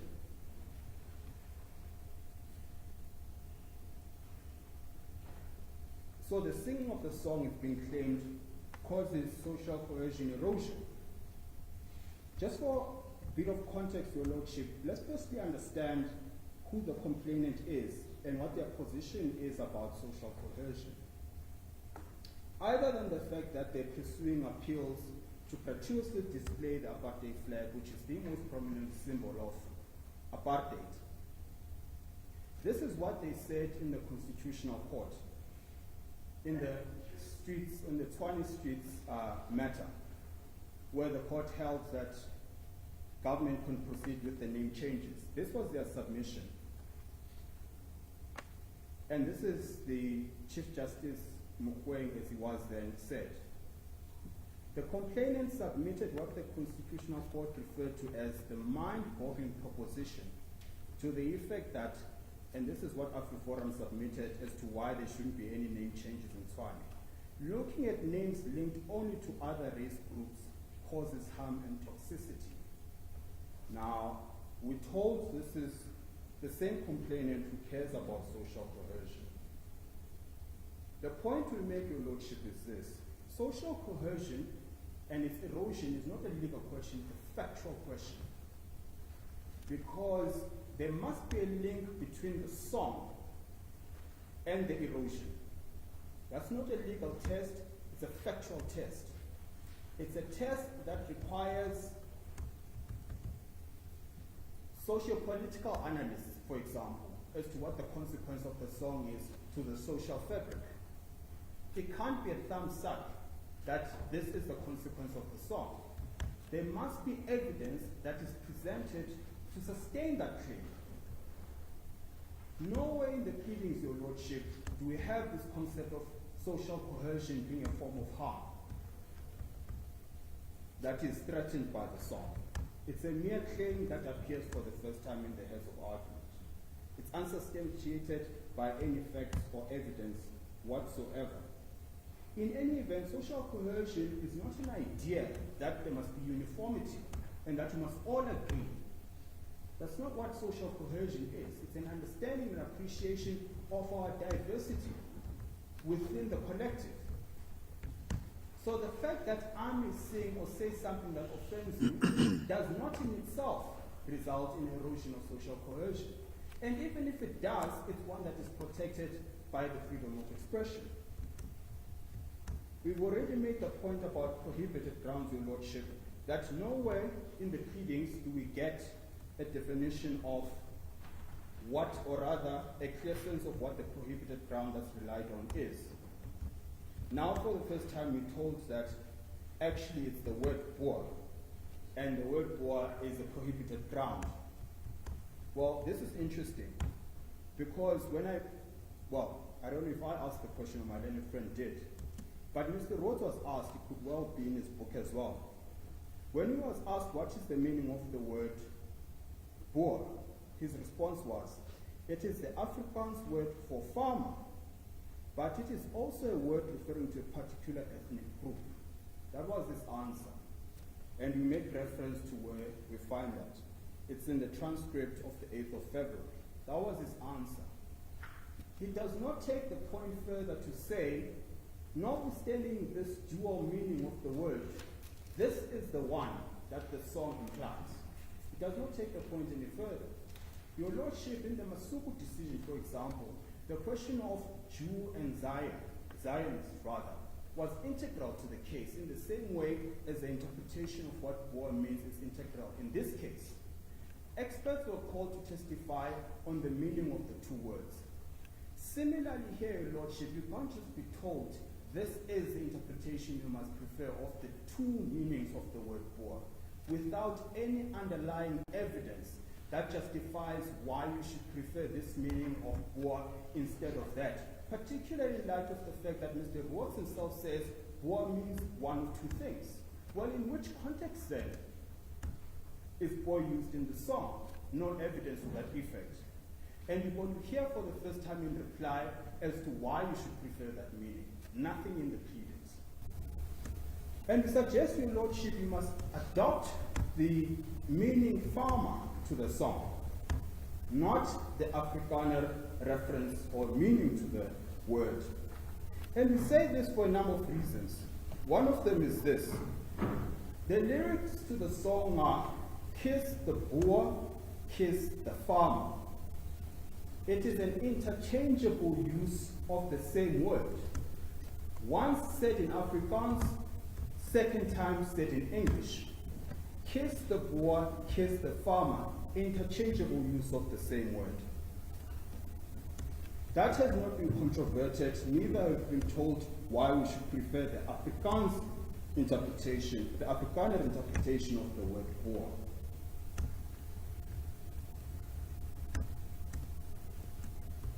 And then, of course, Your Lordship, and this is what was puzzling about the prohibited ground that's now being proffered by my learned friend.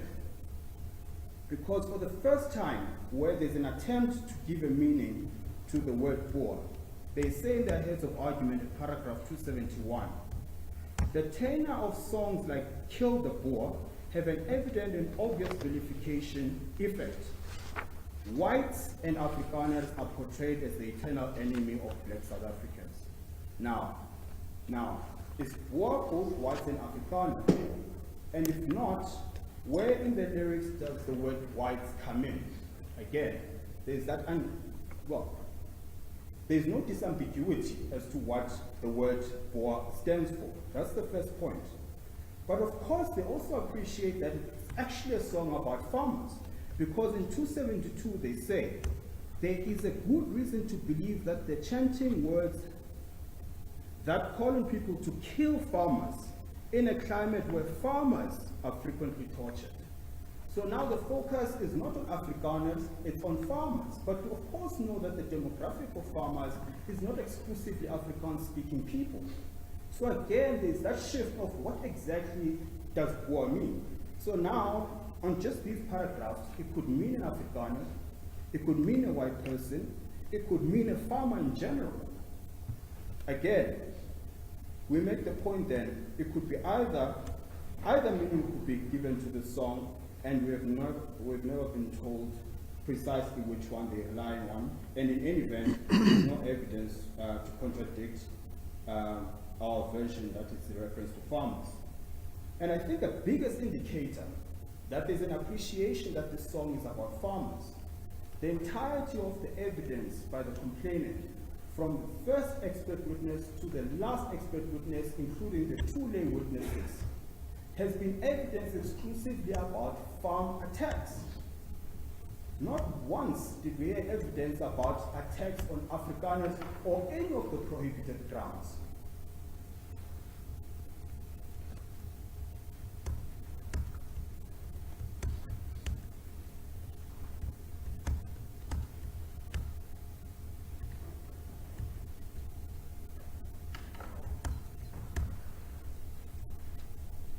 That's the biggest indicator of what this case is about. The entirety of the evidence has been evidence exclusively on farmers. But we of course know, by the admission of Mr. Ross himself, that farm attacks and farm murders are not exclusive to one racial group or any of the prohibited grounds. So the stats that he himself quotes might well include race dynamics, where the white person kills a black person. It could be a black person killing a black person in a farm context. That's the entirety of the evidence we've had. Nothing about the evidence of Afrikaners being the target. Not a shred of evidence in that respect. So this case is about farmers. The difficulty my learned friend has with respect is that farmer is not a prohibited ground, which is now why he must give it a different meaning that fits nicely with the Section 1 definition of prohibited ground. That is how they end up with an interpretation that war must mean an Afrikaner, where else there is no evidence whatsoever on the murder and attacks of Afrikaners specifically.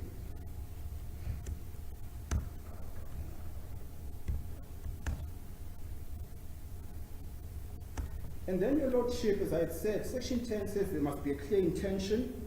The Constitutional Court in the decision of Kula Idea said the following about statutory interpretation: they must be interpreted purposively. The Britannica Dictionary defines clear. Now, it's important to understand what the context of clear is. Section says there must be clear intention that this is what Mr. Malema is intending with the singing of the song. And once there's doubt in your mind, in other words, not just intention, but clear intention. What does clear mean? Very obvious, not causing or allowing doubt. So once there's a shred of doubt in your Lordship's mind, on the basis of the evidence that I've presented to you about what the intentions of Mr. Malema and the EFF are when they sing the song, then you can't find that it is hate speech. This is particularly so because former leaders of the ANC themselves, who were there when the song was formulated, attest to what the song means. Of course, we accept that we will not take their versions of the song, but it's part of the context. That once evidence starts piling up and looked at cumulatively, suggests that there's no clear intention to cause harm, then you can't find that there's hate speech, Your Lordship. And I'm making reference to the speech of Mr. Kaumeg, which was broadcasted here, about what the song means. They were there when the song was formulated. They know what the song means. The only person coming close to even giving an interpretation of that song on behalf of the complainant is Mr. Ross, who for one reason or the other only knows the meaning of the song post 1990. Now, I don't know what the relevance and the importance of 1990 is, that it's only at that point he knows of the song. But once he makes the concession that he does not know the philosophy of the song and the origins of the song, which was his eventual concession, then, well, what other evidence do we have of what the song means? Similarly, Mr. Tutamukaba, who popularized the song, gave us a view of what the song means, and it is nothing that has been suggested by our learned friends.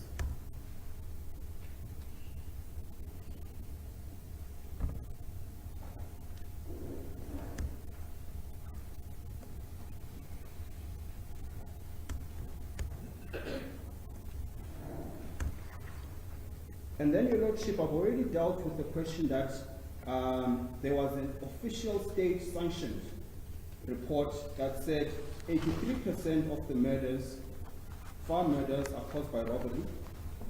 And within that 83, for all we know, there are workers who are being murdered. 2% only is race-based.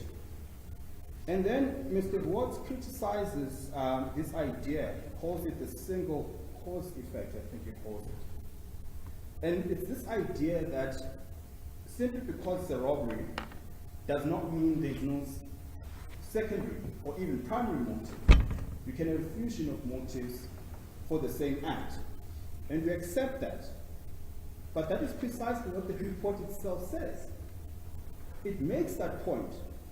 And let me read the extract.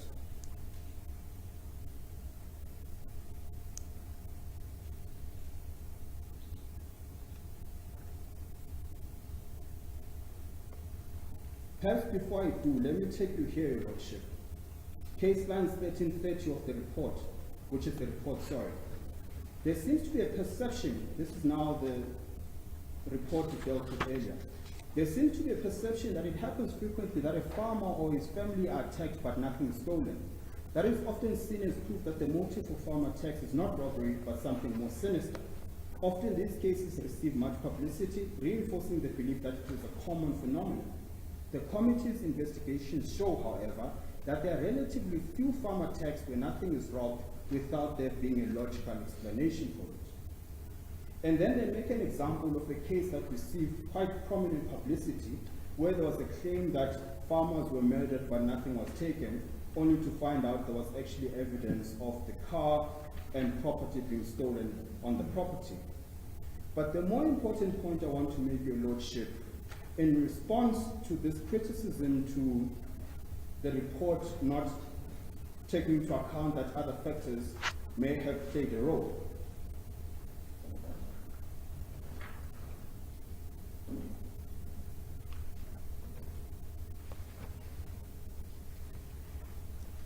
Bear with me.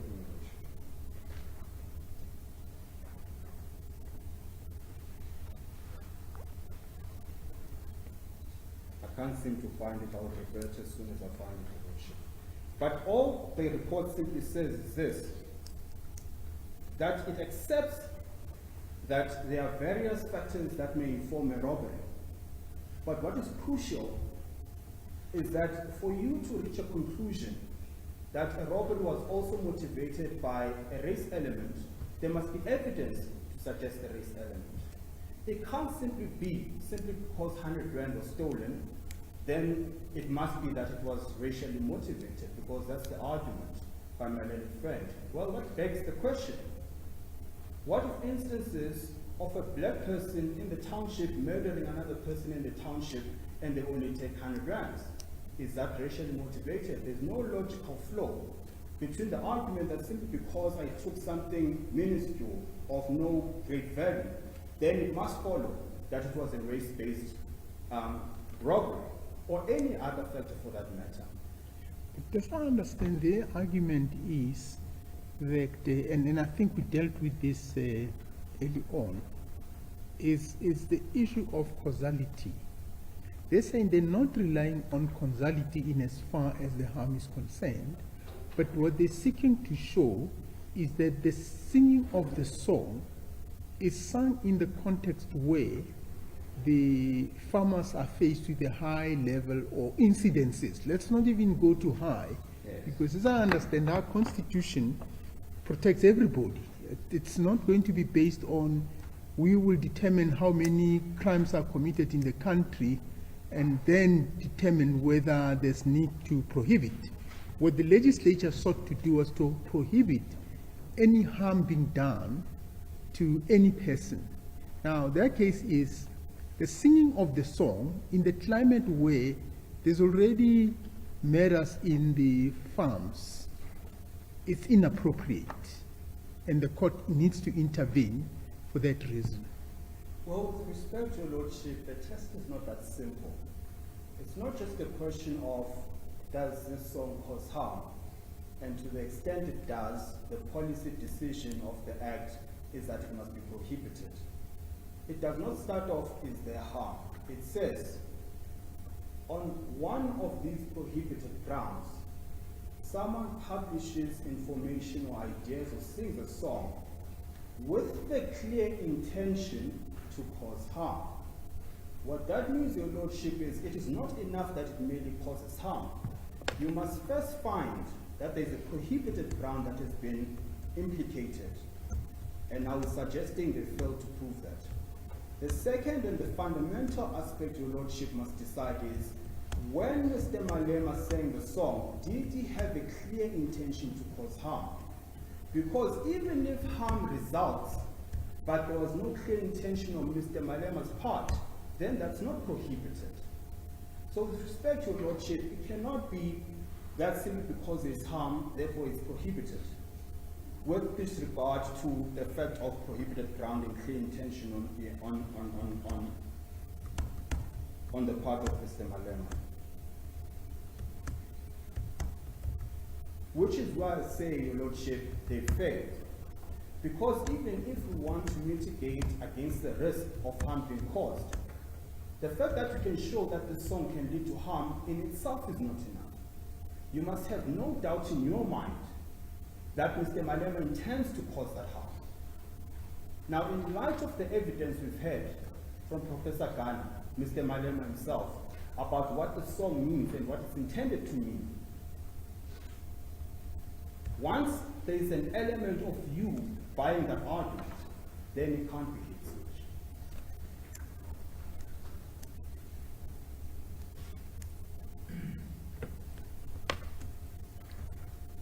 Your Lordship, I'm going to fast forward to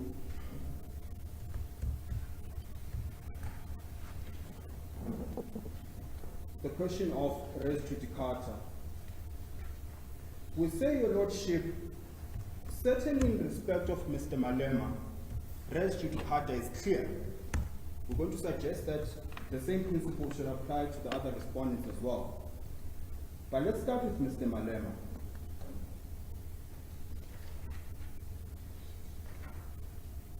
At paragraph 335 of our heads of argument, we've set out what the test for res judicata is.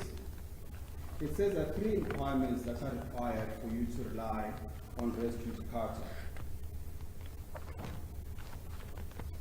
The first is that it's the same parties. The second, that is based on the same cause of action. And the third is that it's in respect of the same subject matter. It says once you establish those three factors, then you can rely on the defense of res judicata. That's the Bafokeng tribe decision. It says once you show those three elements, then you can rely on res judicata. And they must be shown all the three. Well, with the qualification, let's start with the all three. There's a qualification, Your Lordship. They are not immutable requirements, but let's start with the three. For Mr. Malema to rely on res judicata, you must show that they're same parties. It is common cause that the complainant in this matter and Mr. Malema are same parties, in a sense that with the Bulu matter, they were both parties. Same complainant complaining about the same respondent. So the first requirement is met. The second is that it's based on the same cause of action. Same cause of action, pepuda, hate speech. That requirement is met.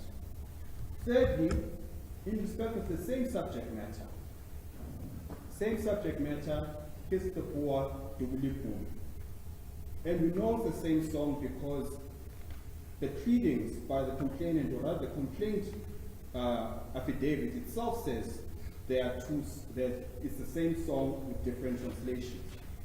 So once he's met those three requirements, then you can't find against him again on the basis of res judicata.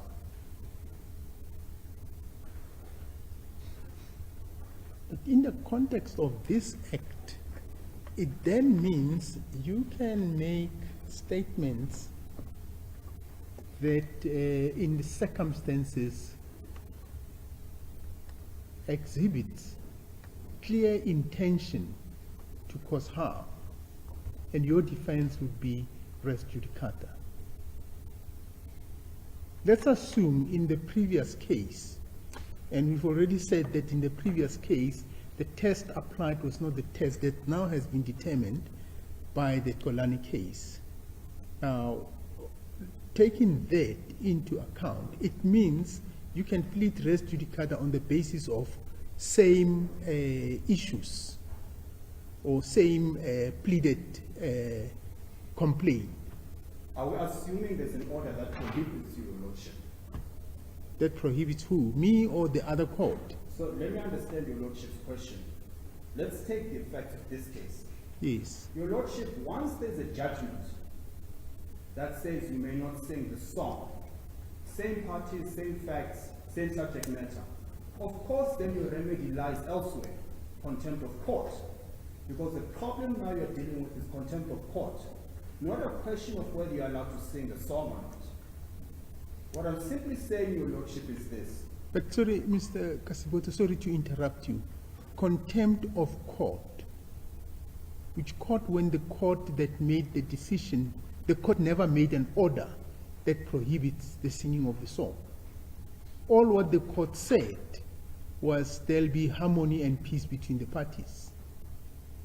Because as I understand your argument, res judicata would arise from the SCA judgment. It can't arise from Judge Lamont's judgment because that judgment was taken on appeal and the party, for whatever reasons, decided to, I would call it, amend the order. No, Your Lordship, with respect, res judicata applies to your brother's judgment. Let's read the extract again. From the AfriForum analysis, I find that the essentials of acceptable res judicata are threefold. Namely, the previous judgment was given. In other words, the judgment was given between the same parties, same subject matter, and the same cause of action. But let's assume I'm wrong on that score, Your Lordship. Let's assume res judicata applies to the SCA order. The same principle applies. All you're simply saying is there is finality in the matter in respect of the same parties. Because let's have reference to what the order says. Paragraph 3 of the order. The parties have agreed to a full and final settlement of their dispute on the following terms. What that says to you, Your Lordship, this is not Mr. Malema's agreement, because the impression that is being created is that he's not abiding by his obligations. It's the parties' agreement. It's reciprocal. So all these obligations that are shown here are not just obligations that bind Mr. Malema, they equally bind AfriForum. But the point I'm simply making, Your Lordship, is that the parties themselves have agreed. AfriForum and Mr. Malema have agreed that in respect of Bulibun or Kill the Boer, the parties have come to a full and final settlement of their dispute, and that is made an order of court. The difficulty you have, Your Lordship, is this. Yes, go ahead. If you find against Mr. Malema, and you say it's hate speech, must pay 500,000, how then do you square that up with the order of the SCA? The effect of that is you overruling the order of the SCA. I will not make submissions, Your Lordship, as to why that is inappropriate. All I'm simply saying is AfriForum, for whatever reason, and if they want to come back and say it was an ill-advised decision, then they must deal with the SCA order and how to expunge it. Then perhaps we can have this debate again. What is unacceptable and untenable is the High Court saying to Mr. Malema, you're guilty on the one hand for the exact same act, whereas the SCA order says, well, we will not find you guilty of the same act. Then which of the two orders bind you? That's the difficulty that you are seeing with Your Lordship. What should have happened if AfriForum wanted to pursue this matter is to expunge or get rid of the SCA order that they themselves are party to. Then we don't have an issue of, well, Your Lordship, then what do you do with the SCA order? Because that's the live issue in front of you. Hence, we raise the res judicata argument. Seems to me the difficulty is a typical difficulty of making settlement agreements orders of court. It could well be, Your Lordship, but it is what it is. Yes. Okay.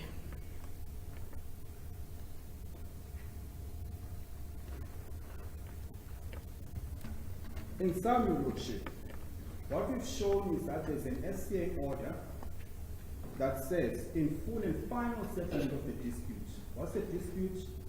/kill the boar. Who is it between? Same parties in front of Your Lordship. Cause of action, the song. Subject matter, in terms of section 10. Once those three are met, then you can't find against Mr. Malema again. We say, Your Lordship, with respect, and let's correct this misconception, Your Lordship, that Mr. Malema is in contempt of this order. First, we are not told how. That's the first problem. It's not in the pleadings. Which order are we referring to now? The SCA order, Your Lordship. Okay. The allegation is that Mr. Malema is in contempt of this order, which is why he must refer to criminal investigations. What you're not told, however, in the pleadings is how. How is he in contempt of the order? And we haven't been told. Even in order submissions, we've been told how he's in contempt of this court order. And it stems from this idea that Mr. Malema has got unilateral obligations in terms of this order. Well, let's read what the order says. The parties have agreed to a full and final settlement of their dispute. And then they list them, mutually recognize and respect the right of all communities to celebrate and protect their cultural heritage and freedom. How is that Mr. Malema's obligation and not AfriForum's obligation? Because if the argument is he keeps singing the song when it offends a sector of society, well, he's got a reciprocal right to the freedom that and heritage that he's being told he's also entitled to in terms of the order. So where is the contempt there? Then there's an allegation that he has been undertaken to meet up with AfriForum. Well, have they undertaken to meet up with Mr. Malema? And he refused. No evidence to that effect. And I could go on and on and on, Your Lordship. The point I simply make is, there is nothing in this order on evidence that evidences that Mr. Malema breached the order. In any event, these are reciprocal obligations. So the fact that the parties have not met despite these undertakings is not Mr. Malema's fault. Particularly if there's no evidence to suggest that he's acted in contravention of any of these orders. That's in respect of Mr. Malema. Your Lordship asked me earlier on whether all three requirements must be met. Well, then let's deal with the other party. In the other case, the party was the ANC. In this case, the party is the EFF. Is the still res judicata in as far as the EFF is concerned? That's the point I'm getting at. Oh, okay. I'm sorry. I beg your pardon. No problem. Your Lordship asked me earlier, and it links to this question you're posing again, whether all three requirements must be met, and in these exact terms.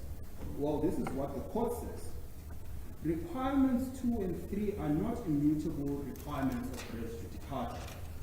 In other words, you can dispense with one or two of them, if context so requires. The subject matter claimed in the two relevant actions does not necessarily in all circumstances have to be the same.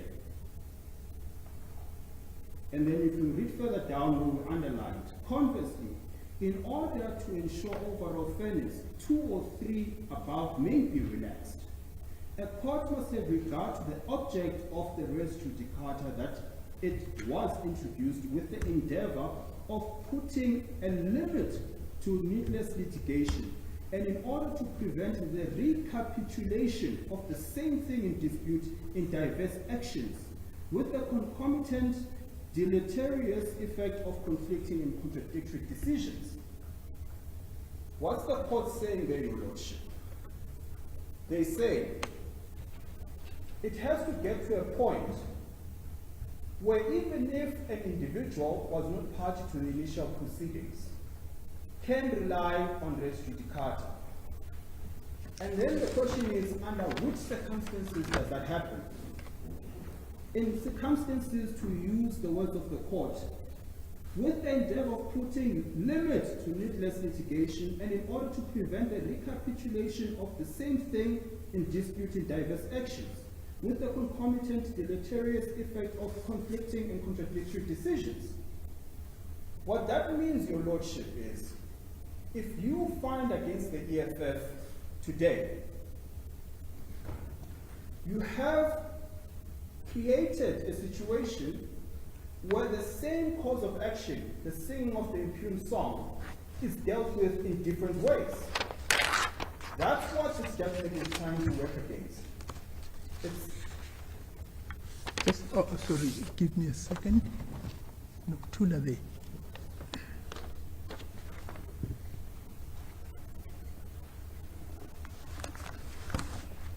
Right, thank you very much.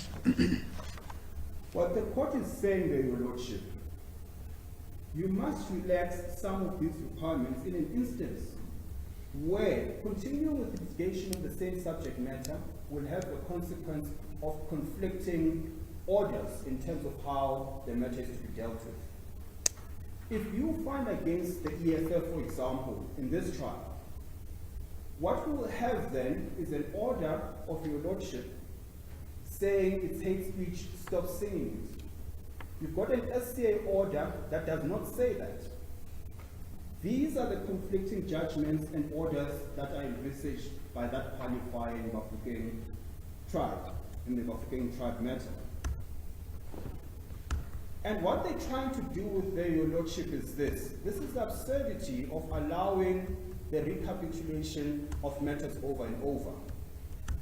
Should AfriForum lose here, for example, nothing then stops them from finding another member of the EFF and charges them for the same thing, simply because they were not party to these proceedings. That's what this court is trying to stop. It says once you've fully ventilated the issues and you come to a final determination of how it's to be resolved, and I've made reference to the SCA order, and it's clear on how the matter is finally resolved. It says in full and final settlement, this is the outcome of the dispute. It says once that has taken place, to avoid the recapitulation and contradictory orders, you must apply the res judicata principle, even if it wasn't the same parties. For the simple reason, I hope Your Lordship captured the point, so I'm going to repeat it again because it's quite important.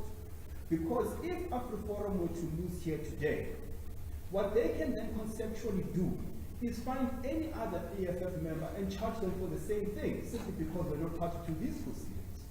That's the absurdity that's been prevented by res judicata. And it also creates a situation where if you find against the EFF, by implication you find him against Mr. Malema, what then does it do with the SCA order?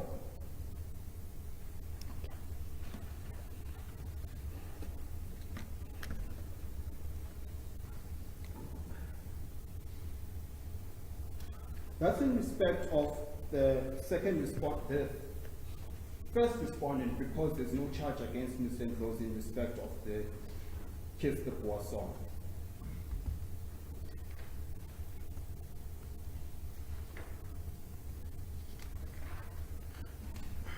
Your Lordship, let me deal then with the question of whether Lamont J's, your brother Lamont J's decision is binding.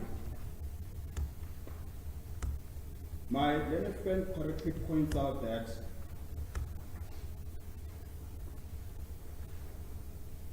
you may only set aside a decision, an earlier decision, if it's erroneous. But I'm saying, Your Lordship, you don't even need You may ignore it or refuse to follow it, not set it aside. Well, it's a semantical difference, but the point is the same, Your Lordship, that you're not bound by it ultimately. Okay. I thought we may end up in a conceptual problem about reviews and appeals. Okay. Understood, Your Lordship. We say you don't even need to get there. We're saying, Your Lordship, the most obvious reason why you're not bound by the decision of your brother is the very fact that it is premised on an act or provision that has since been found to be unconstitutional. And it's not a semantical or just a mere technical point for the sake of technical points. It's important because, by and large, you can do a word search. I undertook this exercise in Lordship. You can do a word search on your brother's judgment, and you see the number of times where his ratios are premised on this idea of hurtful. Now, what I'm saying to your Lordship is this. In as much as I accept that the Kolani judgment only did away with hurtful, and the rest of the test still stands, there is a problem not of the doing of your brother, but there is a problem if that judgment is premised by and large on this concept of hurtful, which has been since found to be unconstitutional. That's the very obvious reason as to why you cannot rely on that judgment. Secondly, you've been asked to do what you did and find the way you found, i.e. just follow because you're bound, is to rubber stamp his decision. Then why are we sitting in trial, Your Lordship? What you've been called to do is to exercise an independent mind as this court in terms of how you should decide the matter. To then say simply because Judge Lamont said kill, semantical difference, substantively the same thing, and for the sake of, well, it's a judgment that came before me, I can do nothing but agree, why are we sitting in trial?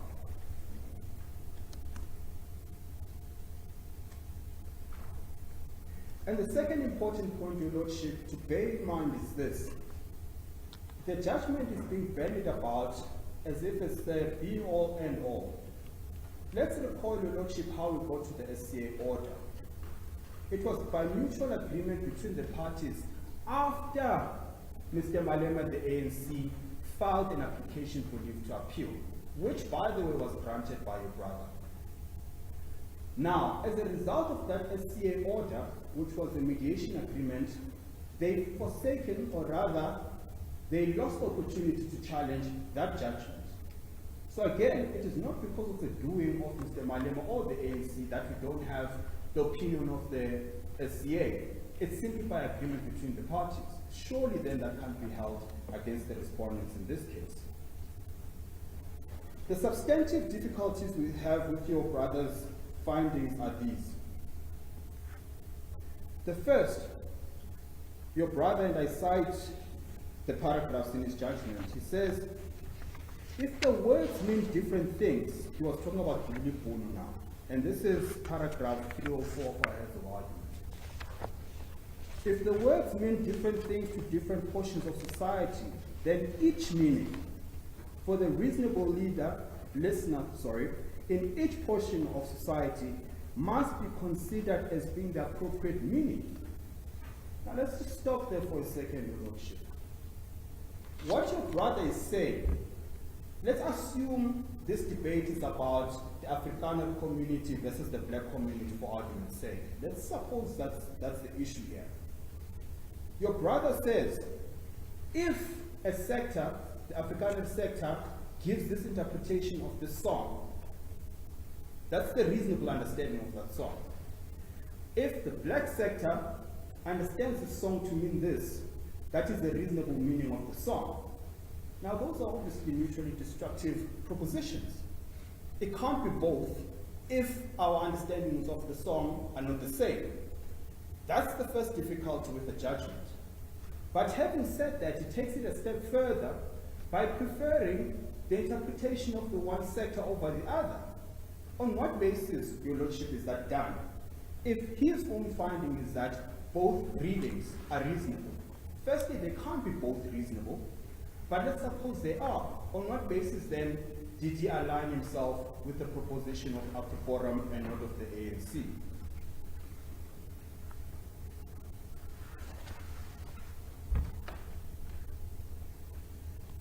I've already dealt with the question of Section 10. But doesn't he say there that you take the two interpretation and you reconcile as to which one is the most reasonable one? Because if you weighing the meaning of words, and you find that the two propositions, there's evidence before you that shows that there are two mutually destructive interpretations, then ultimately it's for the court to then say which of these is more reasonable than the other. Well, except for that's not what he's saying, Your Lordship. That's the difficulty, which is precisely why we say you can't rely on the judgment. We accept that is the proper test. We say that's not the test he applies.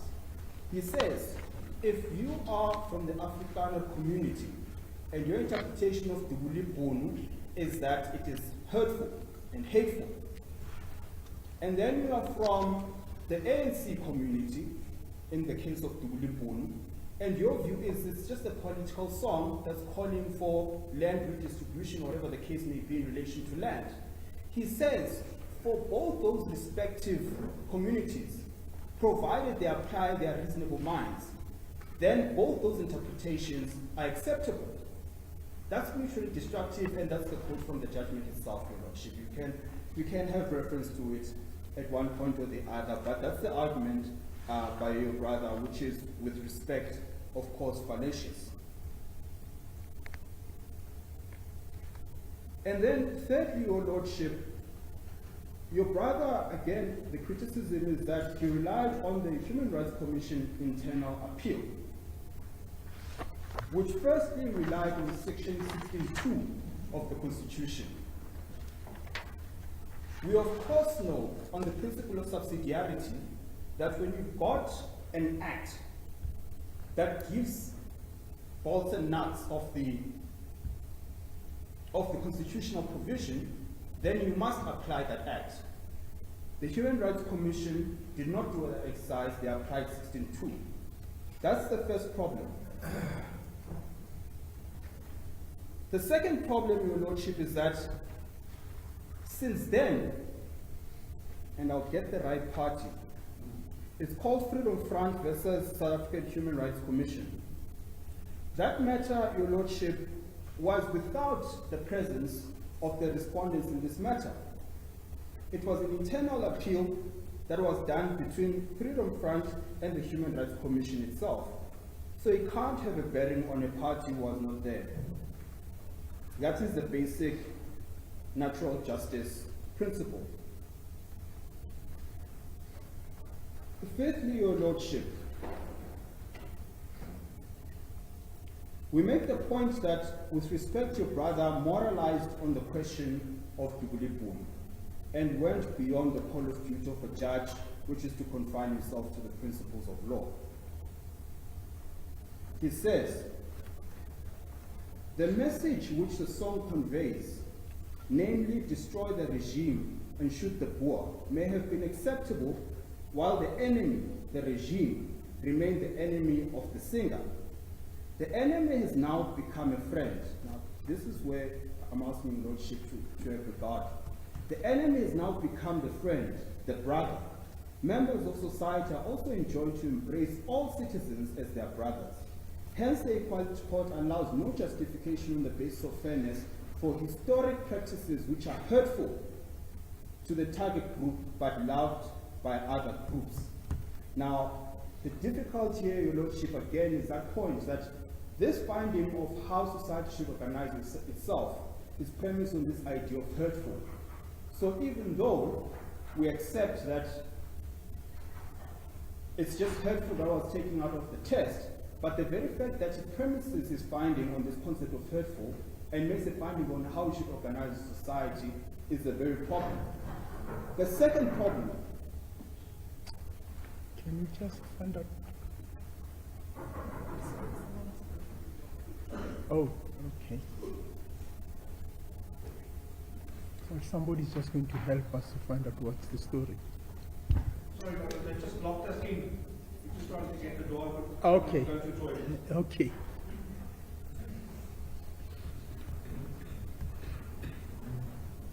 Your Lordship, I'm in your hands. I don't think I'll take more than 30 minutes. I don't Not, know you're not saying not more than 30 seconds.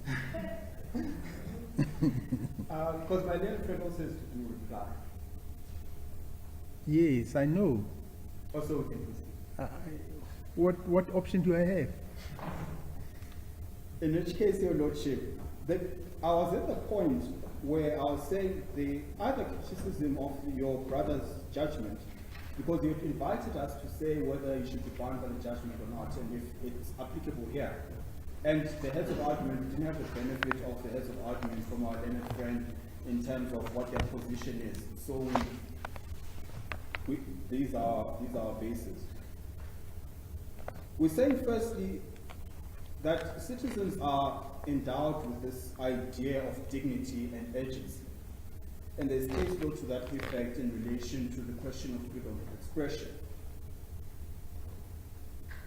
The difficulty with the judgment by Judge Lamont is the failure to understand this whole idea of pluralism.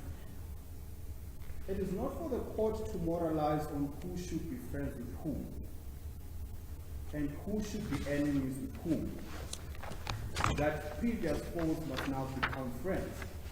You of course accept that the Constitution has these lofty ideas about where we should go as a nation, but you can't take away the urgency of actors who are endowed inherently with this right of dignity and urgency of who they should be friends with.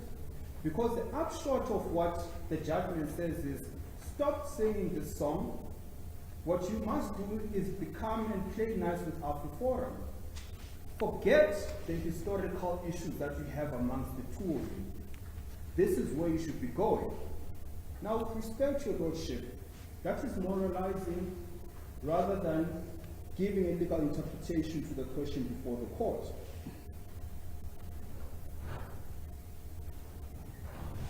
And then, your Lordship, it's the same with my learned friend's argument, which is to say, simply because when Mr. Malema sings the song, he gestures with the gun sign. The argument is, well then he must mean the words literally. Well, again, there's a difficulty with that, Your Lordship. I'm yet to see a political song sung standing still. The gesture is nothing but added performance to align with the words that are being sung. Your Lordship made an analogy of football during the trial. I'll make one too now, and hopefully the point comes across. There is a song, Tibagamona, Rebulai Jinchatseng. Block that side, let's kill the dogs. Now, the very fact that the gestures are being used to kill these dogs, which is opposing fans directing to the other team's fans, does it now all of a sudden simply say, let's kill these dogs, gesturing with a gun, means suddenly now the speech or the song is literal? All the hand gesture does is add performance to the songs that are being sung. No political song is ever sung standing still. Lastly, Your Lordship, on the question of your brother and his judgment, is the question of the clear intention you spoke about. And Your Lordship, I cannot say this enough times. It's clear intention, not intention. Have regard to his judgment at paragraph 109. The test he applies is intention and not clear intention. To the extent he fails to understand that the threshold is higher than just intention but clear intention, in other words, with no scope of doubt, then of course then he's going to reach the wrong conclusion. And Your Lordship, I'm not going to go through our rebuttals. Our rebuttals speak for themselves at page 359, our rebuttals to our learned friends' written submissions. And then lastly, on the question of the remedies that they seek.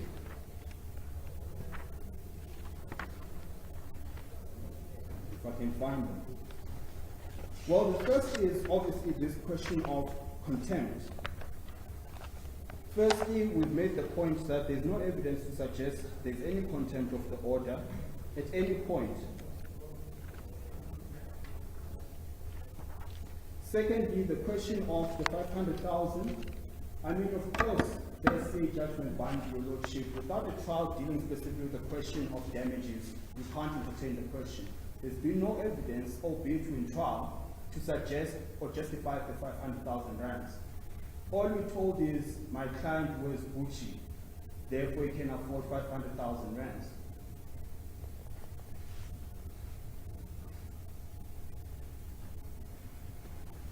Nothing on how to get to the quantum of 500,000 rands. Manual judgment is quite clear on that score. And then the second remedy they seek is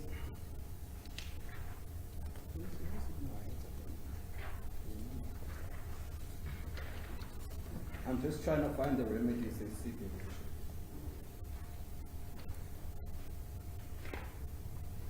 There you go. And then they're looking for perjury. Well, they're asking that you refer the matter for criminal investigation for perjury, because for the first time, we're told by my learned friends that the EFF received 3 million rands. He wears Gucci, therefore he must afford to pay 500,000 rands. Well, firstly, that's evidence from the bar that is uncontested because we never had an opportunity to contest it. It can't be simply because you wear a certain brand that necessarily means you can afford a certain amount of money. In any event, there's never been any evidence other than the evidence of my learned friend on that score.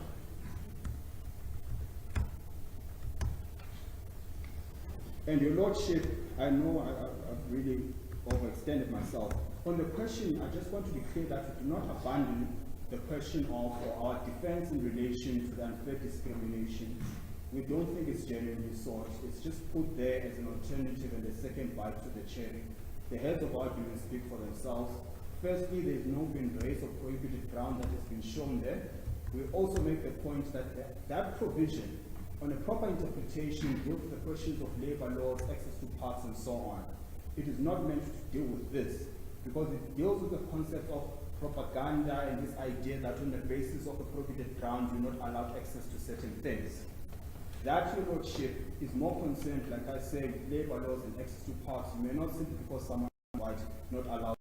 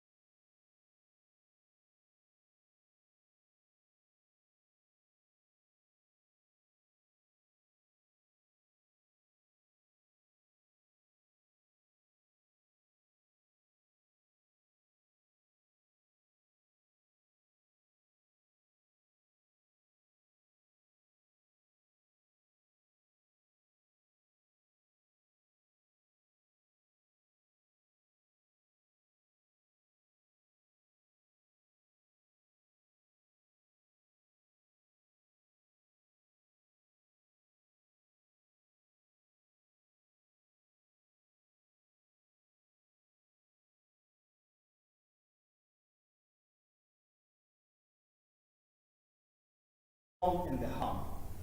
All they've simply told us is that I suffered a robbery as a farmer, and I suffer from psychological effects as a result of that. That's Mr. Prince's version. Ms. Muller says I don't suffer any consequences as a result. Well, then we must ask the question, what was their relevance? What value did they add to these proceedings with respect? Similarly, the evidence of Mr. Watts dragged on for nothing shorter than 2 days. On matters that have nothing to do with the case, political matters where Mr. Malema was targeted politically, evidence about genocides was being led to a point Your Lordship came and intervened to the effect of, let's focus on what the subject matter is. We certainly shouldn't have run for as long as we did. And certainly my respectful view is this, particularly in respect of Mr. Human. It is wholly unacceptable and untenable that in a trial we spend time listening to hearsay evidence of someone without any corroborative evidence, Mr. Human specifically. No affidavit is brought to support his version. We're sitting here listening to his Dixit. And with respect, that is precisely why I was never cross-examined, because this court can't seriously take its evidence.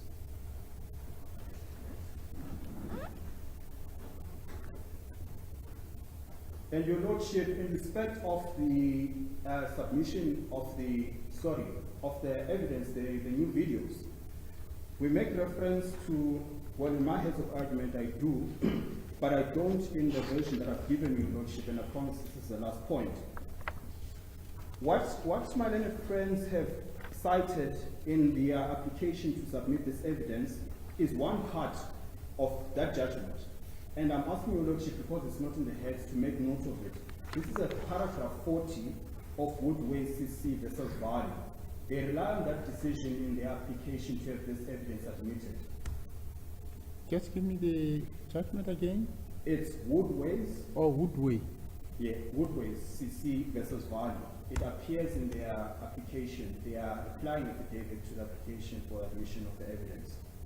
And it's paragraph 40 specifically that I rely on, which they do not make reference to and which is dispositive of the application. And it's their own judgment, but they fail to cite paragraph 40, which says, it is correct that where the parties are asked in a court of law to plead their cases, they would normally not be permitted to venture outside the ambit of the disputes outlined by those pleadings. And you've been at pains, Your Lordship, to make that point, that Mr. Oppenheimer, is it in your pleadings?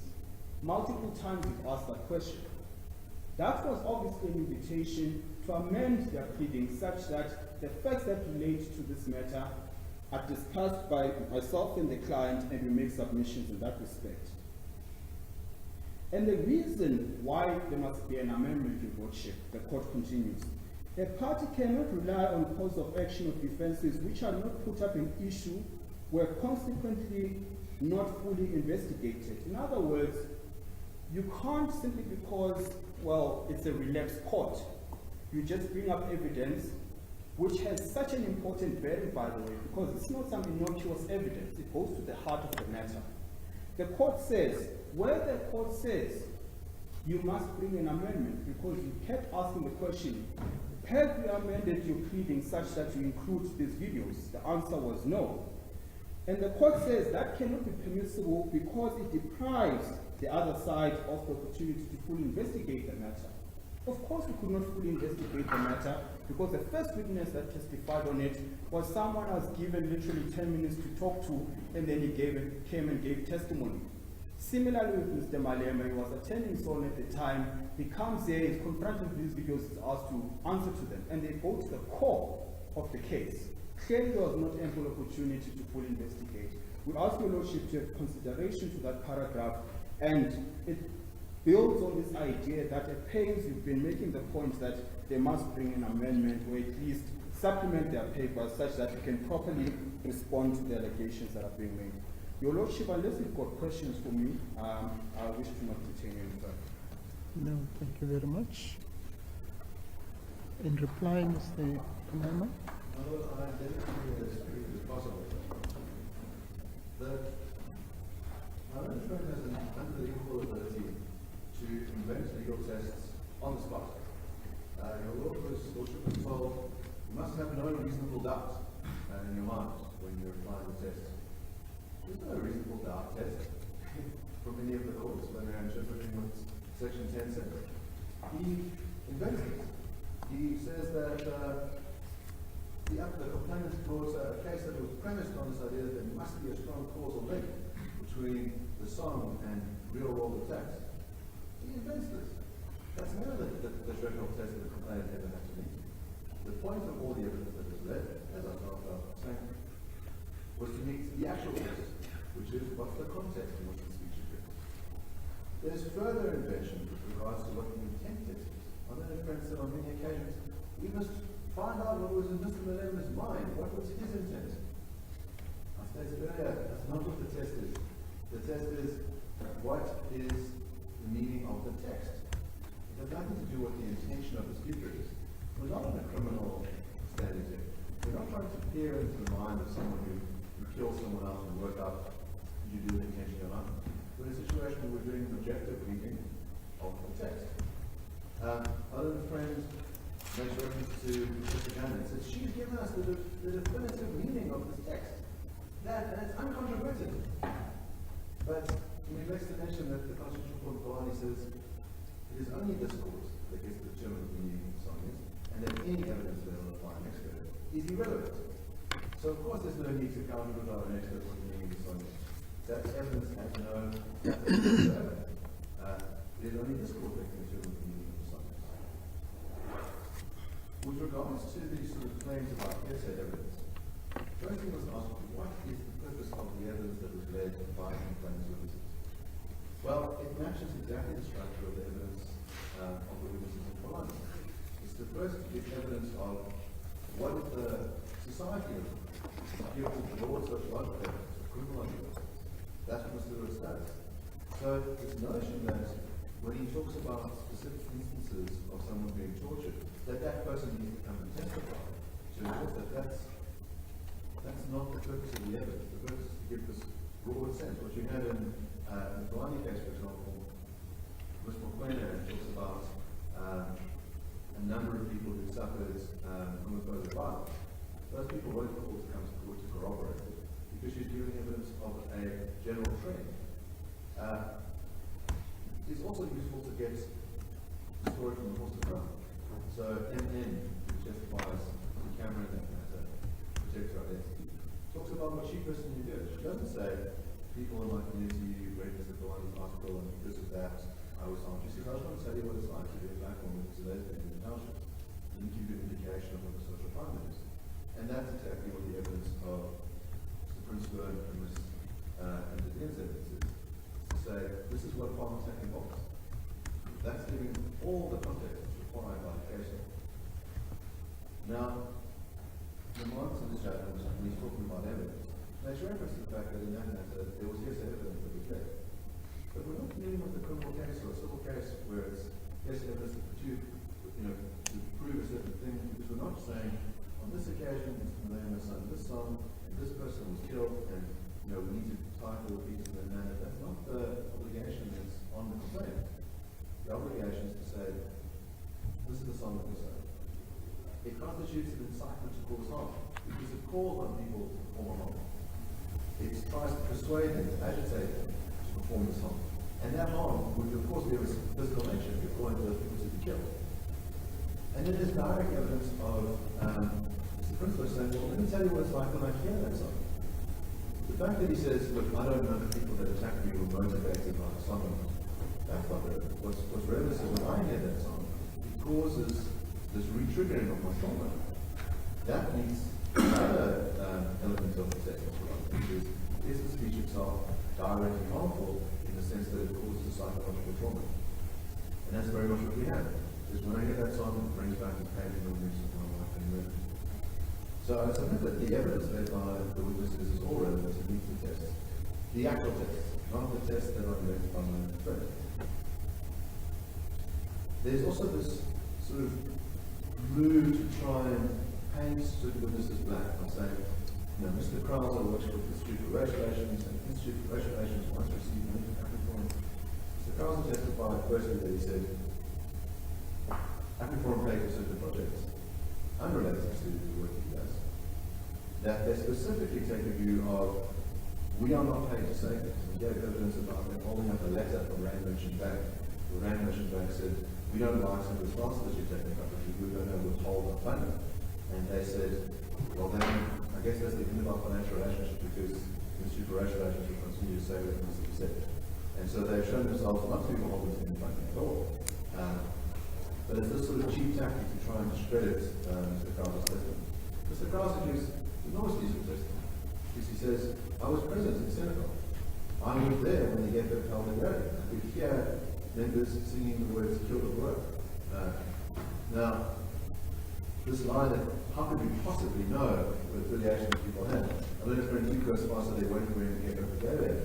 Well, the video that we started off showing shows very much red t-shirts with EFF badges, hats, shirts. This is members of the EFF, right? We want to take a view, well, we shouldn't personally inspect their pockets to see if they have membership cards. It starts taking us to an absurd degree. And again, this kind of recalcitrance on this, Mr. Malema, when asked about the members outside, says, well, people are voters, supporters, people are EFF members. And then very quickly announces that and says, well, I feel like I wasn't but doesn't denounce what they're doing, doesn't distance himself.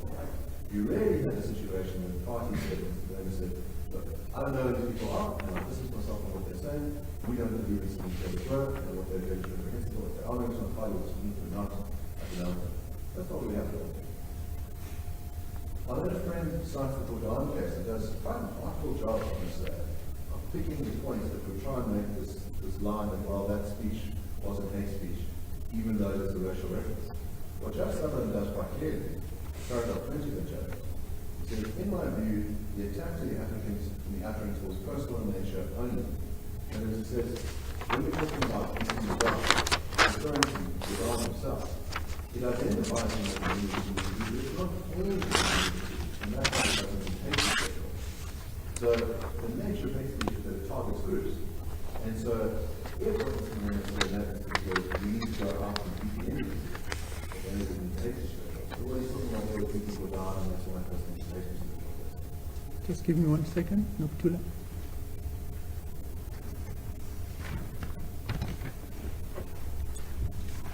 Thank you. You may proceed. There's also this strange line to say, we couldn't possibly understand what the word work means. Well, work can only possibly mean farmers, and farmers are protected together. But we have two legs here. The one is farmers, and the other is work. Those are two groups of people. Mr. Lamer's testimony is farmers means white people. Because when I hear the word farmer, I think about a farmer, I envisage a white person. So even if it was just a case of farmers, the threshold would be met. It's on the grounds of race. But it's also about Boers. And there's ample case law that says Boers are people of Dutch heritage, they are an ethnic group, they are a racial group.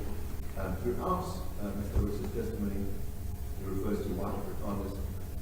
The two witnesses who testified about their attacks to white Afrikaners, the huge list of people that were murdered are white Afrikaners. It's very evident what Boer means. It's true it can have a dual meaning, in other words, it can mean farmer, and it can also mean someone of this heritage. And the Martin's judgment says Boer means Afrikaans, people who are white, and also including that subset of them who are farmers. So it's clear that it's both.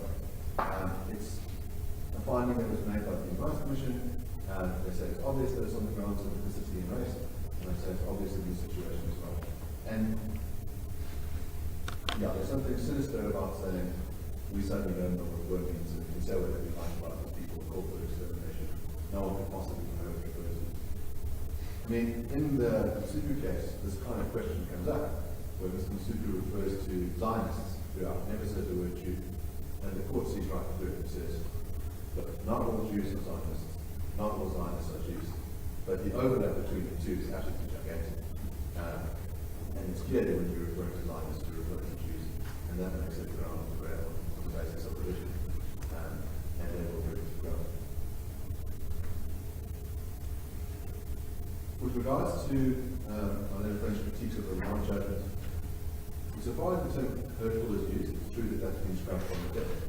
But ultimately, the ratio in that case, the mind uses the full printing test, in the sense that he says propagation of hatred and incitement to harm. So that means the new threshold test. And so that's the ratio, and that's the basis where he makes his findings. And so all the elements where there's ratios on that test are presumptively binding on its court.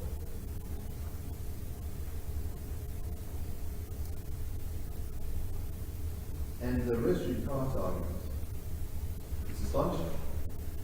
It's to have a situation where, let's say, Philip Kamala, who's held out for hate speech, where he says, white people should do to white people what they do to the Jews. And there's a finding against him.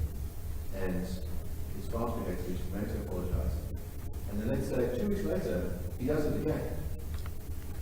And the fresh complaint comes up and says, on this later occasion, you went and did exactly the thing that you were punished for before. He says, well, res judicata, you can't possibly punish me. I've already been punished for doing this. No, but it's a fresh instance. In other words, for a later complaint against Mr. Malema, and said, in 2010, you sang in the song. Well, then yes, it's res judicata, obviously. In other words, that particular instance has been modified. Well, isn't the question of res judicata really an issue of public policy? Now, I wrote in a judgment recently, and thanks to the people sitting in front, they were able to find it immediately. It's in Novella versus Hlongwane and others. It's an unpublished judgment, and I said something to the following, at paragraph 14. It is tried that the doctrine of res judicata is founded on the public policy that requires finality on issues in dispute in litigation. It is a defense for a litigant faced with continued litigation of the same matter concerning the same issues and involving the same parties. The inquiry into whether the defense of res judicata is sustainable is not whether the judgment is right or wrong, but whether there is a previous judgment which concerned the same parties and whether the issues raised in the current litigation were resolved in that judgment. That's the judgment I penned recently. Yes, I submit that's a very accurate representation of what res judicata involves. My learned friend talks about the dispute being resolved by this agreement. What was the dispute? It was the singing of the song on these particular occasions in 2010. That's resolved by an agreement. One can imagine if we kept going after someone for the same set of facts on the same occasion. Well, of course we could take res judicata. But if someone performs a new offense on a later occasion, well, that's not protected by res judicata. The example that's given in the principles of pleadings on this issue is someone who sued successfully for failure to make a rental payment in a particular matter. And there's a judgment that says you must make this rental payment. And then the next month, they don't make a rental payment. And they are then sued for that failure to make a payment. Beck says, well, it's the same parties, the same issue of non-payment of rent, but it's a new cause of action. Because it's a new occasion in which rent was paid. And so obviously it's not res judicata. And that's what we find ourselves here, in that it's a new occasion in which Mr. Mermison's bill of work. I mean, what's astonishing, if we thought about applying our friend's res judicata test, is that basically you have a situation where we say, let's treat all crimes like characters. One person has committed murder. We now know that murder is unlawful. We don't need to have any more murder cases. We know murder is unlawful. There's no point in prosecuting anyone. They're all protected by this res judicata principle, and therefore no one should be prosecuted for murder. Now, your Lordship correctly pointed out that if what was sought was identical between the parties, let's say a permanent character about the song, and that was granted by one court, and held, wasn't set aside by the Supreme Court of Appeal, and then the same relief was sought between the same parties, and there was no other relief about interdicts or punishment or anything like that. It was just solely on the character question. I don't think that would be res judicata. But that's not the situation we find ourselves in. The characters were made in the one judgment about those specific instances. The order itself is set aside. What we have here are new instances of the same thing, so therefore cannot be res judicata. This court is all part of to make findings of facts and determine whether something should be allowed for discrimination.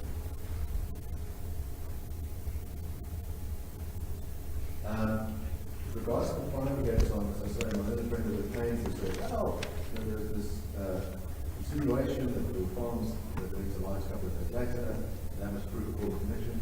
No causal connection needs to be shown.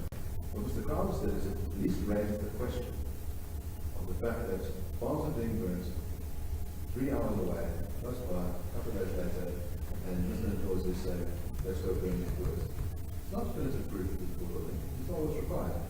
But at least raise the question. What's required of the complainants in this case is say, does it constitute hatage? So is it propagating hatred against the group? So burn these words. Does it call upon people to do something? Yes. Tells the crowd, go and burn them. Now, it turns out that we've had a number of fires. And in the bundle, there are a number of instances where Mr. Ntozi is seen to discuss these kinds of fires. The most famous one, of course, is the burning of farmers. Now, at page 1622, Mr. Ntozi says, we must welcome the fire in Parliament as an opportunity to move from Parliament to Swansea. He says, and showing an image of, that's the 1624, an image of Parliament burning, a tale of a beautiful fire. No lies about veterans sitting on a promise will stop it. Parliament holding is the self-destructive mode of which the gift of the new beginning, which moves to triumph. So there's someone who celebrates the burning of the words of Parliament. There've been a number of fires of other kinds of structures in South Africa. This is a dangerous thing. And I don't have to prove it as a causal link between Mr. Ndlozi saying the things for Parliament because of the light. But there is a question that gets raised when someone says it's okay to burn their own things, and that you actually burn. That we should take notice, we should say, well, the speech is an incitement, and it might very well be worth punishing their speech and encouraging people not to engage in the debate.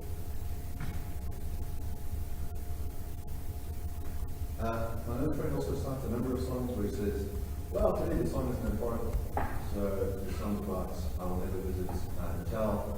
Well, just because there are some songs that are metaphorical doesn't mean that all songs are metaphorical. Some songs can be very literal. Some songs can use metaphors that have a literal meaning. So Rwanda, when they said misguide and exterminate the cockroaches, is using a metaphor, but it literally referred to a particular ethnic group, saying these people must be exterminated. So, and even the evidence of Professor Gunner to say that, well, songs can, in the right circumstances, be called to action. That in the Rwanda case is being seen as promoting genocide. So these instances where a song only has a bigger, only has a bigger meaning, doesn't mean that the clear case of killer word doesn't have a literal meaning.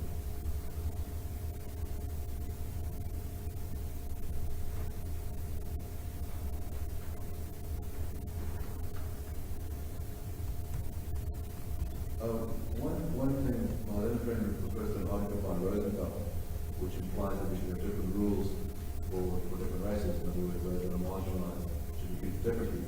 That article is from 2006, and it's a foreign article, it's not binding on the school at all, and I would submit completely at odds with Judge Sutherland's finding in Kamala, which talks about having enshrining value on racial equality before law, that those that are self-altered are not treated differently from those that are descendants.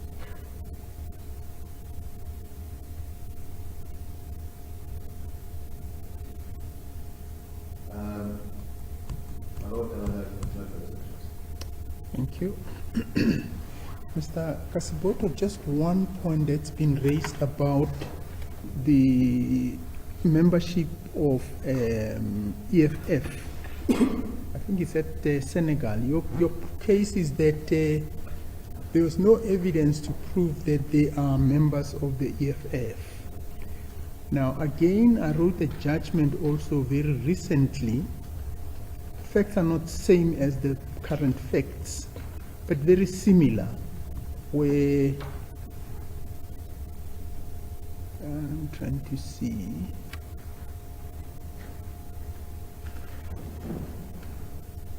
I'll get the name of the case in a moment.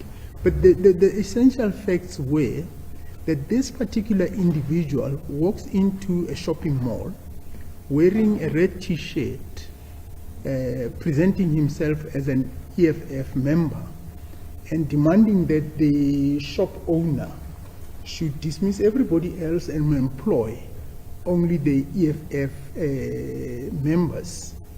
And the argument of the EFF was that, well, look, he can't be our member just simply because he's wearing an EFF t-shirt, and also that he's claiming to be wearing an EFF t-shirt. And in my judgment, I looked at the whole issue of vicarious liability, and also the issue of, which was addressed in one of the election cases, which dealt with the issue of the fact that political parties are registered parties, and that the relationship between the political parties and their members are very much akin to an employment relationship, which, as you would know, that vicarious liability concept is grounded mainly in the employment relationship. They really mainly emerges from cases involving employer-employee, but in that case it was indicated that's the relationship. I'm trying to get to where I made my finding.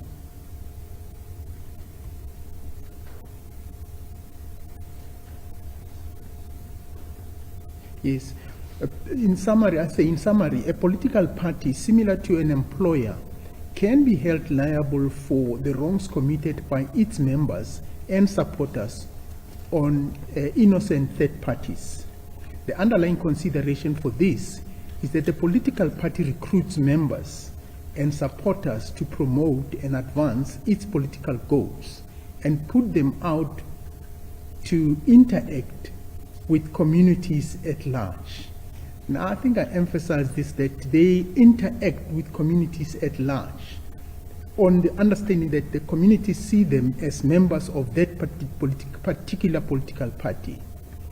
In doing this, it puts community members and other entities at the risk of harm or wrongdoing by such members.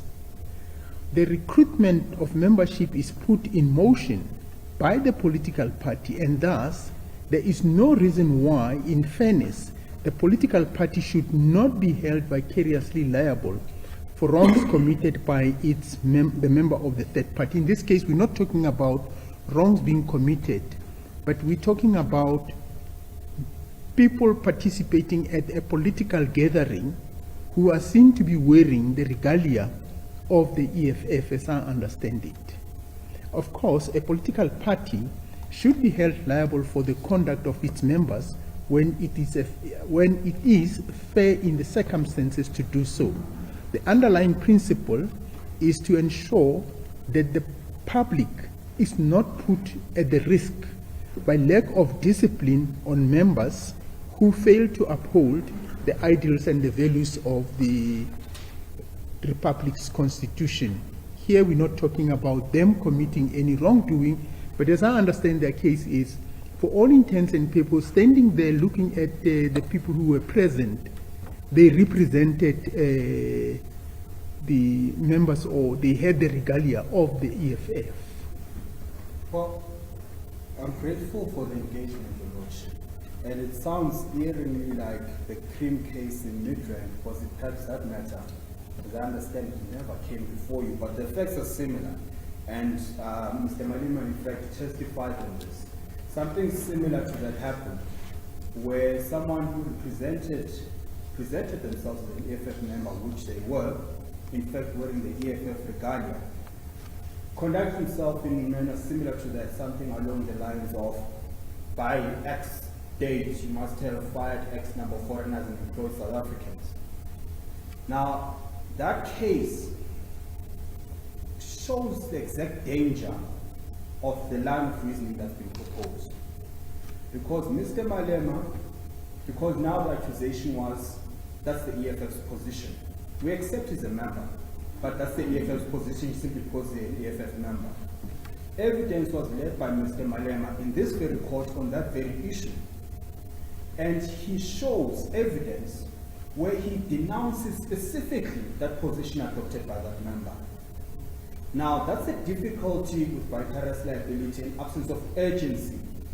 It's very important to understand, Your Lordship, that simply because I am an employee, for example, that does not mean at all times without qualification, whatever I do, provided I represent myself as an employer for a particular employer, then it must follow that they're guilty. Yes. Particularly in this context, Your Lordship, because here we're talking about, this is why there must be full investigation of what happened outside, and that paragraph 4 I made reference to. The difficulty is that what this court was told in Cynical is that EFF members sang the song. The difficulty is the video that was being shown, and I'm pretty sure you watched it again, Your Lordship. Watch it carefully. No one wearing EFF regalia sings Kill the Boer. Two individuals sing Kill the Boer in that video, both wearing black t-shirts. Now, to then say it's EFF members because they're surrounded by EFF members creates a problem for the EFF. Because then, to quote unquote Mr. Crows, then you have vigilantes infiltrating a good cause. And simply because they're associated with the group EFF, it must follow the EFF is guilty. It can't be. This is precisely why we say, Your Lordship, even with the events that happened outside of court, I alluded to this problem to court, and I said the danger with calling Mr. Malema to testify on this, and he did not take my advice, to his detriment, But the point I was making is the case law says you must allow a full investigation. Because once you do a full investigation, you start to see these cracks. These people were unled, Your Lordship. There was no leadership of the EFF leading them in song, nor asked them to come to court for that matter. Mr. Malema could not identify any of them other than the fact that they were wearing EFF t-shirts. That's the difficulty we face, Your Lordship, because we might face the same issue with Senegal. We are accused of being part of rogue elements, when in fact once you investigate you find out that what is apparent is actually not the truth. And that's the point, Your Lordship, we're trying to make. You said the other case you were referring to, what's the name of the case? Your Lordship, I was asking if that's the case you dealt with, because that was quite... No, this was a case which was brought, I think, on an urgent basis. I'll give you the full citation now. This, I think, came before me on an urgent... No, it came on the opposed motion as an interdict. No, it served before this court as an urgent application, yes. And that's the case of AfriForum Pty Limited versus Economic Freedom Fighters. I very much suspect it's the same case. Is that in Central Migrant Cream Restaurant? It sounds like it. If you're familiar with the fact, it's not that one. Well, be that as it may, Your Lordship, the point we simply make is that even on the basis of vicarious liability, once employees act out of their own volition without mandate, without urgency from the principal, you can't be held liable. My learned friend has failed to show the connection between the people that are outside and the EFF's mandate, or that they were led for that matter. For all we know, it's the same scenario that happened in Senegal. We're not denying wrong, presenting evidence, we're simply saying it requires full investigation. Well, you see, in this case, the argument was also around the question of mandate. Yes. And EFF's argument was, we actually have a structure, I think they call it employment desk. And they say the only way that you would have a mandate to go into a shopping mall and demand to employ certain people is if you are mandated by the employment desk. But then I looked at one of the cases which also deals with this issue. I think it's a case involving the ANC, where the court said that the political parties are parties registered under the some legislation, I think it's referred to in their country called now, and therefore they enter into some form of a contract with their members.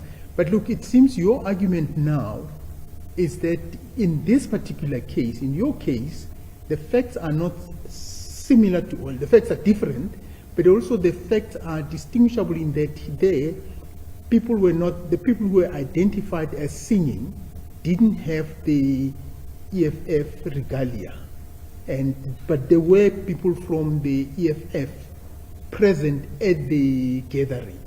When you say EFF people, Your Lordship, we're simply saying people wearing red. We're not suggesting the leadership of the EFF, particularly when that song was being sung.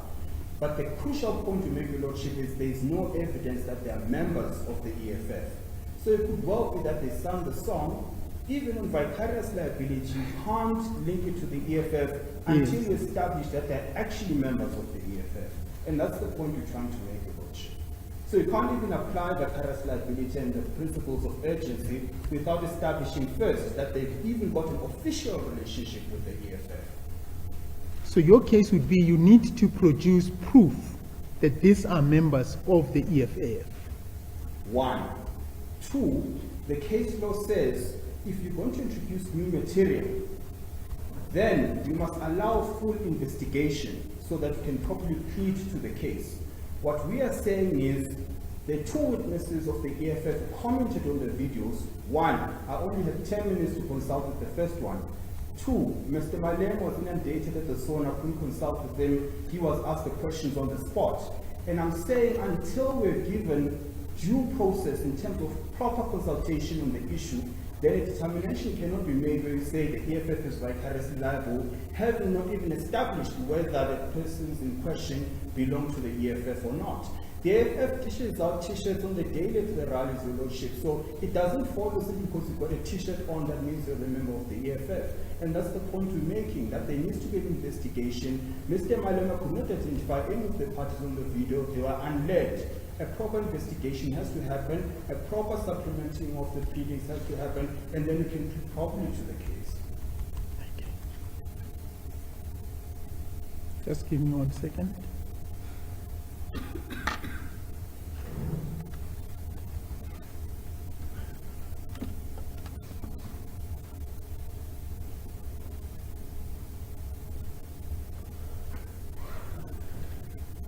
Yes, I found that ANC case. It's actually the Ramakatsa versus Mahashule case, where the court said that common law, a voluntary association like the ANC is taken to have been created by agreement, as it is not a body established by statute. The ANC's constitution, together with the audit guidelines and any other rules, collectively constitute the terms of the agreement entered into. Thus, the relationship between the party and its members is contractual. So this was dealing with more the question of whether what he did was permissible under the, in terms of the law. But okay, I hear what you're saying. Thank you very much. That was the point. I don't know, Mr. Oppenheimer, any follow-up from the point I raised? Just something brief. A little friend points out that in the case of Obakane, who was going around and EFF member and selling restaurants with their can and higher, Mr. Malema denounced it. He said, no, that's an unacceptable thing in discussion with the EFF. Mr. Malema was given identical opportunity with regards to people in Senegal, people outside the court. He said, I'm not going to denounce them. He says, they must be allowed to sing the song. He says, I will sing the song. That shows you, in other words, that people who report to members of the EFF, wherever they attend the rallies, are willing to come outside this court and protest. I imagine some of them are urban members. That gives you an indication of what the party does. That's why the party is being liable. And they're given an opportunity to listen to itself. So then it says, no, we're not going to listen to itself. There's no problem with it. And that's why there must be liability for the EFF as part of the board done right. Yes. Yes. Except to say that, sorry, I picked these judgments as we were going along. As you saw me passing on the papers, they were just coming to mind, and I asked the secretary to look for them for me. But in this judgment, I actually underline one of the judgments, the National Party versus Jami, and another, an electoral appeal court tribunal, where the court, amongst others, said, I'm not going to read the full quotation, it says, it would be necessary to allege and prove facts which at common law would give rise to vicarious liability on the part of the political party, if it were sought to hold the political party liable for acts committed by its members or supporters. And I think that's the point that Mr. Kasiboto is making, that what ought to have happened here is they ought to have been given an opportunity to disprove that these are their members. Although here it says you have to prove the facts. So it means you had the burden of proving that those people who were singing there are in fact members of the EFF. Yes, I suppose the question is what would count as proof? And I'd say the video evidence of people wearing the shirts at an EFF rally is sufficient evidence to show it. The idea is you should check the membership card. And by the way, there are many people who are members of parties who are not holding membership cards. Quite a rare thing, people spend the 10 million like that. The one is a member, Mr. Malema identified those people outside, so they're not members, they're not supporters, they're not. Thank you very much. Thank you. That brings us to the end of this hearing.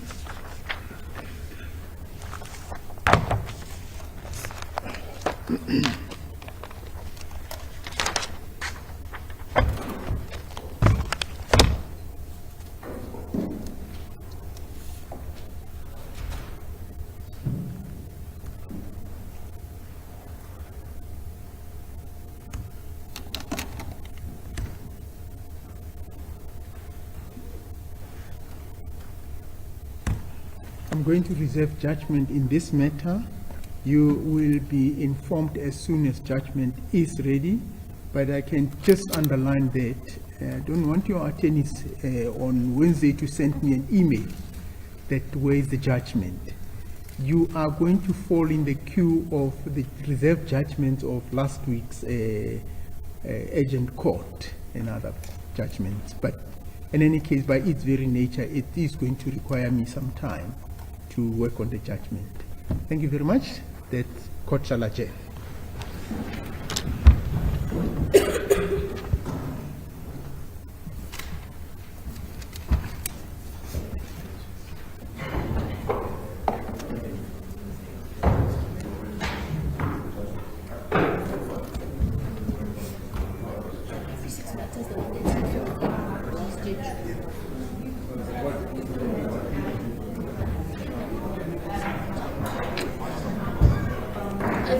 Definitely. Yeah, and it was his matter actually. And we lost.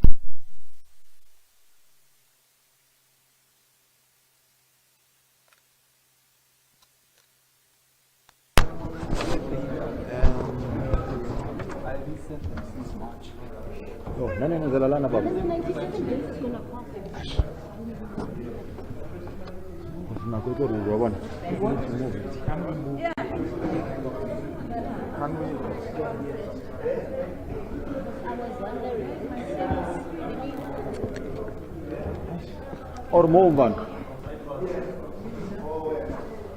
Look, anytime. But anytime. Do you want the physical? Yes, that would be helpful.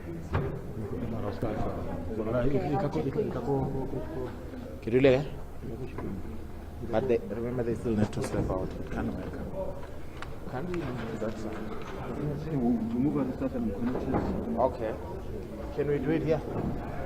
Can we do it here? My left view target is gonna die. No. We can do it from here. That's fine.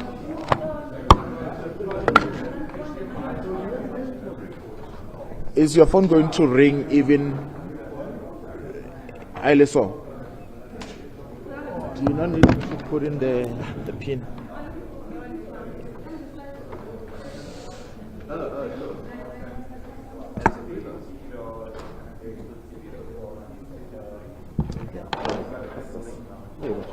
Hello? Hello? I'm afraid you won't be able to latch me on this number. Can you please use the number that I gave you earlier, the 082 827 6663.